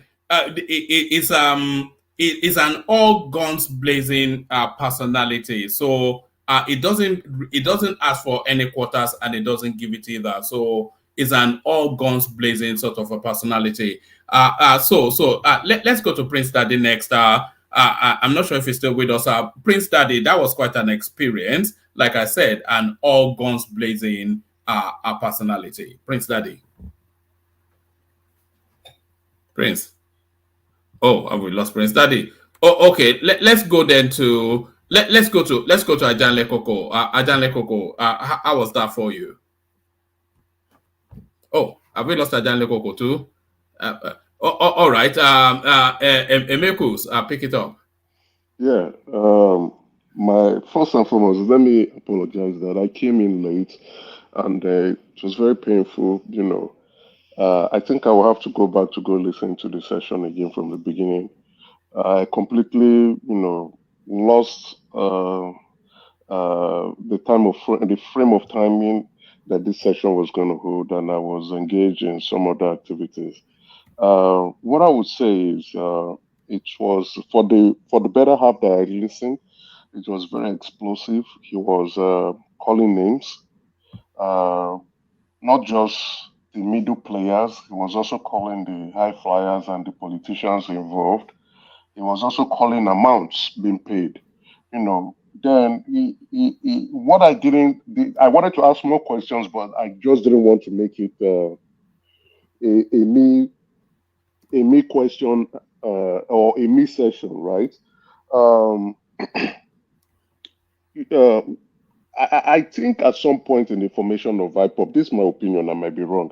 He was involved because I didn't join at the beginning. I don't know if he actually said something like that. It appeared like he was part of the initial or the those who Yeah, formed. I think he did say along those lines that he had interactions with them at the early stages. Yes, it sounded like because he was, making. So because I was not at the beginning phase. I didn't get that, but I was trying to relate within those lines because of the information he was given, and he was calling their names, calling the brothers, saying that okay, I was there. I was even the one who told them about the bombs that they were throwing. I taught them how to do this. So I was like, okay, was this guy part of this? Individuals. And then, he it was explosive for the better half that I listened. It was like I had my suspicion, right? Why do I have my suspicion? Was that this insecurity situation, this stuff has been going on for quite a long while. And this was a situation that was very strange in the Southeast from 1999. Yes, we knew about Masob. See, this point, it was a strange occurrence, and I was, what is going on in the Southeast? I schooled in the Southeast. I did my secondary school in the Southeast. This was foreign. So, yes, there were things he said that I agreed with a lot of things he said. I do agree with a lot of things he said. I would say I've also shared that views here, and when he was saying it, I was like, I've been telling these people. But that was why I asked him, do you think the Southeast politicians are involved? And for the bettermost part, he said yes. And so when he said it's an irredeemable situation, I agree with him. At some point, I was thinking maybe there's hope in the sense that our politicians do not agree with him, but they just want peace. Releasing Nnamdi Kanu will not solve it. If our politicians are involved based on what this man has said, then the Southeast is gone. It's gone to the gutters. We are done for. We are done for.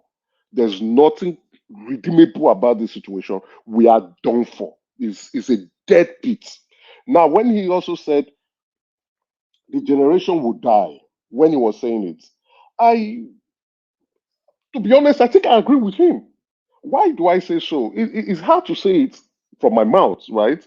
Is that the indoctrination has gone in so deep. For Benny to say, even my friends in school are relating in this light. It's a done deal. We are done. Politically, we are done.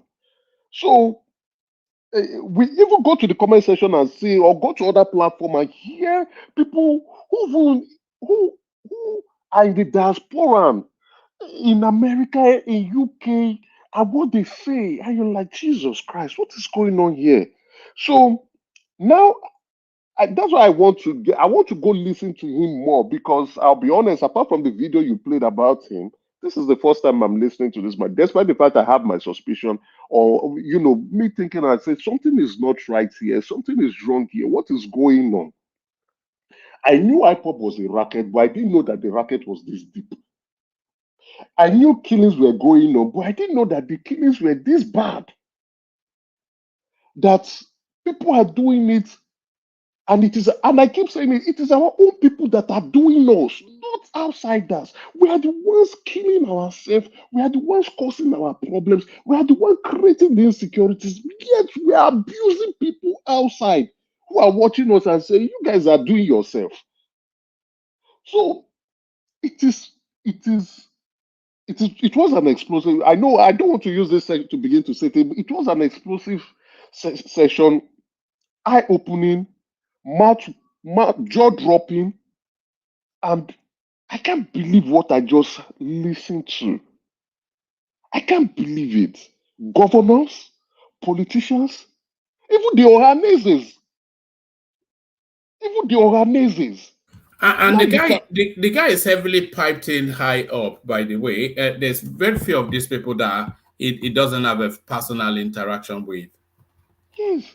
Now you cannot tell when the other Ohanezes are saying, "Release this boy." Or you're hearing the governor, "I want to be his guarantor." Then you begin to see, where does the interest lie? What are these people doing? What are our leaders? What's our leader do? That was why I asked him that question. What do you think? He didn't answer my P2B question very well, because I had my suspicion. I just wanted to hear if he had some facts, right? Because I had some rumors. I wanted to know how bad. And I keep saying it. I know Ekene, my brother, is upset. But the P2B you are fighting for, you don't know that man. The P2B, that's why I keep saying P2B is a divine, what was the word I used for him? The P2B and the obedience, the rumors I'm hearing, I wanted to hear whether this guy knows about it. The P2B people are talking and calling the saints and calling next to Jesus, or even higher than Jesus. You people don't know that man. You people don't know how wicked that man is. You people don't know the atrocities behind that man. How wicked and devilish that man is. Because Shut up. When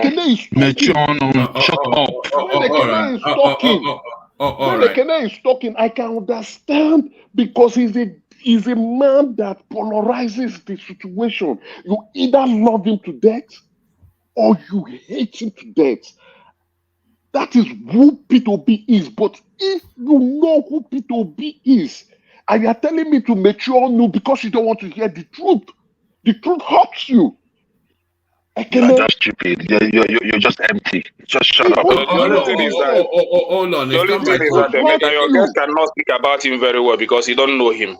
So he couldn't speak about him. So when he cannot speak about him, that means he know nothing about him. That is the conclusion I came to. Because I asked him so that you question cannot say for he's a wicked reason. when he has even mentioned most of your favorite, but you cannot speak about him. It means he doesn't know him. He doesn't know P2B very well. Yeah, yes, so let him stop now. If he doesn't know you, he doesn't know him. Hold on, Ekene, hold on. That was my conclusion, because that question I asked him was for a purpose. The rumors I am hearing, I wanted to know if he knows. But it seems he doesn't know P2B very well. I now concluded he doesn't know P2B very well. So anyway, let me round up. It is sad. Joel can insult me for all he likes. I don't give a damn. I won't stoop so low to do that to him. These are people who have been indoctrinated. Guy, you don't go to your village. You don't go to your village. That's my problem with you. When you see an indoctrinated man, you know. No, Joel, I'm moving it around and he'll get to you soon enough. The latter part of his discussion or of his conversation is where it troubles me the most.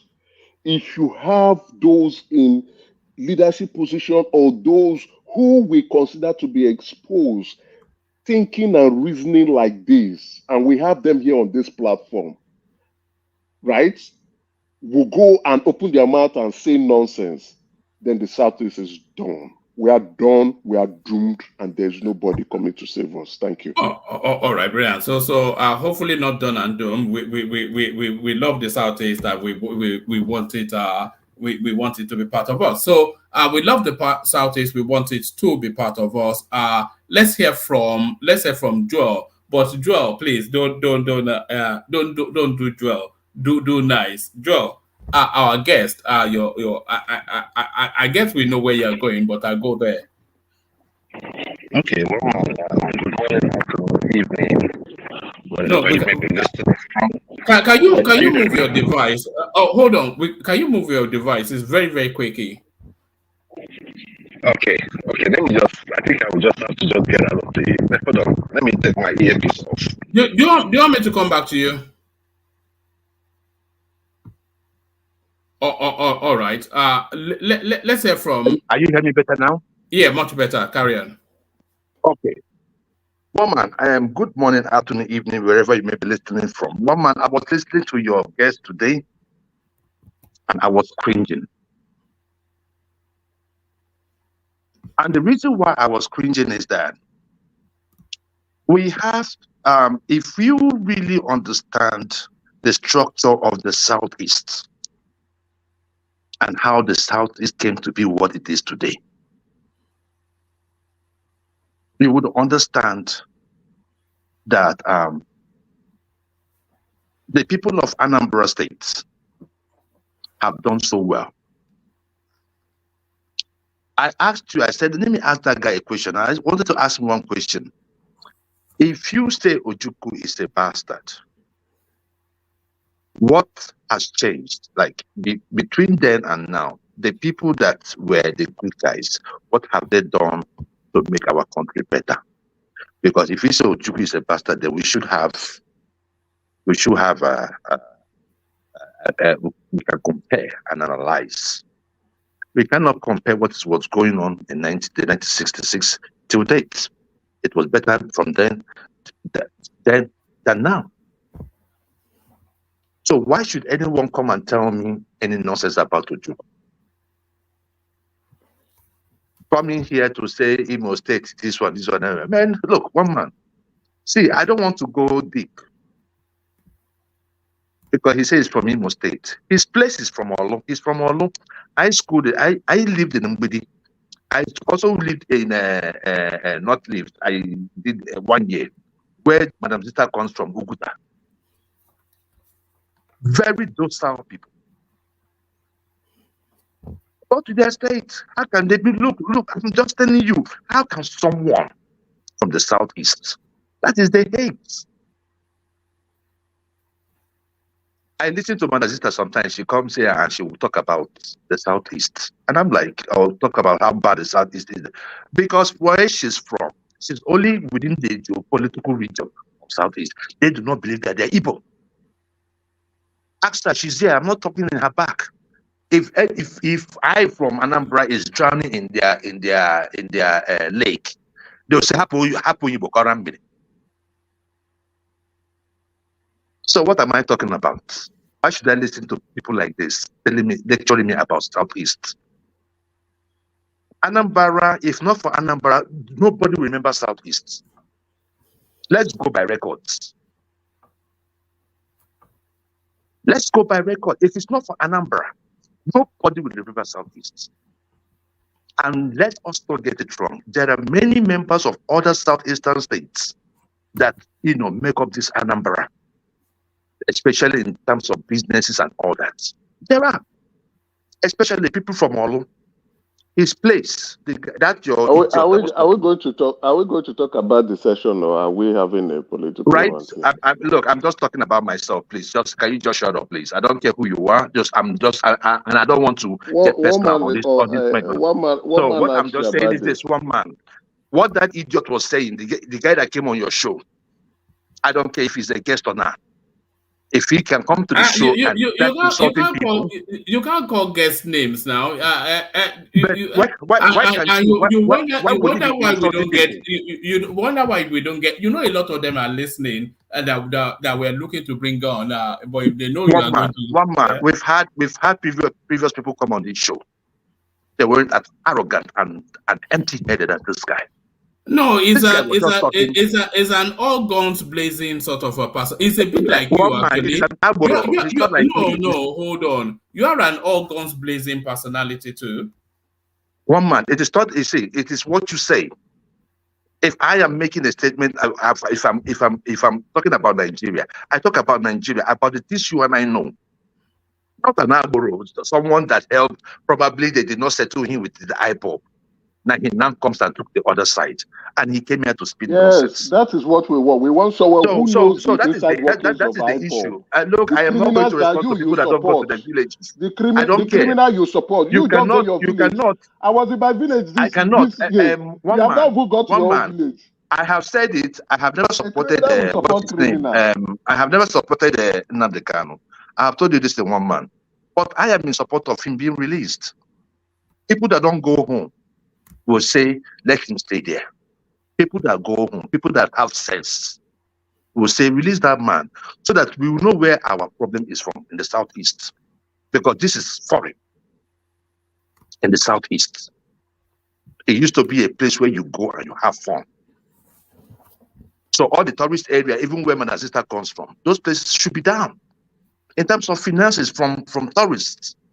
Why? Because of its insecurity. And it is affecting their area. When you talk about Oluzone, you are talking about Madazista's place and this Ijele's place. They have been in governance. When was the last time you went to your village? They have been in governance for over 16 years. Joel, when was the last time you went to your village? They have been in governance for over 16 years. Emeka, let him carry on. When was the last time he went to his village? He doesn't want to entertain, so because he has not been to his village, and they have been in governance. They have been in governance for over 16 years. And the issue there is this: for over 16 years, they've been in power for over 16 years. The Owerri zone have not gotten any. Owerri zone have not gotten anything. I think Okigwe or Hakim did about 4 years. All this while it has been from Hakim, from Udenwa to Rochas, and now this criminal there right now, right? Who masterminded all this insecurity? Because what happens with our political leaders, it does not matter where they come from. They set up all these people up, and when it comes to controlling them, they are not able to. It was Hope Uzodinma that, from Hope Uzodinma's time, that is when we started seeing insecurity in the southeast. We never had this bad before. So when people that don't travel, make statements, they don't read the timeline. There were many times I was going to ask that fool, but thank God, because it would have been a mess. Let me ask you. Why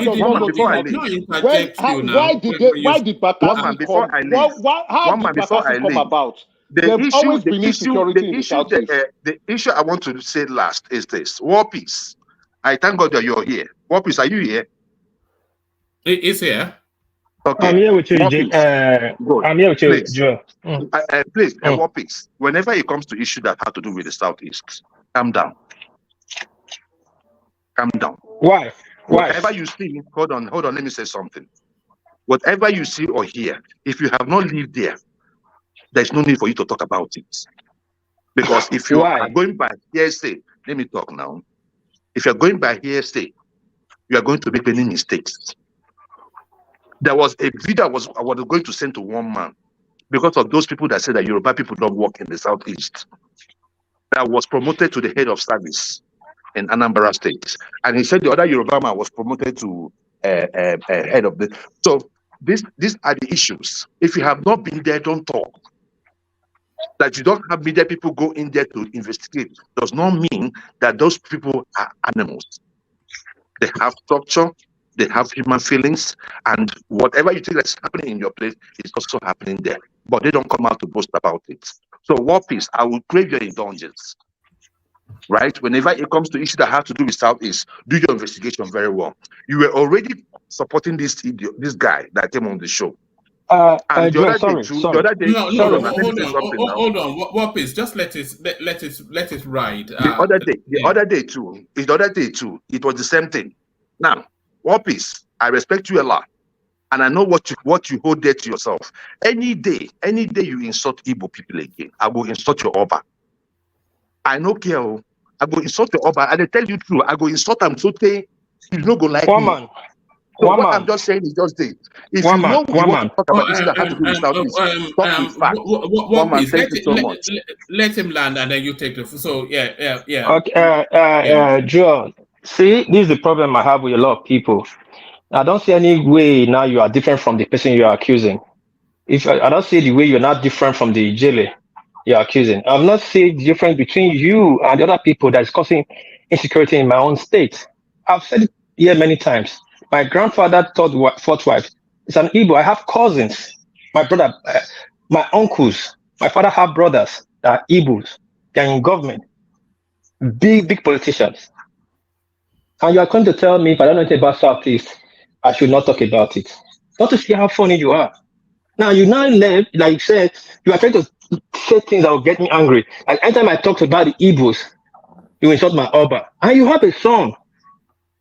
How will you feel if your friend's son is insulting you in his presence? How does that make sense? Don't you see when I say Southeast don't have brain? They are short-sighted and they cannot be trusted. You think people just like to insult them? These are the things you guys do. Listen. All right, I'm not insulting him. I'm just telling him should know because you don't speak out of anger or emotion. It's kind of things like this. Sorry, Roman. Sorry, let me say this, please. Sorry. Yeah. Now let me say this. Yeah, take us to our guest and the interaction. Just so it doesn't I'm not going to get out the track. Everybody's shouting. Yeah, most of the Southeast people are shouting like there's insecurity in the Southeast. The government should do something about the Southeast to stop insecurity. Now everybody's coming together. Okay, let's focus on the security in the Southeast and let's solve the insecurity in the Southeast. You cannot solve a problem if you don't know the problem. And you want to solve a problem, you must go to the root of the problem to solve it from there. If you solve it for the branches, other branches will grow up. It will not make any sense. Now you have a guest that came up pointing at the problem. Time, figure, event in real time. And you're coming out to insult the person. So what do you now want people to do for you when you're insecurity in Southeast? Do you want insecurity to be solved or you want to be there? Mr. Joel, answer yourself. Hold on, one mic. Let me say something. I don't want it. I'm not saying much. I just want to say not to you. No, to you, woman. I don't want it to turn into a fight. No, to you. I'm talking to you, woman, not anyone else. Woman, right. If you are smart and you want your guest to come back, you don't let people insult him behind his back. Joe should have called him and addressed the guy when the guy was here. So I wanted to, but he left. I sent a message. Hold on. No, I'm talking to woman. Woman, what I'm saying is, I'm not trying to get into text or anything. What I'm saying is, hold on. Joel, mute. Everybody mute themselves. Yes, Mike, carry on. What I'm saying is, I'm not here to text out or anything. But what I'm saying is, the guy was here. If Joe has something to say to him, he should have called him and insulted to his face. But you're saying you want the guy to come back. Well, he left. He's probably watching right now. And you're just allowing people to be insulting him, like calling him name when he's not here, when he has already left. At least defend your. I mean, you have to protect your. If you want him to come back next time, you have a rule on your platform saying no name calling. But it seems like you play double standard. You allow some people to do that. I agree with Mike. Some people not to do that. Hold on. If it goes too far, I will pull it back, as you know. But I think it is important that and hopefully he's listening, and I will phone him later on in the day. I think it is important that the guest gets the organic. I cannot sanitize how people feel. So long as But one man, you play double standard here, man. You make a rule. Mike. Hold on, sorry. Let me just say this. One man make a rule here saying no name calling, right? But some people can call names, right? It's fine. And then when others do that, they get in trouble. That's the thing. I get in big trouble every time. I don't even call them if I get in big trouble. All I did was just get mad. I got in big trouble. But some people can come here and say name all day, And the another one that annoying me, someone like rational man will call people names, and the moment somebody calling name back, he'll come crying to you, and then you be following somebody like, why Mike, are you insulting Mike, rational mind? Mike, So Mike, you do double Mike, standard thank here. you. That's what I think. Mike, I'm sorry. Mike, thank you. Mike, thank you. You All took the right. word out of my mouth. What am I sorry? Mike took the word out of my mouth. And that's what I wanted to say at last. I wanted to come here and tell Joel and Ikene that I'm just a platform. If Ijele insulting people, I take responsibility for it. This is my guest. I brought him here. I asked him to come. But I will not stand by people be insulting him on when I'm here on his behalf. Then that means these people are cowards because he was on the platform. People couldn't talk to him. I will not stand with What one man. peace? I have What a peace? lot of Look girls at that used to hate me. This is the same problem they're complaining I'm about. not, we're not doing that, Joel. We're not doing that. All right. All right. Thank you. Thank you. Thank you, what peace, and thank you, Mike, as well. Jide, you're up next.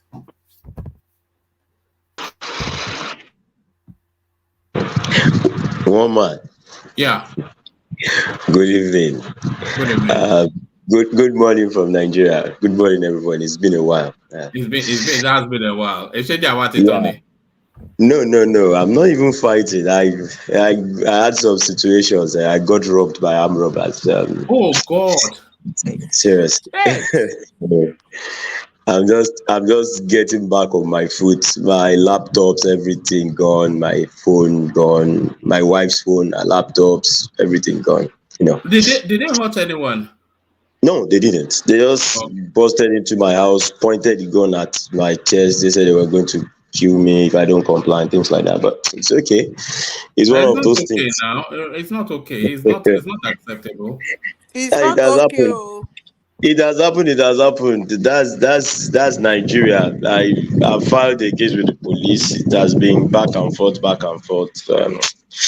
I don't know, but we are getting over it. I just came home from Lagos and those guys just busted me like that. Where was it? That was November 30th. No. Where was it? Where? In my house. In Lagos. No, in Ogun State. I said I built my house in Ogun State, and All right. I just came back. They have armed robbers in Ogun State. I thought it was a sleepy little restive something. No. Lagos is far more secure than Ogun State. If I had not built my house here while I was with cement, I would have moved my whole family. I'm still considering selling the whole place though. I'm moving. No, that's just by the way. To the program of the day, woman, like I used to say, and like Madam Sita used to say, the truth. There's no truth than self-truth. Once you can't tell yourself the truth, nobody will tell you that you will listen to it. And that's just it. I think it is high time people from the Southeast start listening to some people, some very few people from that environment that understands the problem and are passionate about solving it. This man that I saw come on this program, the man was not ranting and the man was not abusing people because he wants to abuse. The man is passionate. The man is tired of what's happening over there. I know the guests. I've listened to him severally on some platforms. This is the way the man talks. And anybody that feels offended by this truth, it's just the truth. And this is what the rest of the country are saying to you. What do you want in particular? Do you want peace or you want Nnamdi Kanu? Do you want Nnamdi Kanu or you want Samuel Ekpa? You support A and you say you want peace. You support B and you say you want peace. And these are the people calling for anarchy. I don't understand. We don't tell ourselves the truth. And I don't know, when you are blinded by your own ego and arrogance and you feel you know everything, you find yourself in this kind of a problem. And now you are hurting yourself and you think you are hurting the rest of. When this whole sit at home thing started, what was happening, what they were saying is that yes, it's going to affect the economy of Nigeria. Yes, when they sit at home, the government, bro, is affecting our people. We as Westerners, we as Northerners don't want this, because every time a life is lost, we know how painful it is. I'm just talking of my own experience, and I know what psychological trauma my wife went through and my children. So now we talk about somebody that has lost someone, somebody that has lost a family member that was shot in his presence, or kidnapped, or chopped into pieces, and somebody comes here to still protect that and still claim that is right. You have just, thank you, my brother. God bless you. It is annoying. I don't know the kind of political affiliation you have that will make you support this kind of barbaric criminality against humanity. But Jide, I'm not sure that anybody is supporting the criminality. Joel is supporting them. Woman, and even as long as not supporting them, certainly not. Woman, as long as you don't stand bold, damn the consequence, and condemn whatever is happening there. If you want to sit on the fence, you want to play Obi, and you want to play Nnamdi Kanu at the same time. Hold on. There's a myriad of conversations going on within that space. Joel has always condemned the IPOB movement. He has no time for Nnamdi Kanu, and nor does Ekene. But they also feel that there's a sense of exclusion of the Southeast within the Nigerian space, and they also follow Obi as an there's a lot of nuance to it, and you can't just pack it into just one singular entity. All right, one man. If as a father you have a family and you have 5 children, and one of them decides to be a troublesome one that won't listen, that continues to trouble the family, you keep shouting and you keep shouting and you keep shouting, it doesn't change. The day you keep quiet and you say you're on your own, it means stylishly you're no longer interested. But for that not to happen to the Southeast, the rest of the nation is shouting now, calling, let's stop this thing, let's do this, that, let's do that. If the likes of Joel and the likes of Emeka will still support partially, for me, once you don't condemn what is happening, I don't want to care who is. Emeka doesn't support at all. It doesn't support at all, not even partially. From what Joel said tonight that I had, condemning what that man said when that man was giving figures, facts, names, telling you who are the causes of all these things, how it started. This man was part of it somehow, and he's telling you what is the problem. We should all come together and say, okay, what do we do? From this space, we can start talking to people. We can, the next Igbo man next to me, if I can talk to you and say, okay, brother, this is the problem, this. Once we start changing our mindset, we'll change the whole problem. It is just a matter of mindset. Jide, if a particular people have an issue and they have a popular opinion to solve that issue, won't government listen to it? This is my point. Emeka, so if there is insecurity in the southeast, and you hear from the southeast, even from their governors and the most of the people living there saying, release this man for peace today, won't you give them that benefit of doubt? Because this is coming from both governors, both Ohanes and Igbo, and the prominent people that even this guy mentioned here that is part of that insecurity. Then you want to solve it, and you love that region so much. It's a Ekene, not a to appease them. Ekene, sorry. You see one thing, in Yoruba language, they say, Everything is not force. Everything is not by Wait, force. Even your own agitator has been released, and you are not talking about him. Do the same thing so that these people will not feel cheated. Oh yeah, wait. There is nobody is hiding in Nnamdi Kanu. Nobody is supporting him. If for the peace of the whole region, for everybody to feel comfortable, and if that is a popular opinion, give them that. Okay, very good. You know where the problem started from? Started from, did you support Nnamdi Kanu when he started? That's where the problem started from.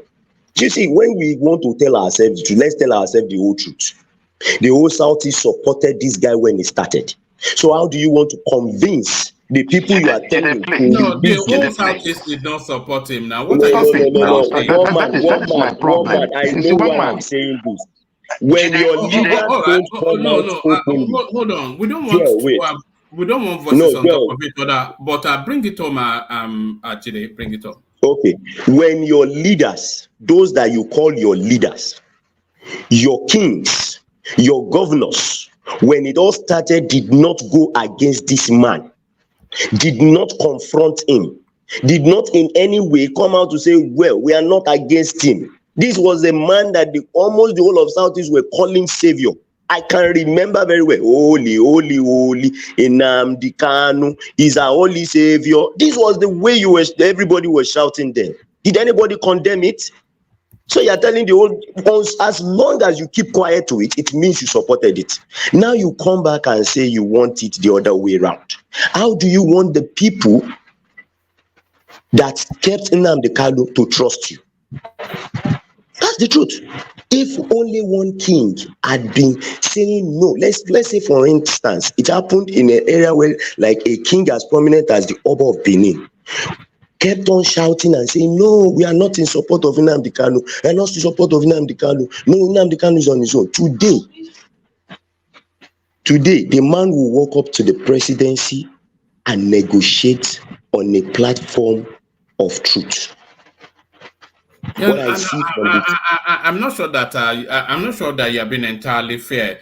Nnamdi Kanu is a Nigerian, not a Southeastern problem, and Nigeria has to solve it, not the Southeast.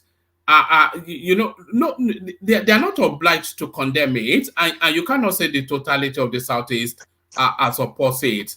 So hold on. It's a vocal microspace within a large region. Look at the panel now. Emeka cannot abide Nnamdi Kanu, neither can Zita, or even Kene. He doesn't have any time for Nnamdi Kanu, nor does Joel of Nashville. So I don't think he has that popular consensus, and I don't think they're obliged to condemn it. But bring it home and then. Jide, sorry, woman, can you give me 1 minute? Jide, sorry. All right. You see, just like Jide said, all this one that they are suddenly not supporting him now is because of now. Before now, woman, if you remember, the I never supported Nnamdi Kanu for 1 day. Wait now. When he started, Emeka, you have to let her. Yeah, go on. Emeka, I know your own case. The day I joined this platform for the first time, I think the first question that woman posted to me was, what's your position about Nnamdi Kanu's release? Then I was saying he should rot in jail. He has caused so many deaths. I remember that day, Joel came for me, and there's one of our brother. He's not, and that my brother that has deep voice. I forgot his name now. He's not here. Zaki Fada.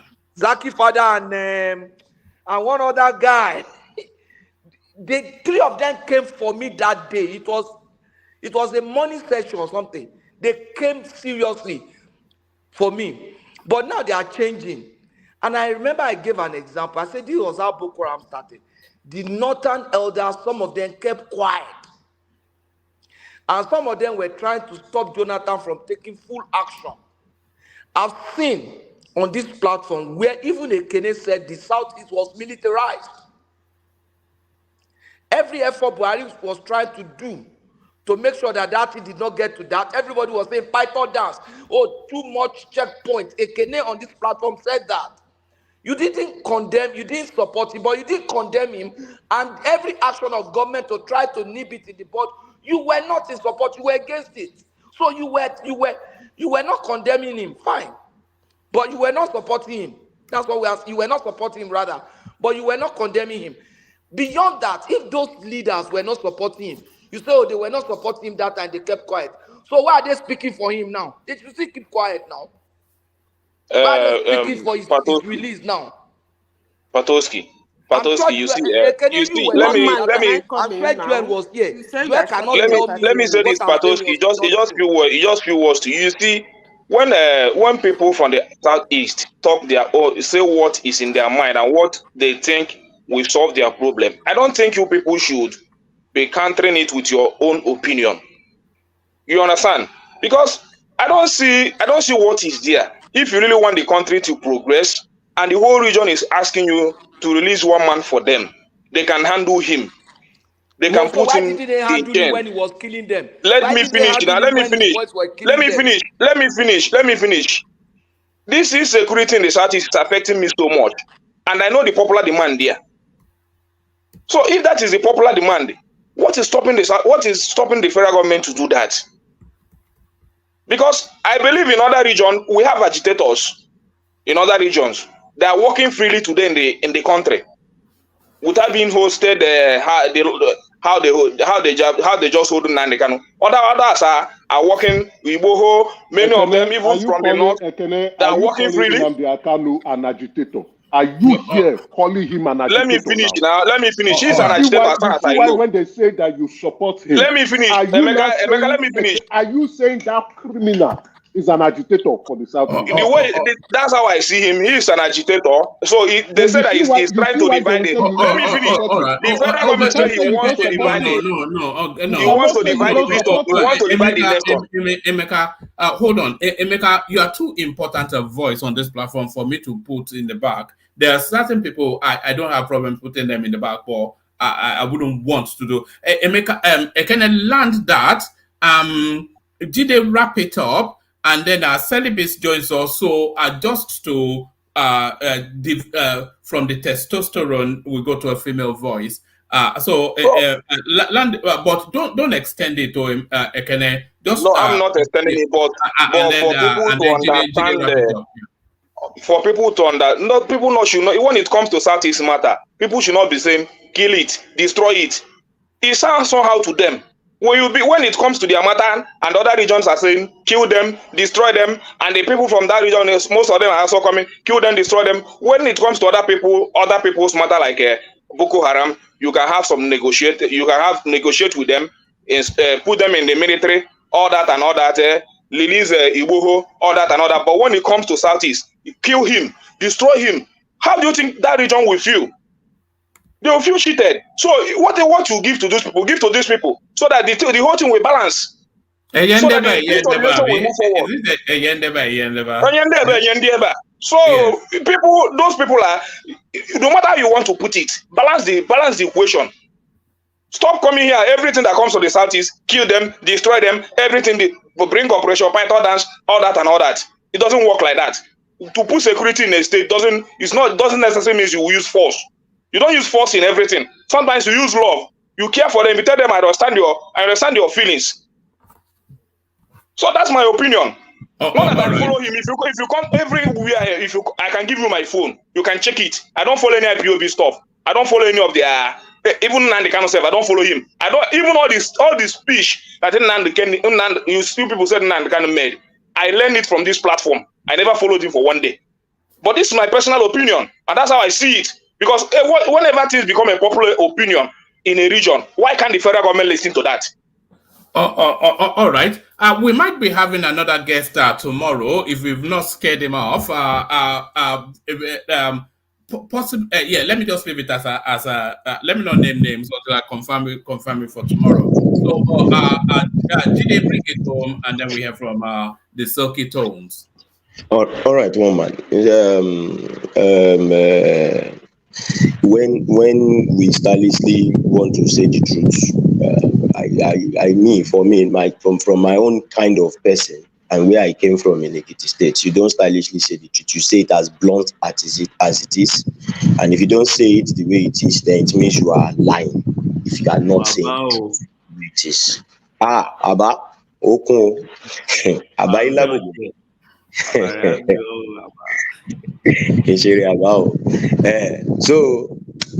the truth of the matter is this: when OPC was doing rubbish in the southwest, Obasanjo waged war against OPC. It was known throughout Nigeria. Their leader, who is now the Are Ona Kakanfo of Yoruba land, was imprisoned. The Yorubas condemned this thing. It was opened. They even gave the president the right, the free hand to do whatever he wants to do. This is what we are saying. When it started, the powers that be in the southwest did not condemn it. I stand to be corrected. If one or two prominent leader had condemned this thing, the only person that I know, that I've spoken of, that I've heard of, that spoke against this thing on this platform is Emeka. One. And I think Soludo. That's two. The rest from the southeast have always been either quiet or in support. Now the thing has backfired. Nobody all right, could go. all right. Bring it home, Jide. There's a lot of background noise from where you are. Oh, are you outside? No, it's the fan. The fan. I think okay. Yeah. Okay, yeah. All right, yeah. carry on. Bring it up. Yeah. So what I'm saying is, if we only had one leader that was, vehemently going against this thing, this person would have stood up now, meet the president or meet the government and say, okay, come, I want to do this guy. But who from the southeast can be trusted to handle Nnamdi Kanu? That is the question. That is the $1 million question. Who is going to handle him? That is my question. And I leave it at that. Let me ask the question. No. Sorry. Apologies, Joel.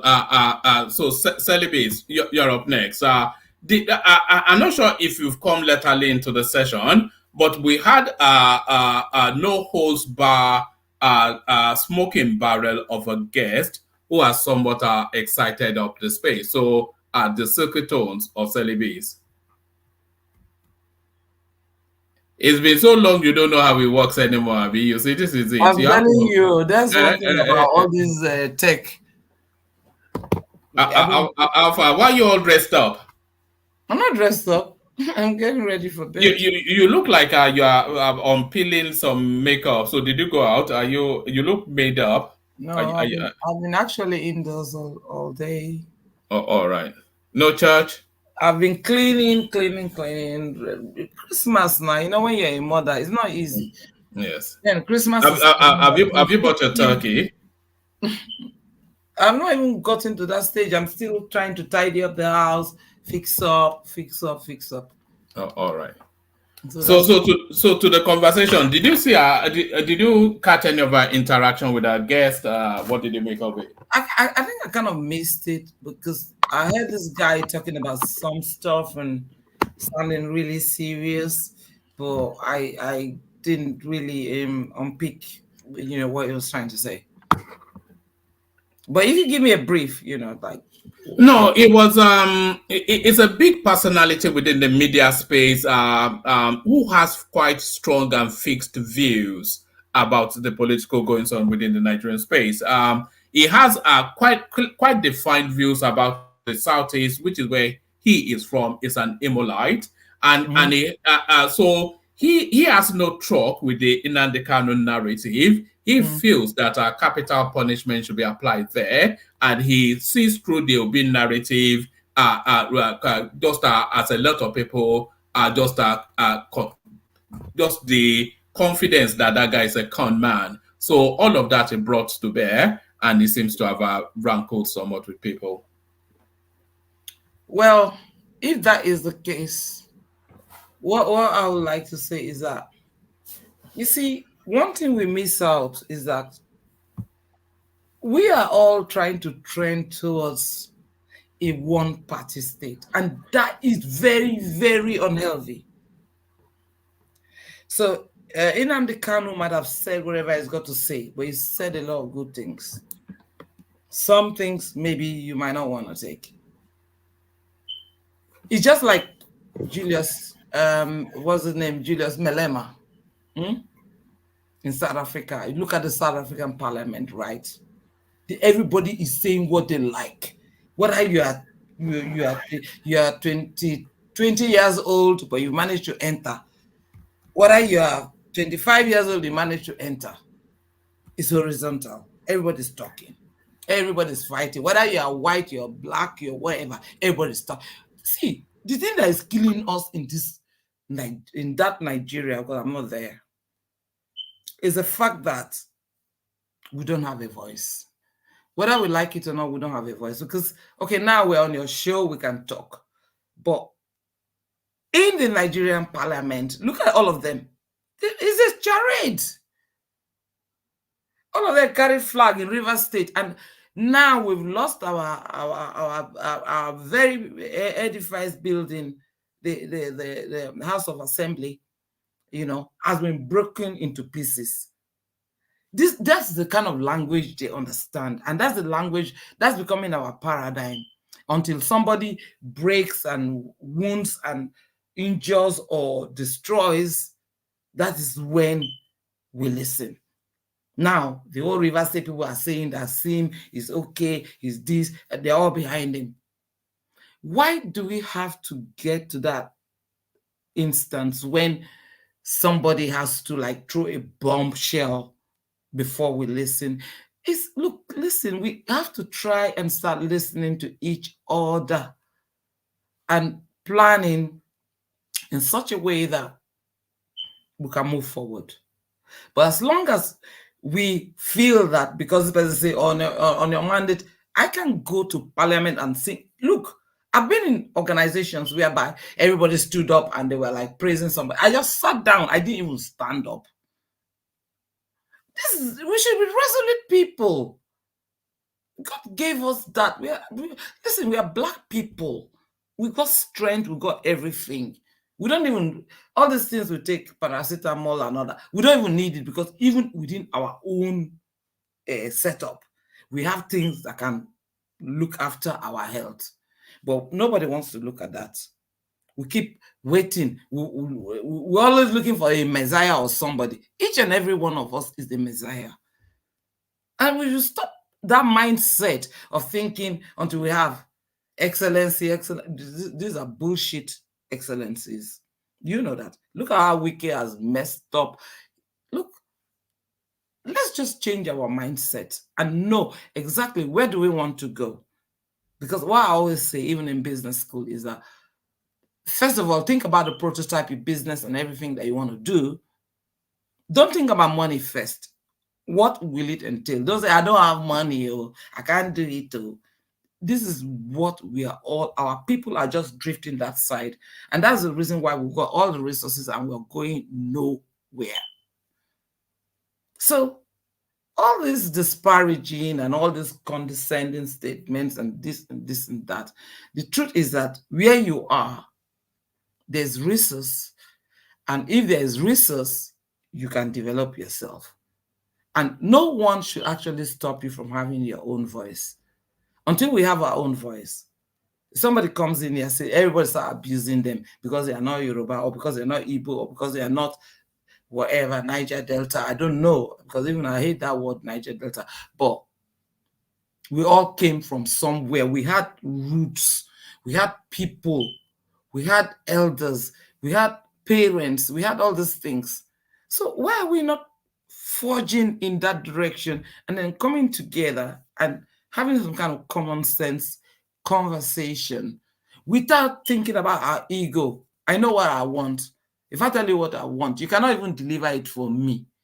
But what is it that what's the progress of our country? What are the objectives? Where do we want to go? Where do we want to land? That's the way we should be thinking collectively. We go to South African parliament, you can't even, they won't even allow any nonsense. Their president will come, they'll say, you brought a criminal, you brought a murderer. Can you do that in Nigerian parliament? Can you do that? Until we realize what is in us, we'll just be talking, everybody bitter, crying, quarreling, and all these things. It's a waste of time. It's a waste of time. Guys, I will tell you all, it's a waste of time. All Until right. we realize who we are, how God made us. It's God. It's not that politician that made me. That One politician. man, give her more time to speak now. No, excuse me. Let me talk. Because people have been talking a lot of things here. Sally is speaking through the prism of an expensive vintage glass of red wine. I think. No. Yeah. Well, what do you mean? What do you mean? What do you mean? Christmas, last Christmas, you were supposed to send me wine. Did you send it to me? The wine that was this guy? You know, it's still World Peace. It's still unopened. Why did you send you the wine? You never even sent it to me. It's whiskey and it's still unopened. So I'll contact you off the thing. It's sent to, so I can send you one. I'll send you my address. Post my wine, come for me. Yes.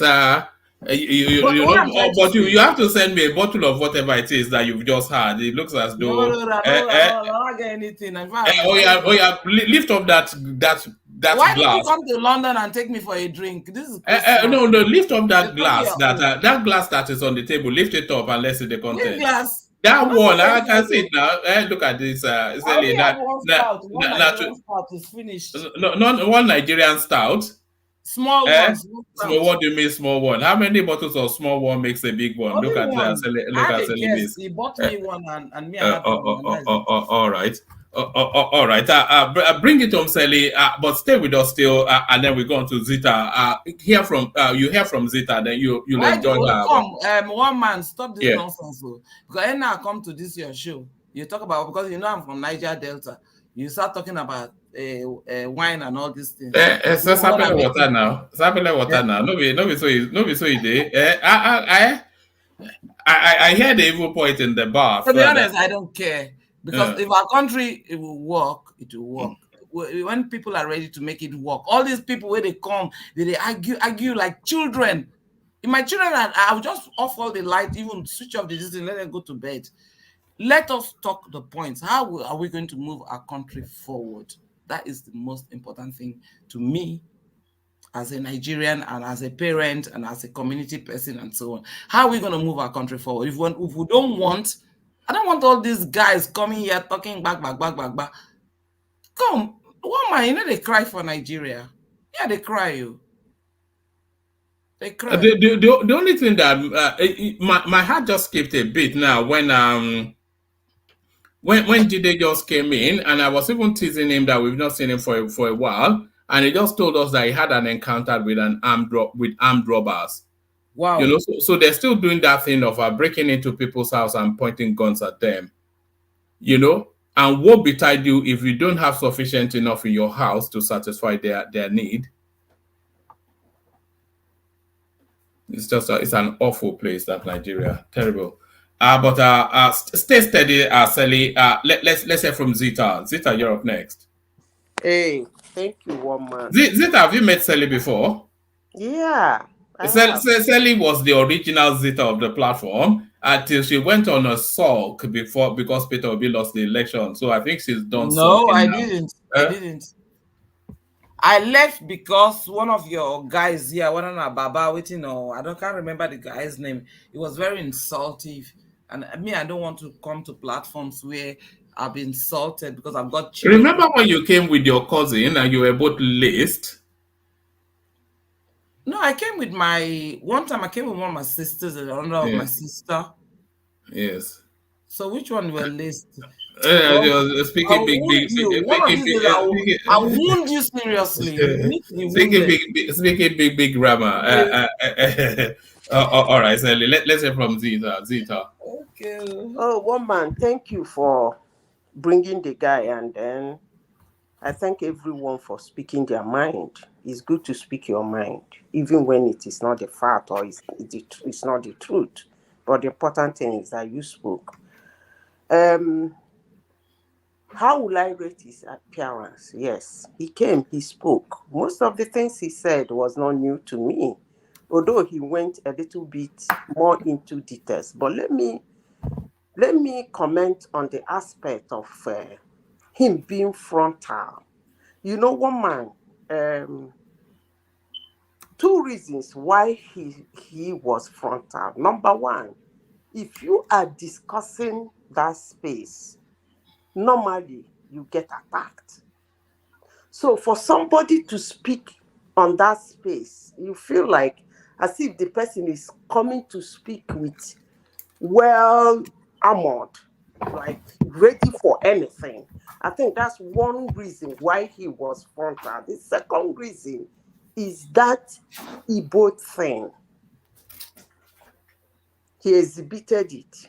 I must comment on that, because it takes a while for you to shift away from that aspect.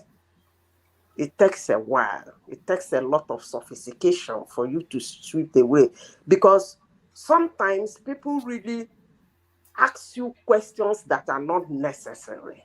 And if you don't hold yourself, you find yourself being too frontal and attacking them, even when you should have just said, sorry, I cannot answer that question, or probably ignore it. It was a wonderful session. I thank God that he came here. Then coming to people that said what is happening in the Southeast is irredeemable. I don't believe that. It is a phase. Everything happens within time and chance. Yeah, some people might say it has taken so long, but I can assure you that it's a phase. Voices are coming out. That's what I will say. Voices, not just one voice. Voices. The first time I came to this platform, it was hot.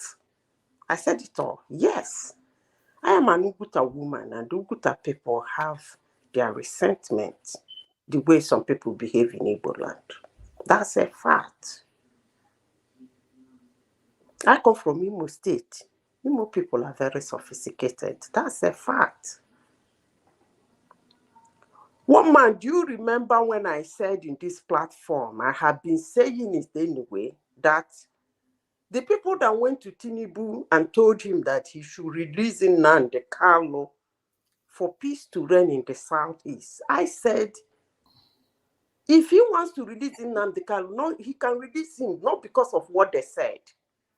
But if he wants to be serious in solving the problem in Southeast, he should sit them down and tell them to come out clean and tell him why they want Nnamdi Kanu released.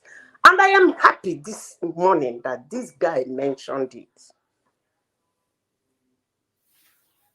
Saying that if you release Nnamdi Kanu, there will be peace in Igbo land. I used to ask, when he was outside, was there peace? Haven't he been released before? Saying that they guarantee that they will take control of him and handle him and make sure peace reigns. Haven't he been released before? You see, sometimes when things that are being mentioned in the South, what is happening in the Southeast is being mentioned, some people seem to divert it. But how we keep saying what is happening in the North and what is happening in the South side as militants are not the same with what is happening in the Southeast. Yes, most of them have been taking lives. 3 of them are taking lives, but they're not the same. As long as Southeast issue is, there is no room for discussion. They did not create room for discussion. That's why they can only go to the president and say, release him for peace to reign. Because there is no room for negotiation and discussion. When you say Biafra or death, what you are saying is there is no negotiation. Back to what Jide said, Olajide said. Olajide is right. When something is happening, you don't speak about it. You didn't condemn it. You didn't accept it. You kept mum. In law, I think silence means yes. So why are they going to Tinubu? I don't get it. But for someone to say that Nnamdi Kanu is a problem of Nigeria, I don't think so. It's the problem of Igbo land. And it's not Nigerians that will solve the problem. It's not Nigeria that will solve the problem. It's the Igbos that will solve the problem. I have said this before, and I will still say it again. No administration should be cajoled into stepping into what is happening in Igbo. Let me repeat it again. No administrator in Nigeria, when I mean administrator, as a president, should be cajoled into stepping into what is happening in the Southeast. They can solve their problem the day they are ready to solve it. I have said this before, and I will continue saying it. But if anybody thinks he wants to dabble into it, whatever he sees, he will take. I know my people, and I know them very well. You don't discuss their issue. Don't. They will attack you for discussing their issue. You've seen it happen in this platform. They will remind you that it has been happening everywhere. So leave them, let them handle their case. That's my stand. Thank you, one man. Oh, all right, brilliant, excellent. Thank you, thank you, Zeta. So, Ajale Koko, you're up next. I came to you, but you dropped. Ajale Koko. Yeah, thank you, one man. Yeah. What did you make of that experience with our guest? Well, I think it's a very good experience, very controversial, very informative, and I think the best thing for people that are showing resentment against this guy is just to have an open mind, listen to him carefully, and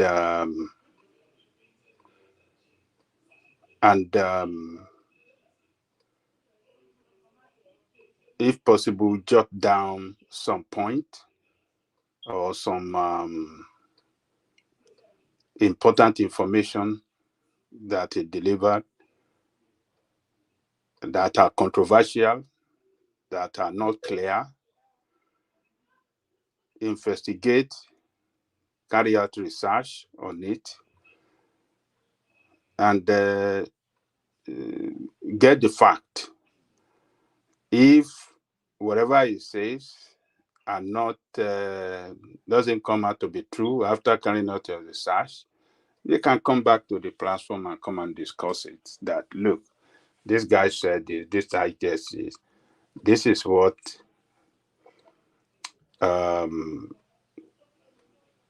this is the outcome of my research, contrary to what is said on this platform. So that next time when it comes, we can take it up on that. So, but at the same time, the guy, I think he have an anger issue too. He is, I think he can do better by controlling himself, by not throwing abusive language against people. And he is carrying out a crusade. And whether we like it or not, he is in a position of leadership by his own volition, or somehow you want to define it. So he should see himself as a leader, and as such, he should act properly in a public space. He should learn how to be calm, listen to people, and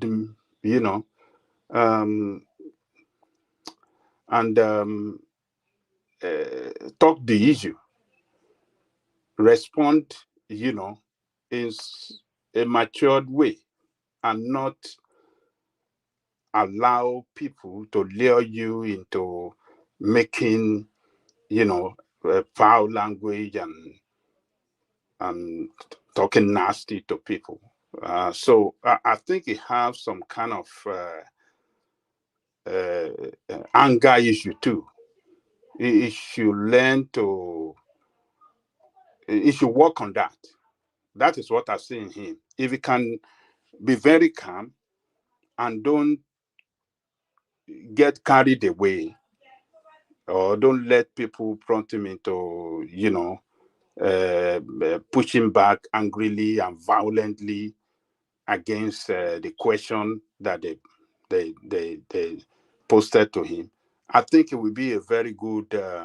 He will be it will be a very good communicator. He can communicate the issue that is campaigning upon. You can communicate it effectively to the people. But when he start using, I was asking, he was saying, "Are you okay? Do you do you think? Are you okay?" You can't be talking to people like that. You don't know me. You don't know people.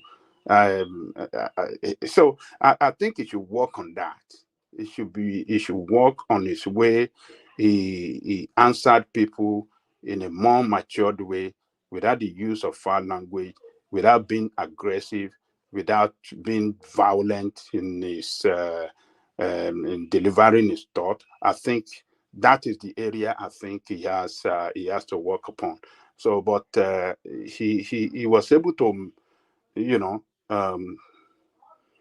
to make his case, to put out his fact clearly and back it up with historical fact, and I think he can do better if he can work on his anger issue. That is the only area I have. But I would like to advise him as well. He should, for what he's doing to spread effectively, he should look for like mind in the East, connect with them, and they should do that job in the East. It is in the East that he can effectively achieve what is fighting for.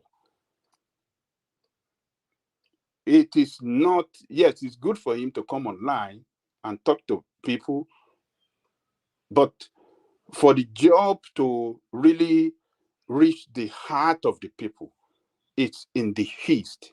It should work hard to identify people of like mind that they can come together and start that crusade. It's a big job to do.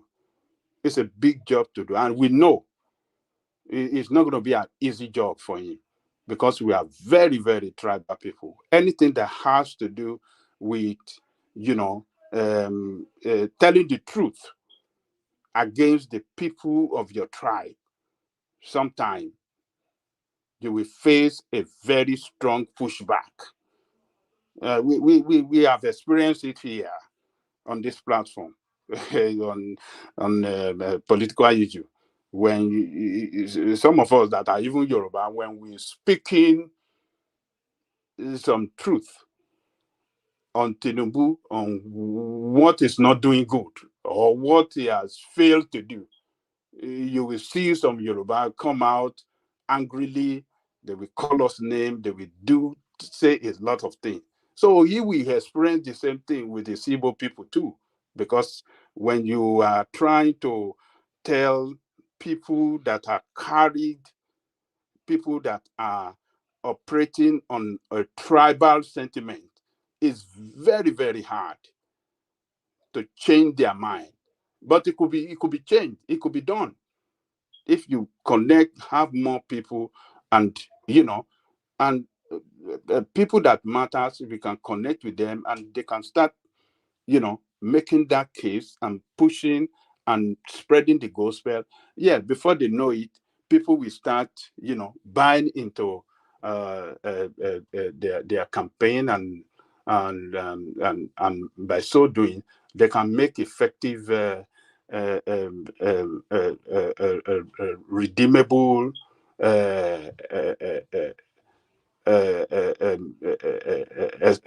achieve what they are trying to achieve with their campaign. So That's the only thing I want to say on him. So he's doing a good job. He's doing a good job, but he should do it better, and he should learn how to talk good to people. He should not abuse his people asking him question, even when they talk bad to him. He should keep it calm. That is the only way you can win the heart of people.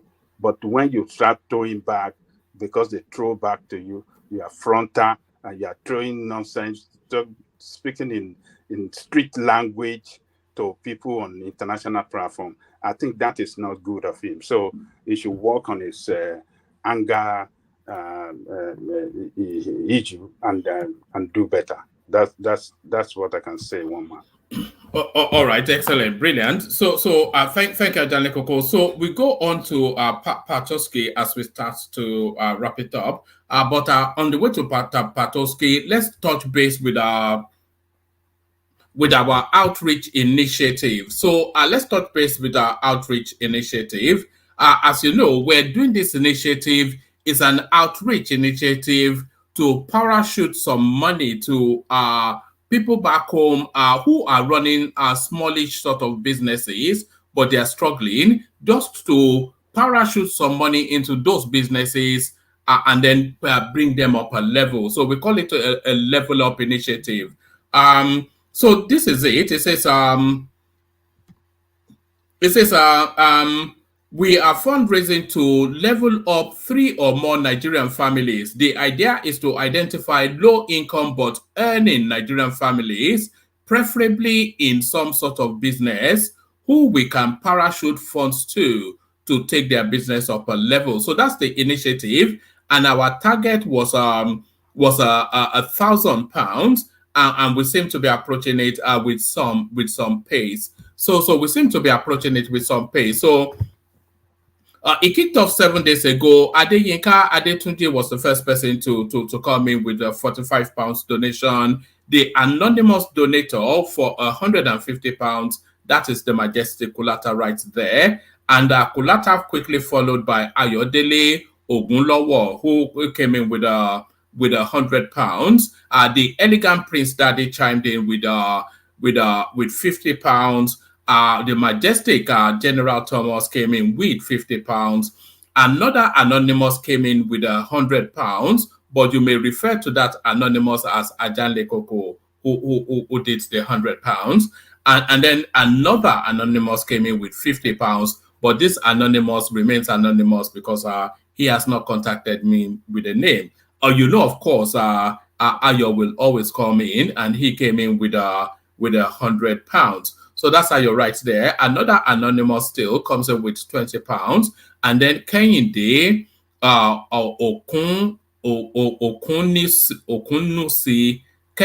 Okunusi, he's just coming now within the last 10 minutes with £100. So where does that take us to? So that takes us to the figure showing on your screen right there, which is £765. But that is not the true reading, because a private donor, you know those sort of people that operate in the shadows, they don't like to be seen. He came in privately with £100, which is sent in. So you can add that to that total, which gives us a total of £865. So we're a hop, skip, and a jump from our target of £1,000. So what does that leave us? That leaves us with about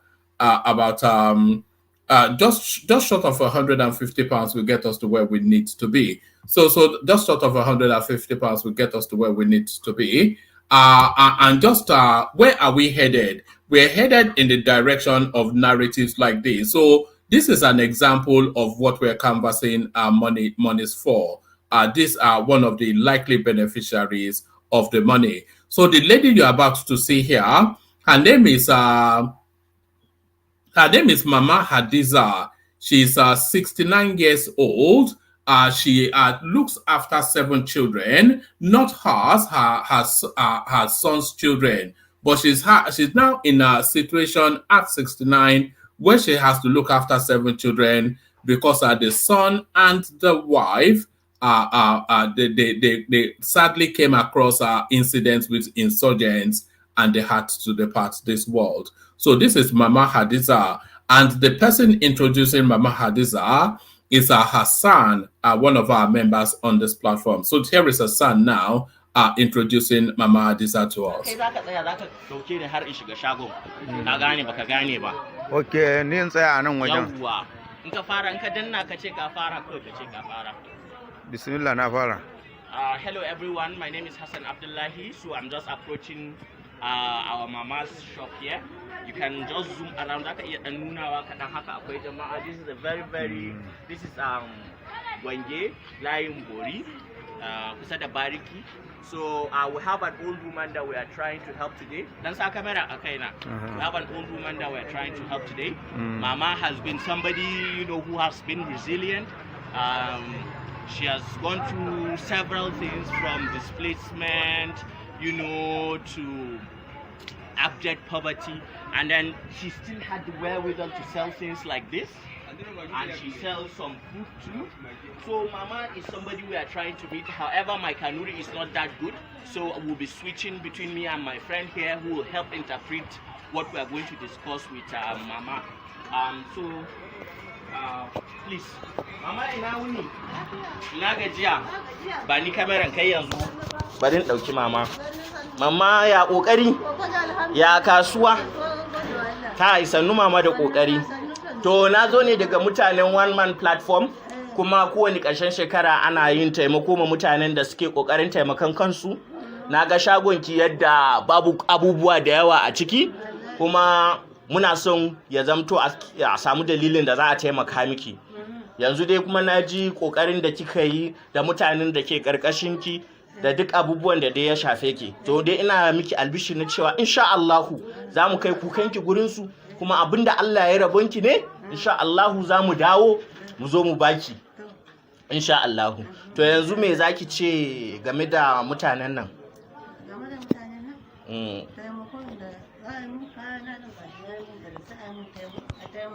Na'am. Na'am. Na'am. Ki faɗa da Kanuri saboda su tabbatar a garin Maiduguri kike.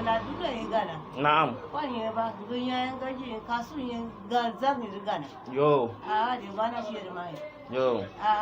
Yo. To insha Allahu me tace ne a yi gullum? Tace tana da marayu a karkashinta, kuma ga jarinta yayi kaɗan, kuma ba ta da miji, ta ma ya rasu ga marayu nan. Tana so a taimaka mata da jari, a taimaka mata ta dan bunƙasa wayanda suke karkashinta ma su dinga cin abinci. Na'am. To Mama zaki iya kiran sunan su kice kin gode da Kanuri, sunan su one man platform. Ka gaya mata. Sun zabo ne sai ro askirne. Na'am.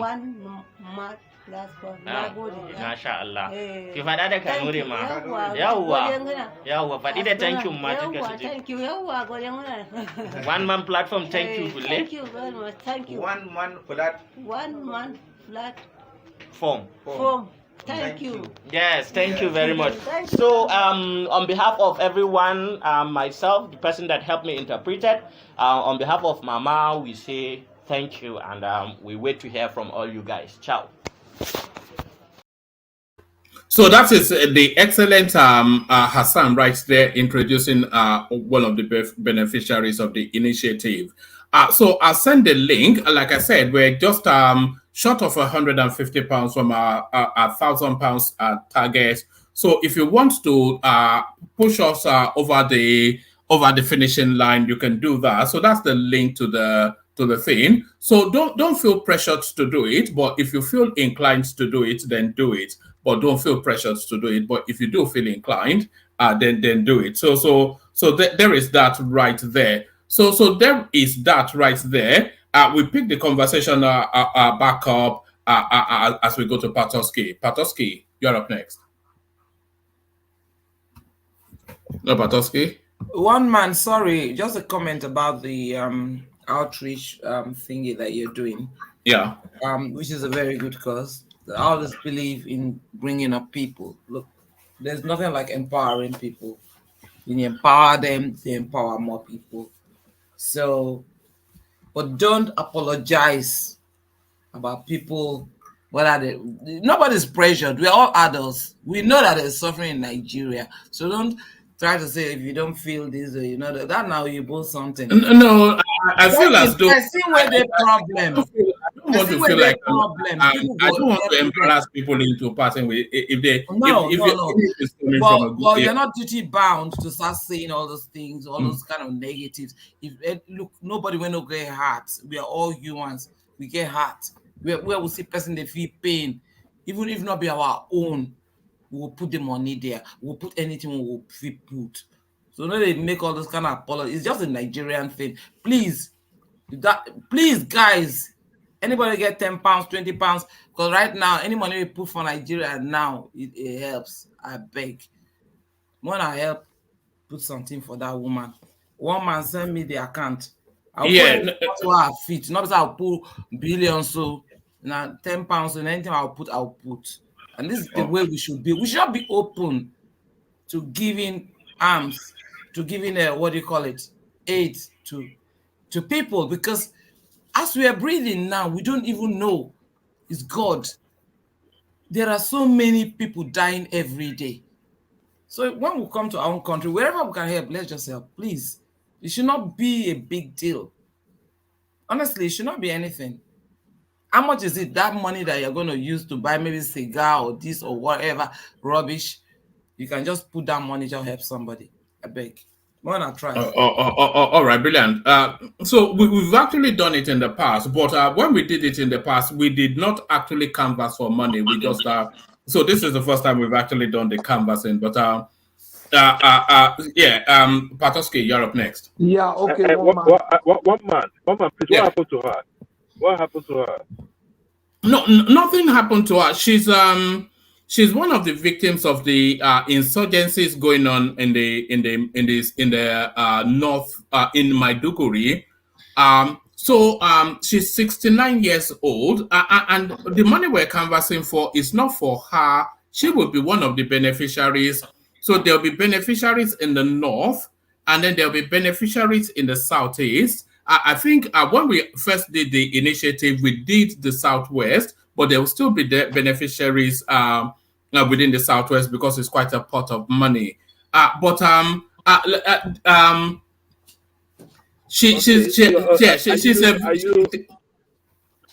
trying to run for election in 2027? No. You know. It's funny. We were. I know. Ijele Koko said we were actually just here. We were having conversations. And in the course of that conversation, we just ended up setting up. I think it was actually even Thomas. He said he was feeling inclined to give bags of rice to people for Christmas. And then in the course of that conversation, we ended up setting up a GoFundMe. You know, so that was how that happened. But I just wanted to be sure because I don't really know. You know, I don't really know. Probably you're running for presidency or vice president. No. I was wondering why. But we're not canvassing for. Let me play you just one more clip. This is Zainab. She's 20. Actually, let me play from here. She's 23. But hear her story.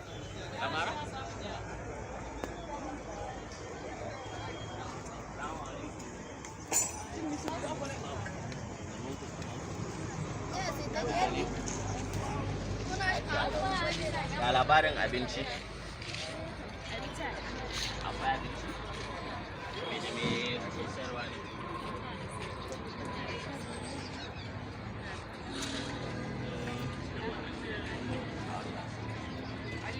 Wannan ayi mutum yana da shiga dauke ni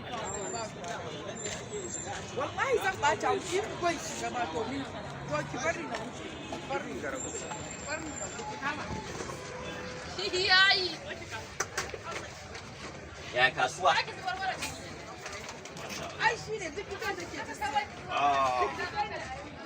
akwai mutanen maganar da muka fara yi da ke mutanen one man platform wani mutane ne yan Najeriya amma suna zaune a kasashen turai to dangane da abubuwa da yawa da ke faruwa yanzu a kasar nan kuma na san sannan kuma insha Allah su kuma za su dubi yadda za a yi su ma su taimaka ko abin da ya kawo mu kenan.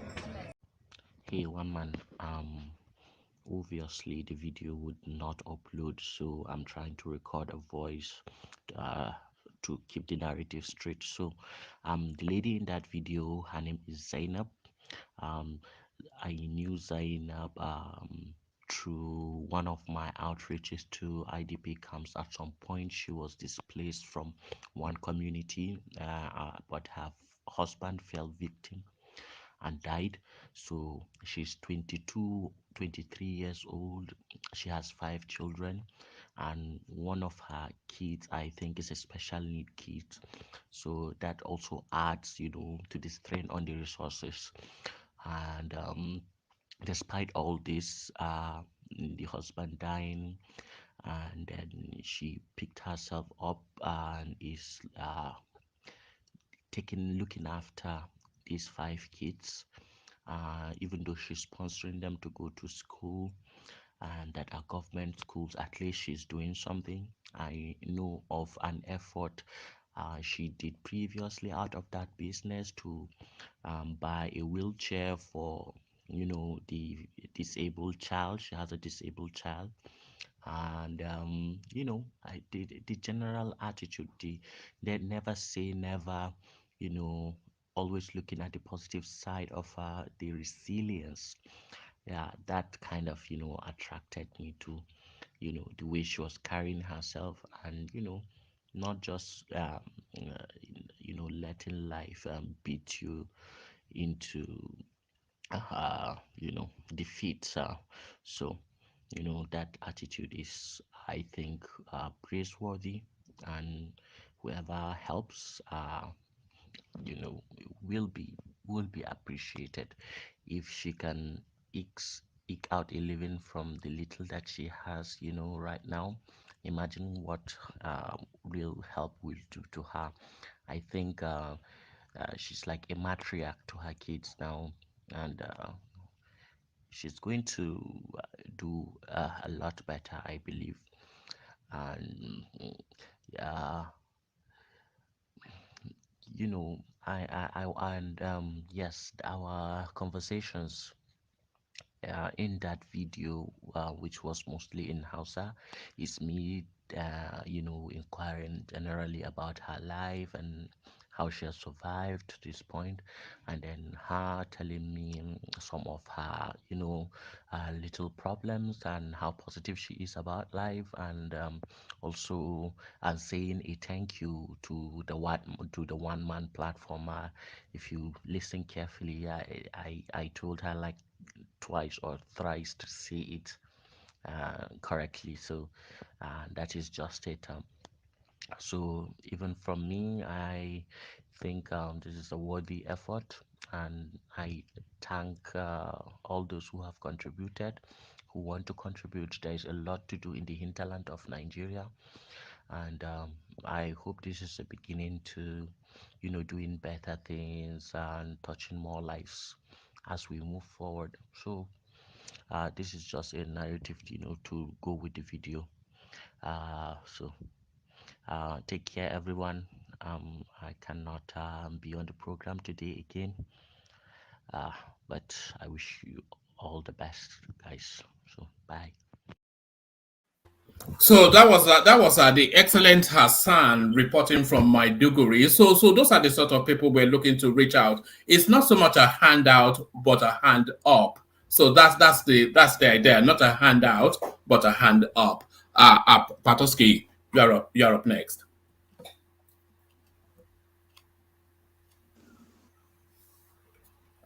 No, Patoski. Oh, okay, who hasn't spoken?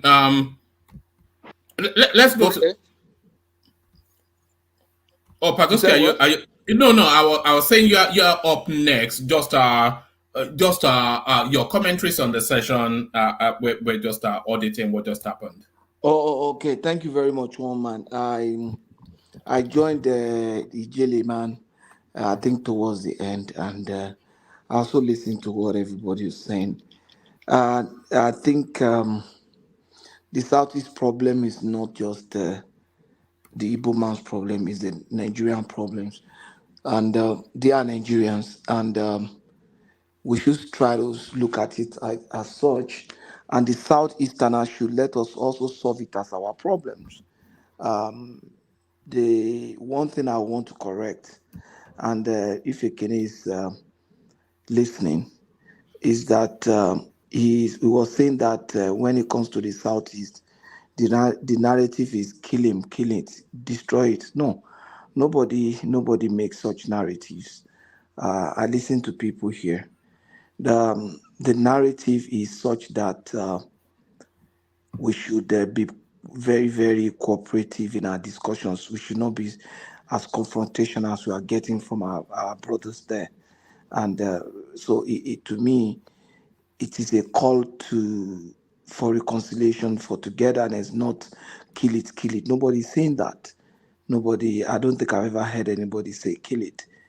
We are saying that evil should be condemned everywhere, even if it is my brother is condemned, that is perpetuating this, that is carrying it out, that is perpetrating such evil. It should be condemned. It should not be condoned.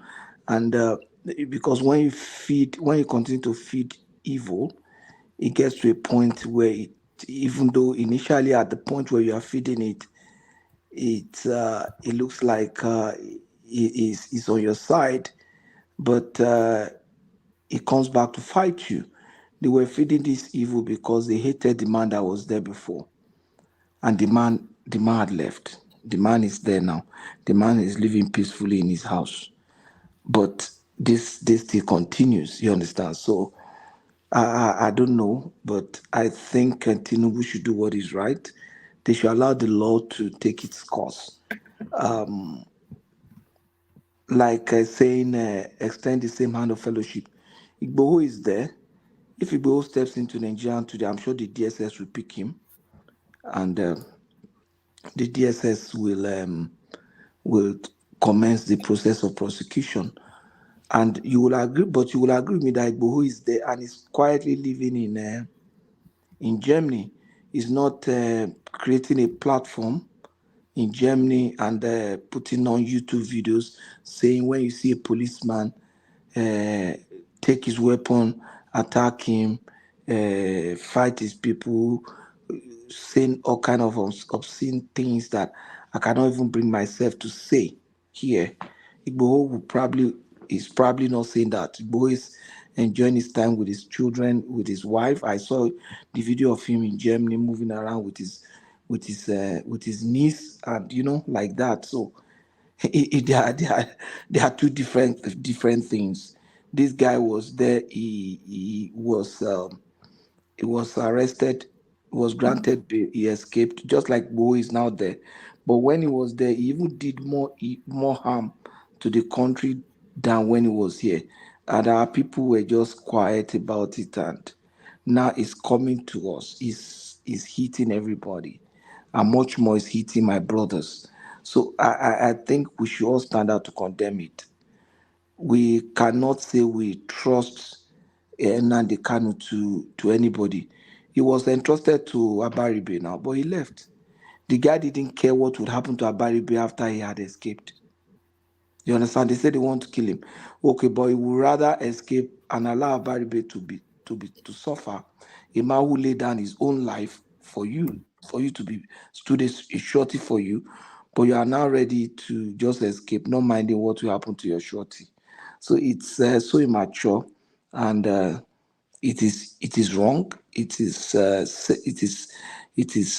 strange that some people will be saying that to hand him over to which people. If they say, okay, we'll hand him over to any of you, can anybody come and stand as shorty? I'm sure Abaribe will not come out to stand as shorty again.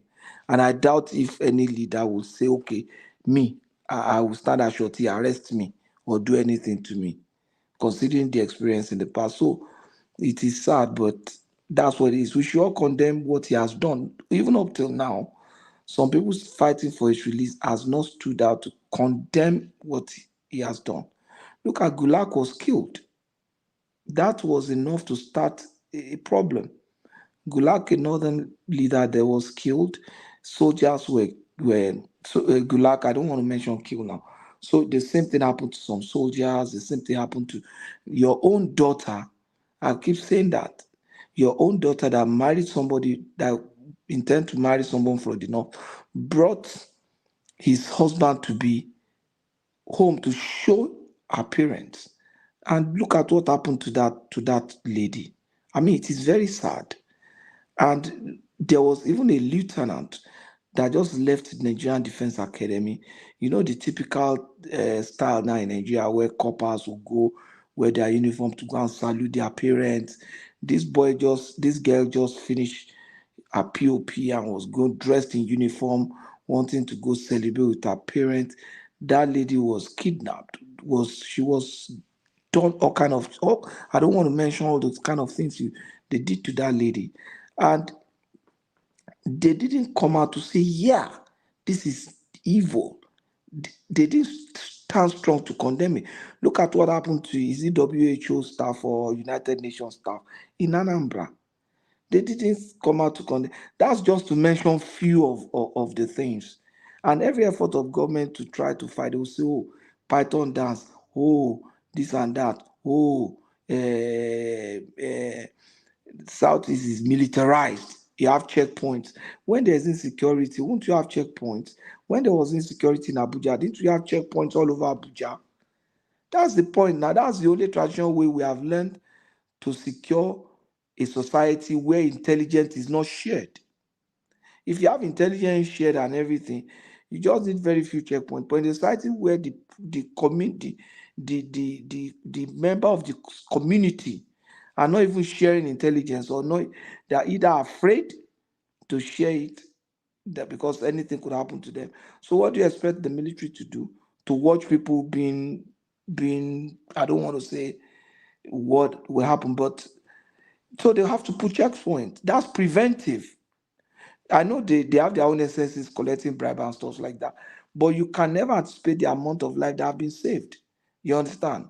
The number of people that would have lost their life in that place that didn't lose it because those checkpoints are there is the reward of the checkpoint. So, but that cannot be evaluated because there are no empirical way to say, oh, this person would have lost his life on that route if not for this police. So that's the reward of those actions. If you want to see the danger in it, let them withdraw those checkpoints and see what will happen.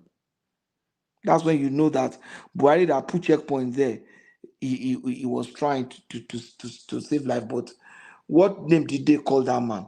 They called him all kind of name. They called him a dead man. They called him Jubri. They called him all kind of things. They use all kind of names too. And any evil that happens in that place was linked to him, was attributed to him, was linked to his family, to all kind of things. Even from very educated people who are supposed to know, even right here on this platform. So it is sad now that these people that are now canvassing to say release him to us, they were existing then, or is it that that group just emerged? There was no Hanese, there was no Southeast leader that time when that thing was gradually brewing up. They were all afraid to even speak, and that's the point. So they also were also worried for their own lives too, because I remember then there was the time they took one Igwe, they took all kind of traditional leader. Not just that, this guy will go around talking to their own traditional leader anyhow. He will even extend it to other tribe. He will talk to their religious leader anyhow. He will talk to what did he not say? He will even talk to his own followers anyhow. So that's the kind of man you want to be released without condition. His freedom is freedom is good. It's good for him to have freedom. I don't have anything against it, but there should be some conditions, some checks have to be in place. The question I'll ask is it safer for Nigeria for him to still be there, or is it safer for Nigeria when he's released? Is it better for them? But you don't want to take that risk. Visitor said something that I really, really liked, and it happened, but most of us never really thought of it. This man was previously released, and look at what happened between that time he was released and this time. that eventually was arrested. Look at the kind of thing that took place. So the show release him is going to bring peace. The experience have not shown that his release will bring peace. The experience have shown that when he's out there, he's more dangerous. That's what the experience have shown. And I don't know who will come out to say release him to me. I don't know. Who can come out as a leader in that place. Soludo has said that now. Soludo, what was this saying when the guy? You sure of all most of them? So that was one of the few people that condemned this thing from that time. I remember then. But because he of the doesn't have election, power over Nnamdi Who is Kanu, the so leader you can't release such a person to whom. He doesn't have power over Nnamdi Kanu. You can only release Nnamdi Kanu to somebody who have control over Nnamdi Kanu. Let's be factual here. That's how it happens. Somebody cannot just walk to you as a law enforcement administrator and say, release this person to me, I will handle it. It doesn't work that way. Yes, you're right, my sister, because the point is, okay, release him to me. Patoski, Yeah? is it not the same Soludo? Is one of the commissioner was beheaded and they were using his head to play ball on the street? No, settle down with Sorry, those sort of settle down. Right, and they were using the man's this thing to be playing ball on the street. They said they should release it to him. Sorry, War Peace, but it's just words. We thought War Peace. You see, we thought those kind of things used to happen in the north. You know, there was one man in Kano that had the similar experience, and the whole world condemned it. I'm sure even people in the north condemned it then. I remember Abacha rolled out the armor tanks and he went for them. Abacha went for them. That was the kind of thing that happened in the north. And a northern leader went for his own people. The man that everybody hates so much went for them because they did it to an Igbo person. Not just because they did it to an Igbo person, that's what barbaric thing could have happened in the name of religion. Look at what that thing happened in the East, and the thing just went like that. Patoski, I don't think you're being fair. It was a whole lot of condemnation on the death of the military lady and the husband. I could not watch the clip. Why I will always like the thing there is that we don't have real media in the East, so nobody is broadcasting to you. But it was everybody. Hold on, let me just say this, okay? Everybody was resolute in condemning the action, and I'm using even this time to even tell you that action was barbaric, and we were even calling for the people that did that to also have the same punishment. The issue there is this: if we are talking about Nnamdi Kanu, I am not in support of Nnamdi Kanu, but the issue there is this: there are people. The ideology is still there. You cannot kill it. It was Rafa was wicked before. Now you have Nnamdi Kanu. The ideology is there. That group of people that feel disenchanted are still there. But they are not more than 2-3% of the entire Southeast population. But they are the loudest. And sometimes they have the violence to go with it. So are you telling me how many places, what is the place of the Southeast should be different?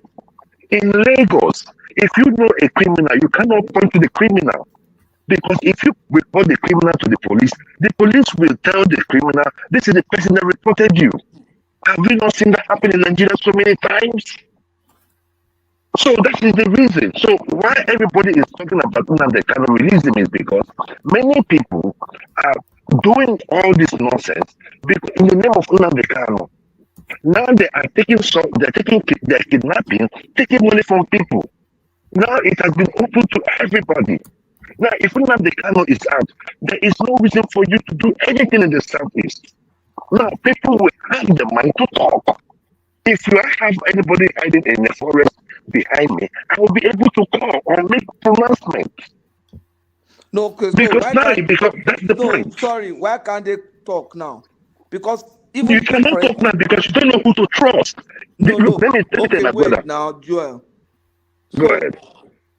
If for example, Nnamdi Kanu is still there, but somebody is hiding in the forest behind my house and kidnapping people, I won't talk because there's no who to trust. So if they release Nnamdi Kanu now, Will there be somebody to trust? I See, mean, let me tell how you. does that flip? Let me How tell does you. that flip the coin? Let me tell you how these things happen, right?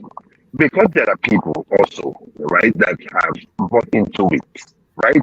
It might not be everybody that knows somebody stays in the forest. It could be a hunter. But if they go to talk, my brother, the way security is in Nigeria, you cannot see a criminal living beside you and you go to a policeman, this is a criminal. My brother, if they arrest that guy and is released the following day, don't you think your life will be in danger? That is what is going on in Nigeria. So you cannot take the failure of the state and blame it on the region. Look, Southeast is still part of Nigeria. And when we talk about security, I'm not the trying to blame security it of on the the region. No. I'm not saying the region. I'm saying this is a Nigerian problem. And we should allow it to be treated as such. You understand what I'm saying? yeah, so If that thing shouldn't be happens, different. if that happen anywhere, we can get the same response from those people. Because those leaders are probably afraid for their lives and stuff like that. You understand? I agree with you. But what I'm saying is, if we look at the events that has happened and what has happened in the name of this man, or what he himself in the past has tried to incite, he has not apologized to Nigeria for those lives. So why should he? Is he repentant now? You know, the Boko Haram, I don't care how they treat them, but they still call them repentant Boko Haram. Can we say, I am willing if they release a repentant Nnamdi Kanu? We could say, oh, both those Boko Haram were repentant and they claim to be repentant. Eventually, they were not. But let him even claim to be repentant. I mean, that's the, except you are saying what he has done is there's no sin to it, there's no crime to it, there's no offense to it. Then let him be released because you don't have any reason for holding him. There's no offense to it. He has not committed any offense or any crime. Patoski, that's the point. That is the point. What he did, all the people who are saying Nnamdi Kanu should be released, what they meant is that what he did has no offense to it, and therefore he should be released. That's the point. I'm sure Ijele is Madam not saying Zita, that. Madam Zita, nobody is saying that what Nnamdi Kanu did was right. And at the same time, you cannot just say all the deaths that has or kidnapping happening in the southeast is as a result of IPOP. I will tell you for a fact that this whole thing, we said this on the show, after the bombing of the prison in Owerri, over how many thousand prisoners left? How many have been brought back? A few of them. These people found their ways into these places. My own thing, and all of them are now going under the umbrella of IPOP as a way of protection. It's like So you're not my getting point my is, point. You're not see, getting my point. I'm getting your point. What I'm saying is this. IPOP. Hold on. I am not talking about IPOP. When I say something, I'm always very specific. What I said is that if anybody said release Nnamdi Kanu, full stop. What that person is saying invariably is that Nnamdi Kanu did not do anything wrong, so he should be released. That's the point I'm making. Madam Zita, Joel, let me finish now. I am not talking about what IPOD is doing in Nnamdi Kanu's absence or what they did in his presence. What I am saying, who is Nnamdi Kanu? What has he said and what has he done? I'm talking about Nnamdi Kanu. Kanu himself, not IPOP. His own action. I said his own actions. Exactly. What Nnamdi Kanu has said, what he has done, exactly. His own actions as Nnamdi Kanu. If anybody in Nigeria says release Nnamdi Kanu, what the person is saying invariably, technically, is that Nnamdi Kanu did not do anything, release him. That's my Woman, Zita, if we are to go by sorry, logic, if we are to go by Joel, let logic, me just, nothing. Joel, you will come in. Let me just support Okay. Zita so that you run this. You see, Zita, what I expect them to be saying is forgive Nnamdi Kanu. You understand what I'm saying? Forgive instead of saying release him. Because from what Zita is saying, I agree with her, is that releasing him means that this guy has done nothing wrong. You don't have any reason to hold him, release him. But if you say forgive Nnamdi Kanu, you cannot forgive somebody who did not who ask is not for apology, repentant. who did not apologize. Exactly. It doesn't work that way. You So cannot they should wake be up in the talking to morning. him. Somebody did not apologize for anything. He said he didn't do anything. You say forgive him. It doesn't work that way. All right. Bring it home, Patoski, and then we hear from Triumph. So what we are saying is that I think the narrative should change from what Zita said and what Joel, all of us is looking at now. It should be they should be talking to Nnamdi Kanu to say, look, you want forgiveness, you want a pardon. It means that one, you should be repentant, you should acknowledge your deed, even to God or to any other person you offend. Say, bro, I know I offended you. And there should be a sign that suggests that, look, this guy is actually repentant. And then we can forgive, extend forgiveness. One man, the whole country needs to forgive that guy. And he needs to ask for forgiveness from all of us because he has caused us pain as a country by what he has said, what he has done, what he has incited people to say. One man, I rest my case on that. All right, brilliant. That's the excellent Patoski. He doesn't spend enough time with us, but when he does, that's the quality he brings. Up next, Mr. Triumph. Triumph, we are up next. Good morning, bonjour, everyone. Bonjour, monsieur.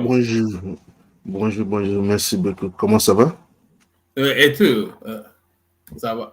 Ça va bien. All right, that's all I know. That's all I know. Don't worry, you have to go back to the lectures back there. You'll be good in it, or you come to live here like in 2 years, then you'll be good in it. Okay, I've been listening to. I even went back to listen to your guest. It was very exciting. One thing is that I'm sorry to say I'm not offending any Igbo here. Let me be here. The Southeast are not honest with themselves. Because I listened 3 days ago what Governor Soludo said that some people, like senators, people in the government, that's in Southeast, top people, their elders doesn't want him to come out. So it's not the problem of Nigeria anymore. It's the problem of the Southeast. I'm sorry to say that. That the only Southeast that can solve their own problems, their own selves. So you should stop using this issue to be disturbing us. Even the other guy in Finland making noise. Sorry to say.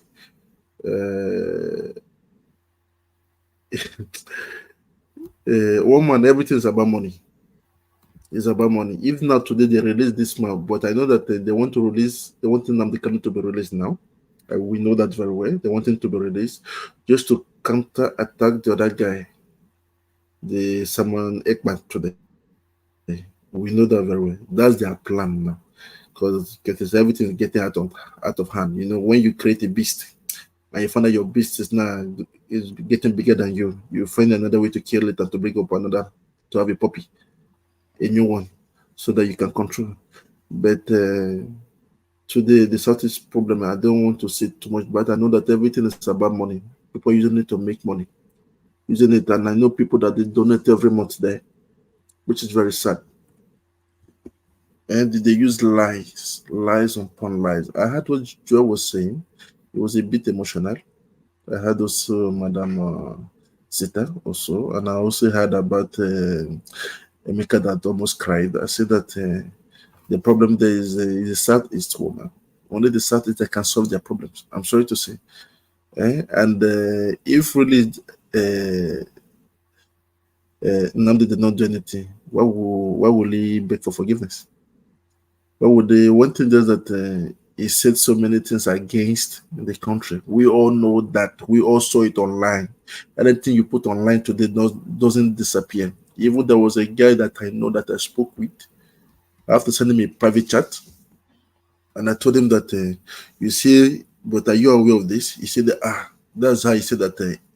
He told him that I shouldn't leave the problem for them. That I shouldn't say anything too much. Anything you start saying things contrary to the Igbos, and they will attack you also. They will attack you badly, and they start saying things they're not supposed to say. I wasn't happy when Kino Joel was We're saying not that doing Igbo bashing, you know. You have to take it easy. You know that 60% of our audience there are from the southeast. Don't so we have to. They are our lifeline people. They come here all the time and they don't. But carry on, yeah, carry on. Okay, I understand, Mr. Woman. I have to be politically correct to say.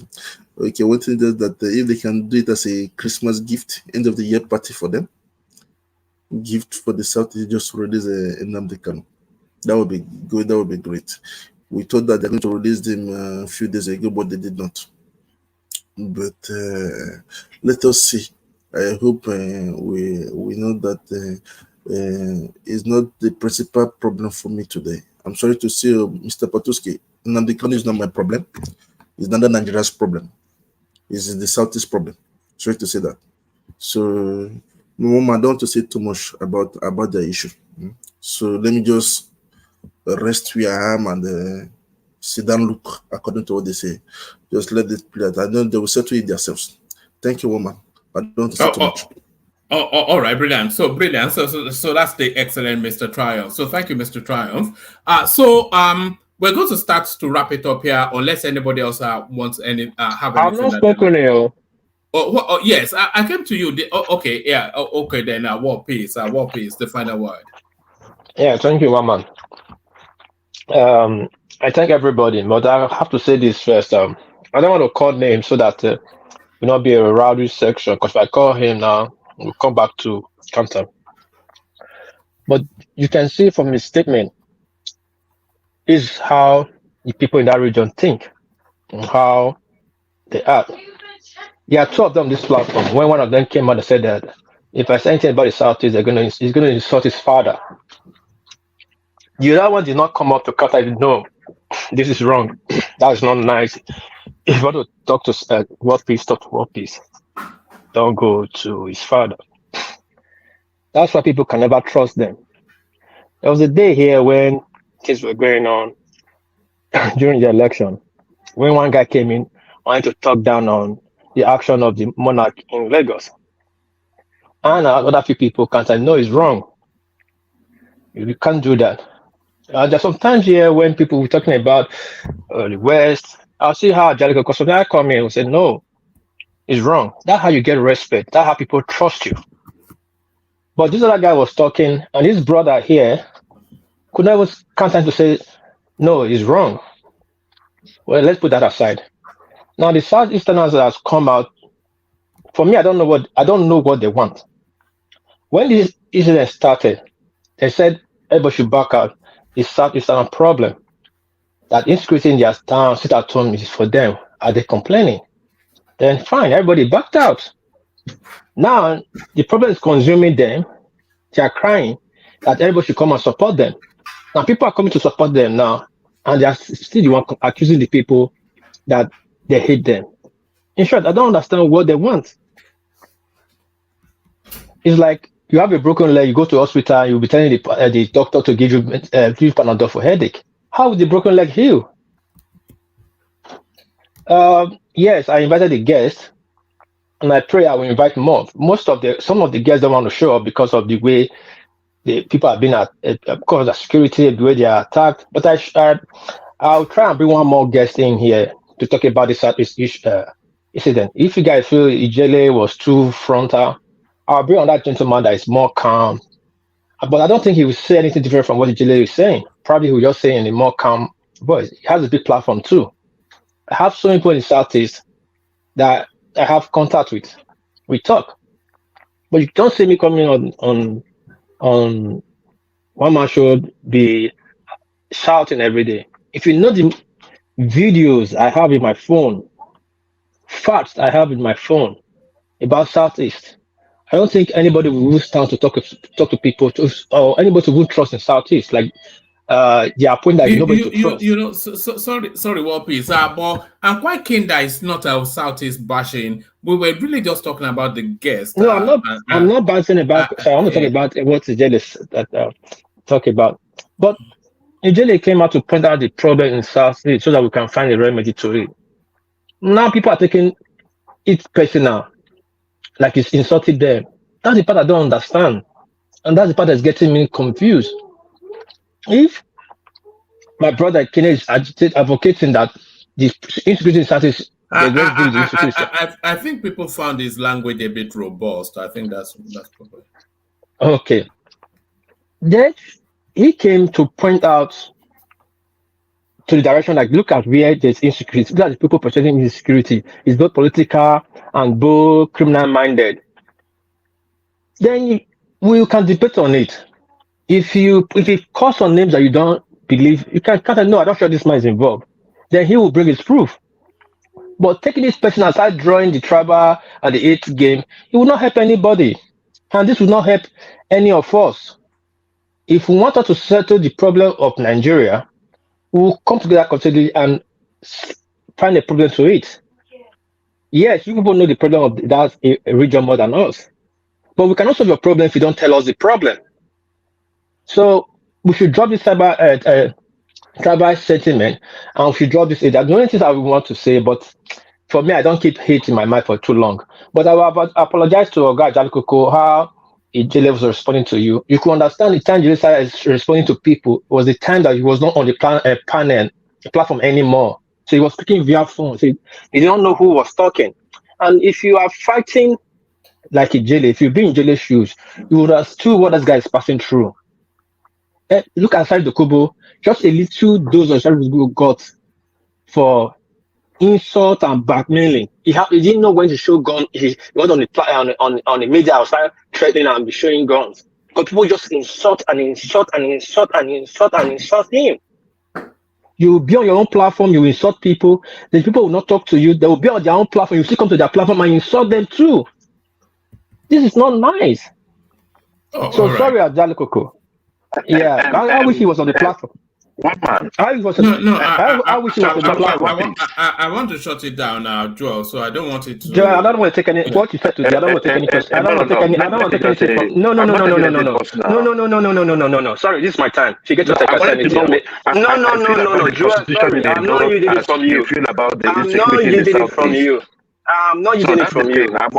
I'm not using my time for you. I'm not. All right, let me speak. Bring it on. Because you cannot insult somebody from your company, expect me to talk to you. We Beninese, we are very different. We don't joke with it. So don't expect me and you be joking here. I don't think you've worked older than me by age or anything. Any immigration, we are not in the same platform. Anyway, people, Jericho, I'm sorry for that because the man was not on the platform anymore. So please, one man, if you. Sorry and thanks for bringing Ijele. I'll try to bring another guy in so we can talk and find a solution to the Southeast problem. I don't hate the Southeast. I'm looking for a solution to it. So everybody have peace. Thank you, one man, and I'm out. All right, brilliant. So thank you, Wapis. So thank you, Wapis, and thank you, everyone. It's been an explosive session, we have to say. But we come up to the 6-hour mark. Thomas is not available, so we start to round it off here. I wonder if Ajale Koko wants to round it off with just a very, very short parting words. Ajale Koko, do you want to close this off for us? Okay, I don't think we have Ajale Koko. Oh, soon on you. Ajale Koko have gone to bed though. All right. So Ajale Koko has gone to bed. I was going to say let us join him, but we are not joining him. Let us go to our individual beds. So thank you, everyone. We'll reconvene for tomorrow, and thank you especially for the GoFundMe people and the super chats, of course. I lost connection, so I lost the streams of the super chat, but essentially it was Ayo all the way through, as always is the case. So thank you, Ayo, for the for the super chat. And by the way, other people can join Ayo in that space. I recall a day that Ayo was not around. We had no super chat. So So other people, you see that dollar sign at the bottom of the comment section is available for everybody's use. It's not just for your butter. Thank you, everyone. And thank you especially for to Ijele Speaks for coming to illuminate the space. So thank you one and all. We'll reconvene tomorrow and do it all over again. And peace.